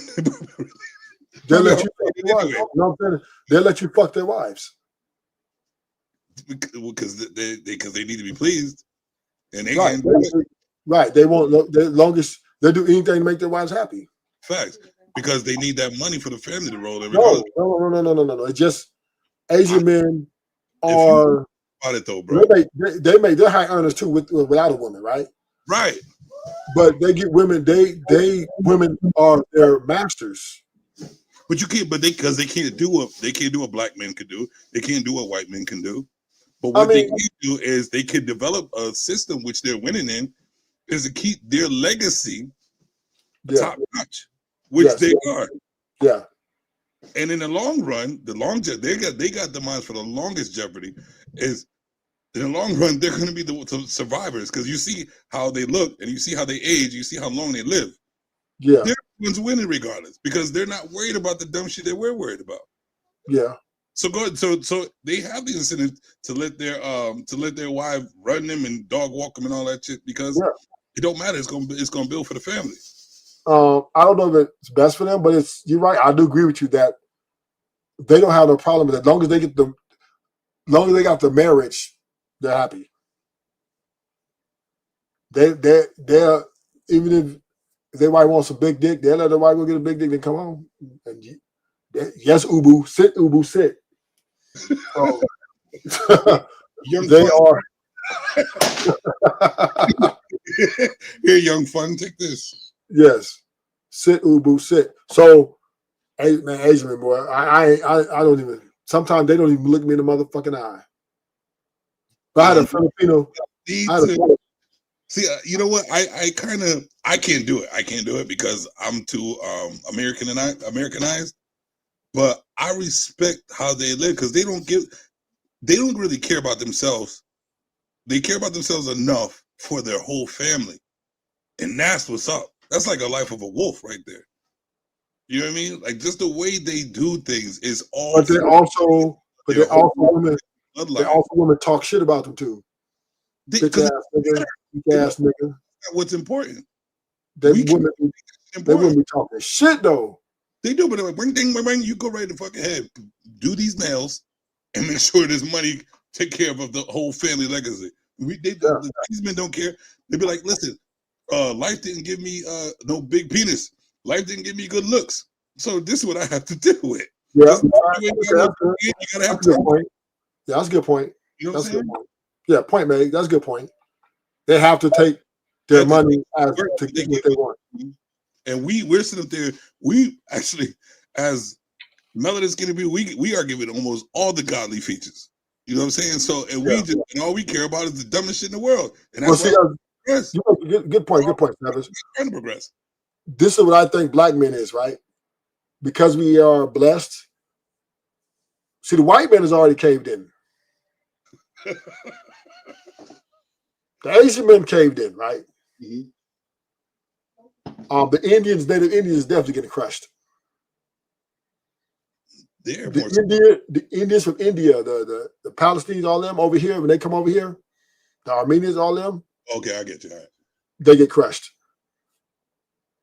The Italians been getting dog walk, right? But black men, we're the only one. And what I mean by that, let me mean what I mean. They're turning over their wallets to their wives. They're turning over the money. No questions asked. And they let her run the house. They don't give a fuck. They don't argue with them, nothing. Yes, baby. Honey bunches of run. Honey snicker chop. Because they know that they accept that the women going to yak their faces off all the time, but they're also on that family oriented too. And they live by law. They have a law like. But us black men, we the same. But let me tell you this: black men, we the same way, but we want it cheap. That's the problem. we want the discount, savage.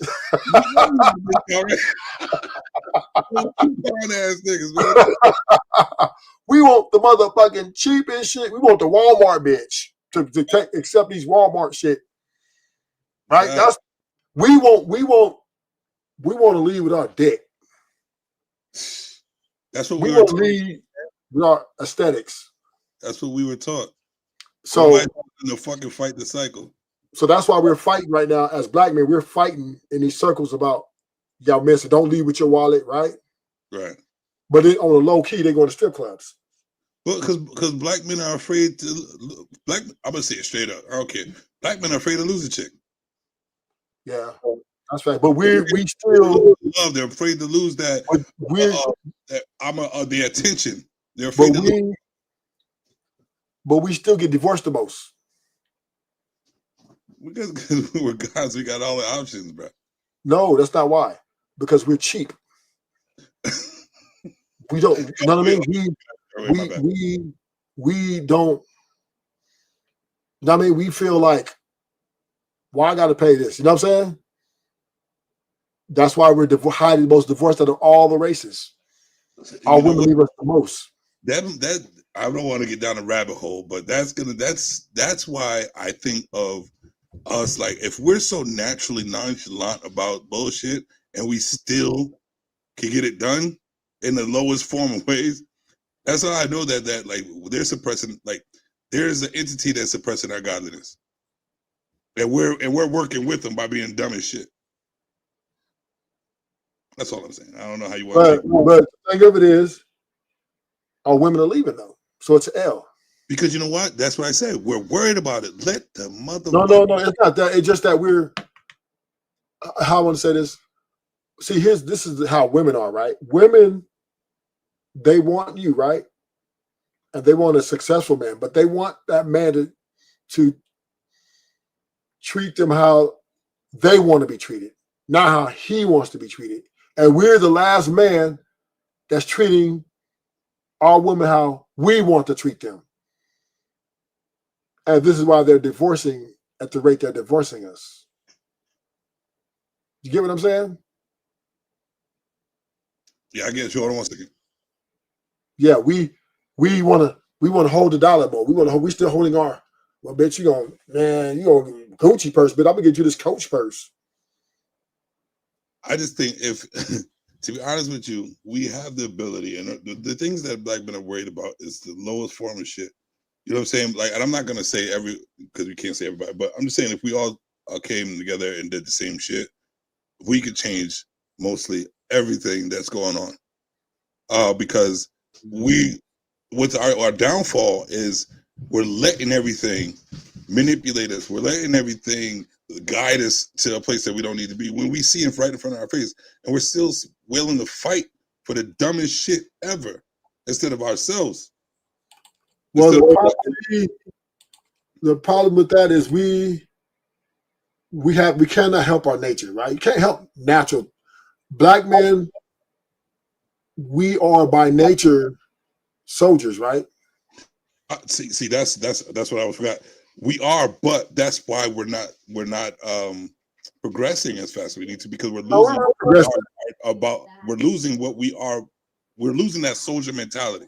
Put it that No, way. no, we're not. No. But black men are still black men are doing well.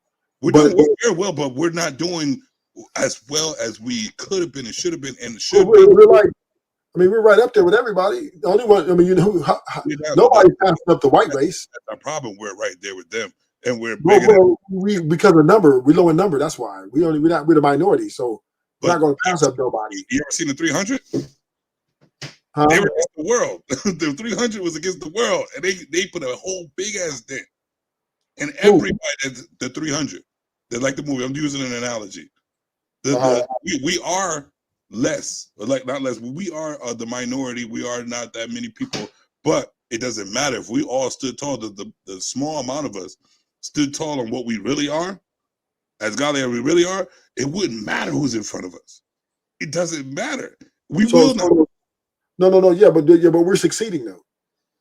But we're succeeding on a level that they are on when we're way above that.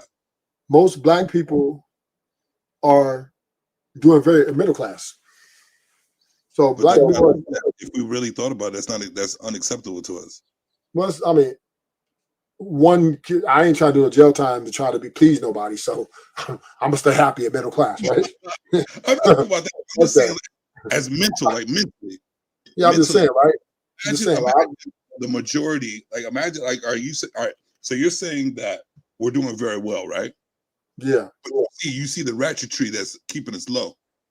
So imagine if the ratchetry, I call it, like these ratchet people, the ratchet Negroes that are like kind of like an anchor to most of us, or a bad look for us to make that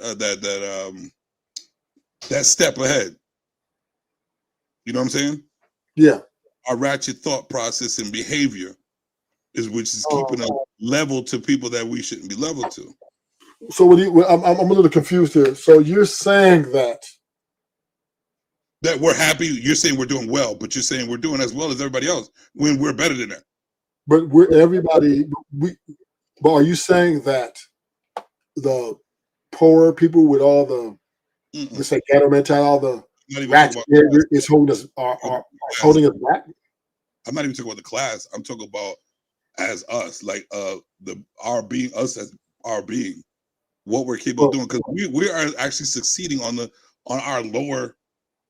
We're succeeding on our lower mentality, our lower mentality. Like we're just bullshitting around is still succeeding. So imagine if our thought process was on that with what we really are as African American or melanin people. Imagine that. Imagine if we were 100 of who we really supposed to be. We wouldn't be happy with being on a level of them. Well, we understand why we are succeeding and why we are better at everything than everybody else. So where I have to respectfully point out that is the numbers don't lie, right? No matter what race, no matter what time or place, there were always going to be a minority of degenerates who commit or who are rebellious, and then they're going to be a minority of rich people always around the world.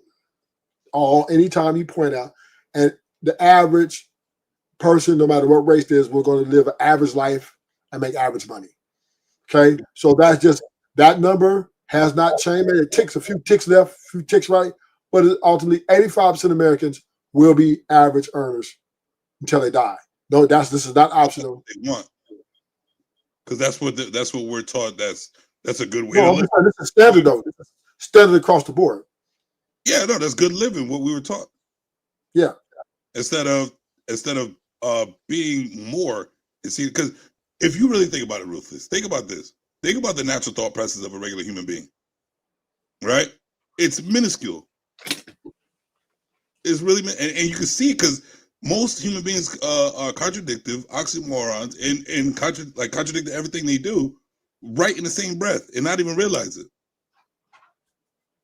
So imagine if you were on that page of I like every day. I'm much more than that, and people started aligning with that. The same people that understand you, that align with that. Imagine where you can go. Imagine you see people that, like even autistic people, they don't even know they don't even know the gift that they have, and it just happens.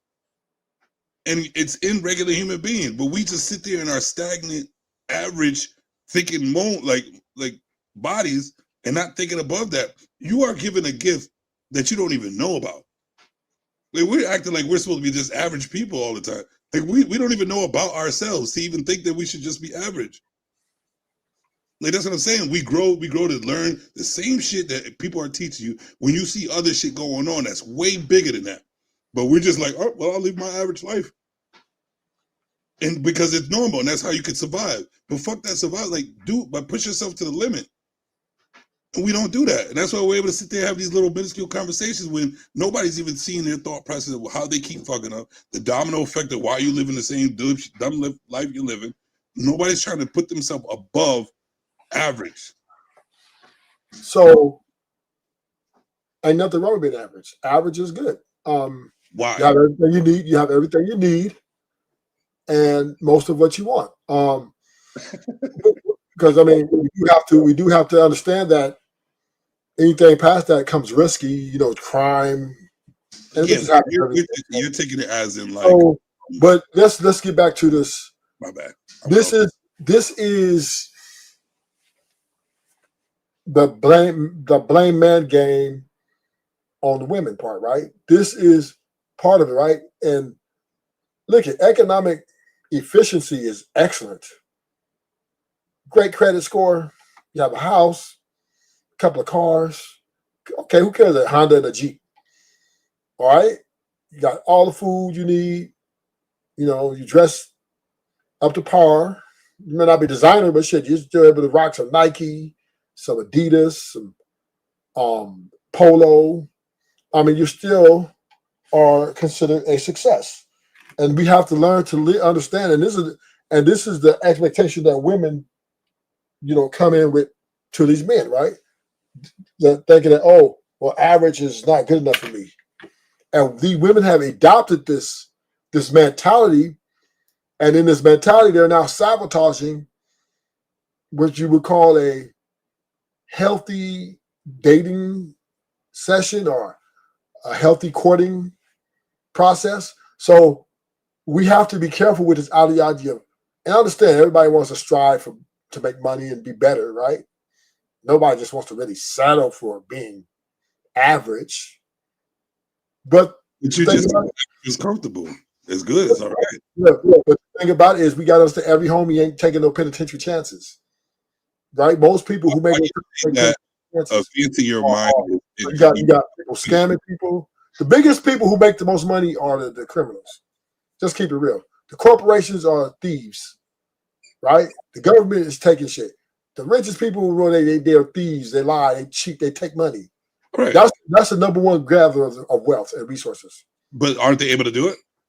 Yeah, they're done. But if you get caught, most average men are going to get caught. And then now you have to do it because there's a machine out here called the federal government, right? True. And local law enforcement. Anything black people? If I get a job as a postal man making $70K a year, and I have a house in my name, a couple cars in my name, that's nothing. That is it is something. What you mean? I am because this is where if we're talking about this as black folks, where we don't run nothing or own nothing, how are we even able to talk about this shit or say nothing? Nobody owns anything. Everybody's gonna die and leave this shit. Ain't nobody taking nothing with them. But no, it's not about that. It's not even about money. It's about legacy. It's your legacy. Legacy don't mean shit because your legacy might get killed. Ain't no guarantees. Right. Now you're proving my point. We're not even good enough for us to be safe enough to not be killed. That's why we don't want to advance, and that's why once again, everybody doesn't have the personality to any means necessary. Just not everybody's mentality. Everybody would like to strive to get better if the opportunity came and it's legit. But there's only so much room at the top, nigga. You know what I'm saying? Even up. CEOs, business owners, business is number one failing business. You got 90% chance your business is going to fail. So, and I'm not saying don't start a business. I'm just saying is we have to be understanding, and us men need to stop shaming niggas for the economical climax. We got to stop doing this. I understand that. Hey, if there's ideas to always improve, yeah. You said shaming for doing. Keep preaching. You know what I'm saying? I'm not telling men to stop preaching prosperity. Hey, look, if you do this, you can make more money. You want to get, you take a little money. This and fine, right? Mm-hmm. I'm cool with that. But don't at the same time don't turn around and shame a man, right? Because he doesn't have the economic success as you. No, but that's what I'm saying. It's not about shaming. Like what I'm talking about has nothing to do with anything negative. What I'm talking about is that what thing we don't have. You, as you can see, our melanin skinned people, how ignorant they're acting, in a majority, oh man, sometimes it's hard for me to explain. There's a lot of us not on the same page, which is a detriment to us as our small group of people. You know what I'm saying? So what it is doing is it is leaving us with the mindset that no, let's live average and make this amount of money, live comfortable and die. No. And we still have no finger or footprint in nothing. Well, that's why I have to, once again, I have to disagree with you there. Black people have footprint. Where? We don't run no oil. Let me name them. We have our own lands. Like we don't run nothing really. Okay, once again, that's when you're wrong. That's when you're wrong. Floyd Mayweather owns. Oh, come on. You know what I mean. I'm just saying he owns no. Most football players own property. Ruthless. Right? Black basketball players. Okay, so they own Michael Jordan is Michael Jordan. He owns his own brand. We got. I keep going, and this is long. So black people their own oil.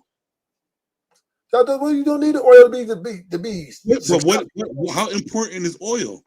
Oil is only important to the natural resources that people use to drive cars, but that has nothing to do with. But you make money off the Nike factory, making Jordans, and you're a billionaire twice over. It's successful.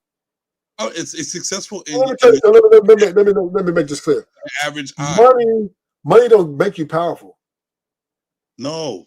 Whoever got the guns, but we still don't have no power. You can own all you want to. Hold up. You can own all you want to. The guns come in and take that shit. Who runs the guns? You got the poor people in the government. Poor people in the government.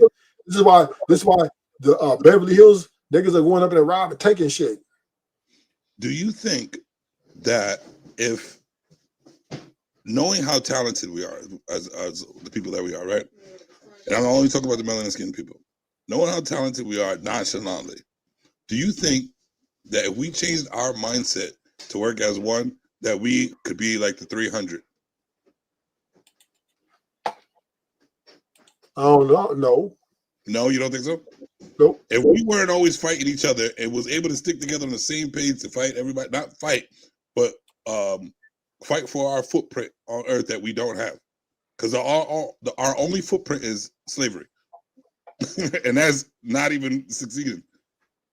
So do you think that if we all changed our mindset and worked as one, that we could be like the 300 and take on and make a footprint in this world? Take on everybody and make a footprint. Do you think, since we're the smallest group of people, but the biggest influence in the whole wide world? No. Why do you think that? Oh, now you're talking about there's going to be people that's not going to want to give up that type of leverage, or I would say they're going to come in and bring in their, the stop blockers, right? They're going to, you got people like the music industry, right? As soon as you dudes, Prince and Michael Jackson want to own their masters, they took them out, right? So they were trying to own their copyrights to their, their said songs. They have to take the power back. They got taken out. So listen, there's always going to be people who are in position to protect. This is why we're stagnant. No, we're not stagnant. Actually, black people are moving forward. We listen, black people. I mean, I understand what you're saying, but I don't want to go down this rabbit hole because this is just something that hit the like button, y'all. Hit the like button. Hit the like button. Subscribe. Like the channel. Hit subscribe so you get more content. Yeah. But today, Buzzier was capping, man. He talking about man need to build himself for a woman. That is astronomically and very dangerous rhetoric. And I shout out to Buzzier, who then checked himself, right? Okay, you know what?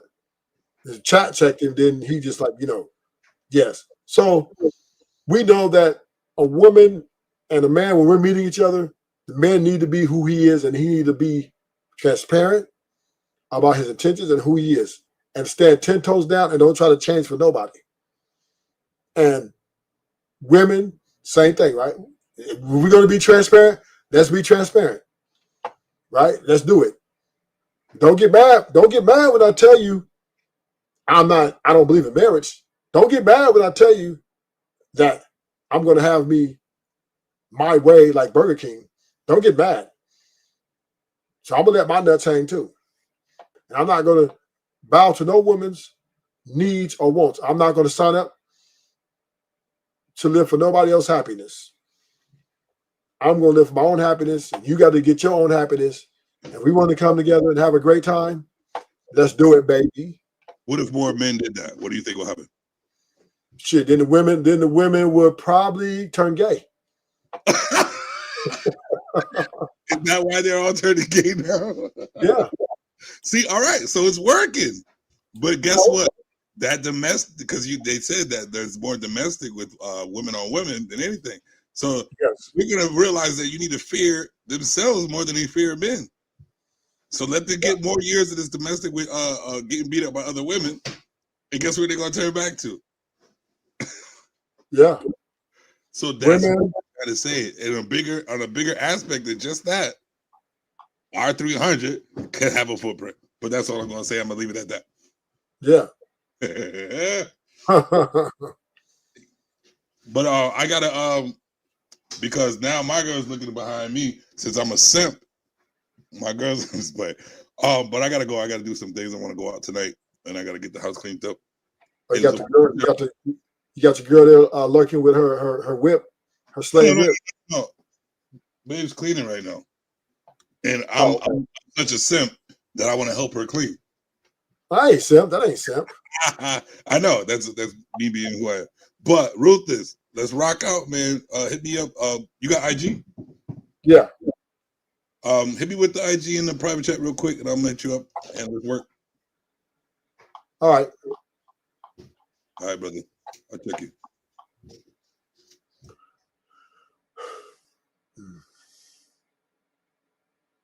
Well, welcome to the show. Subscribe, hit the like. Send cash app. Y'all want to send a cash app? I appreciate you. Don't I appreciate you? So we're gonna finish off this video. And see how this ends. We're gonna finally finish this video.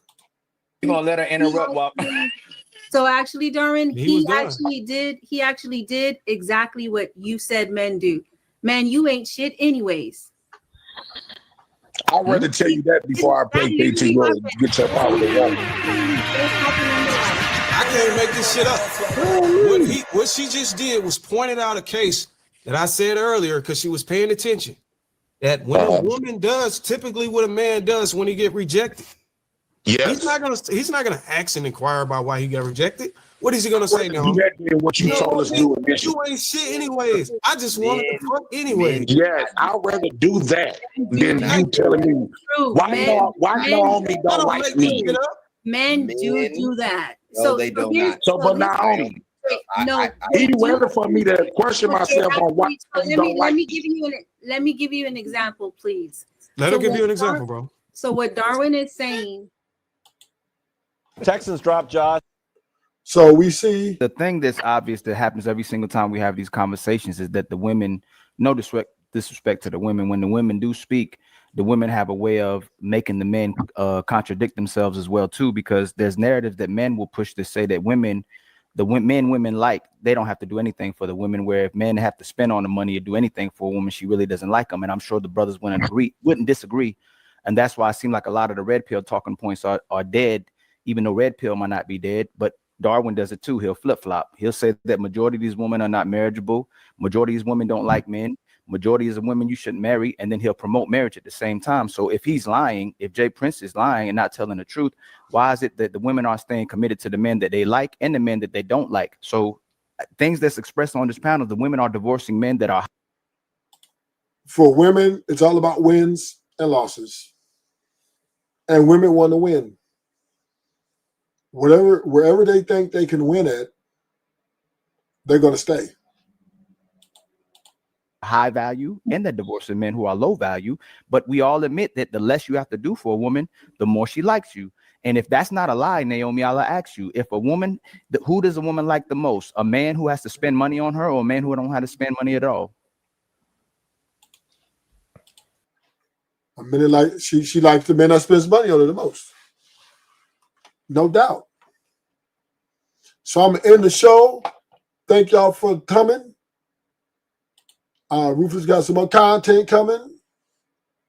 I got a few great time. I'm gonna probably stream in about 2 hours or so, and we're gonna go at this again. I gotta eat lunch.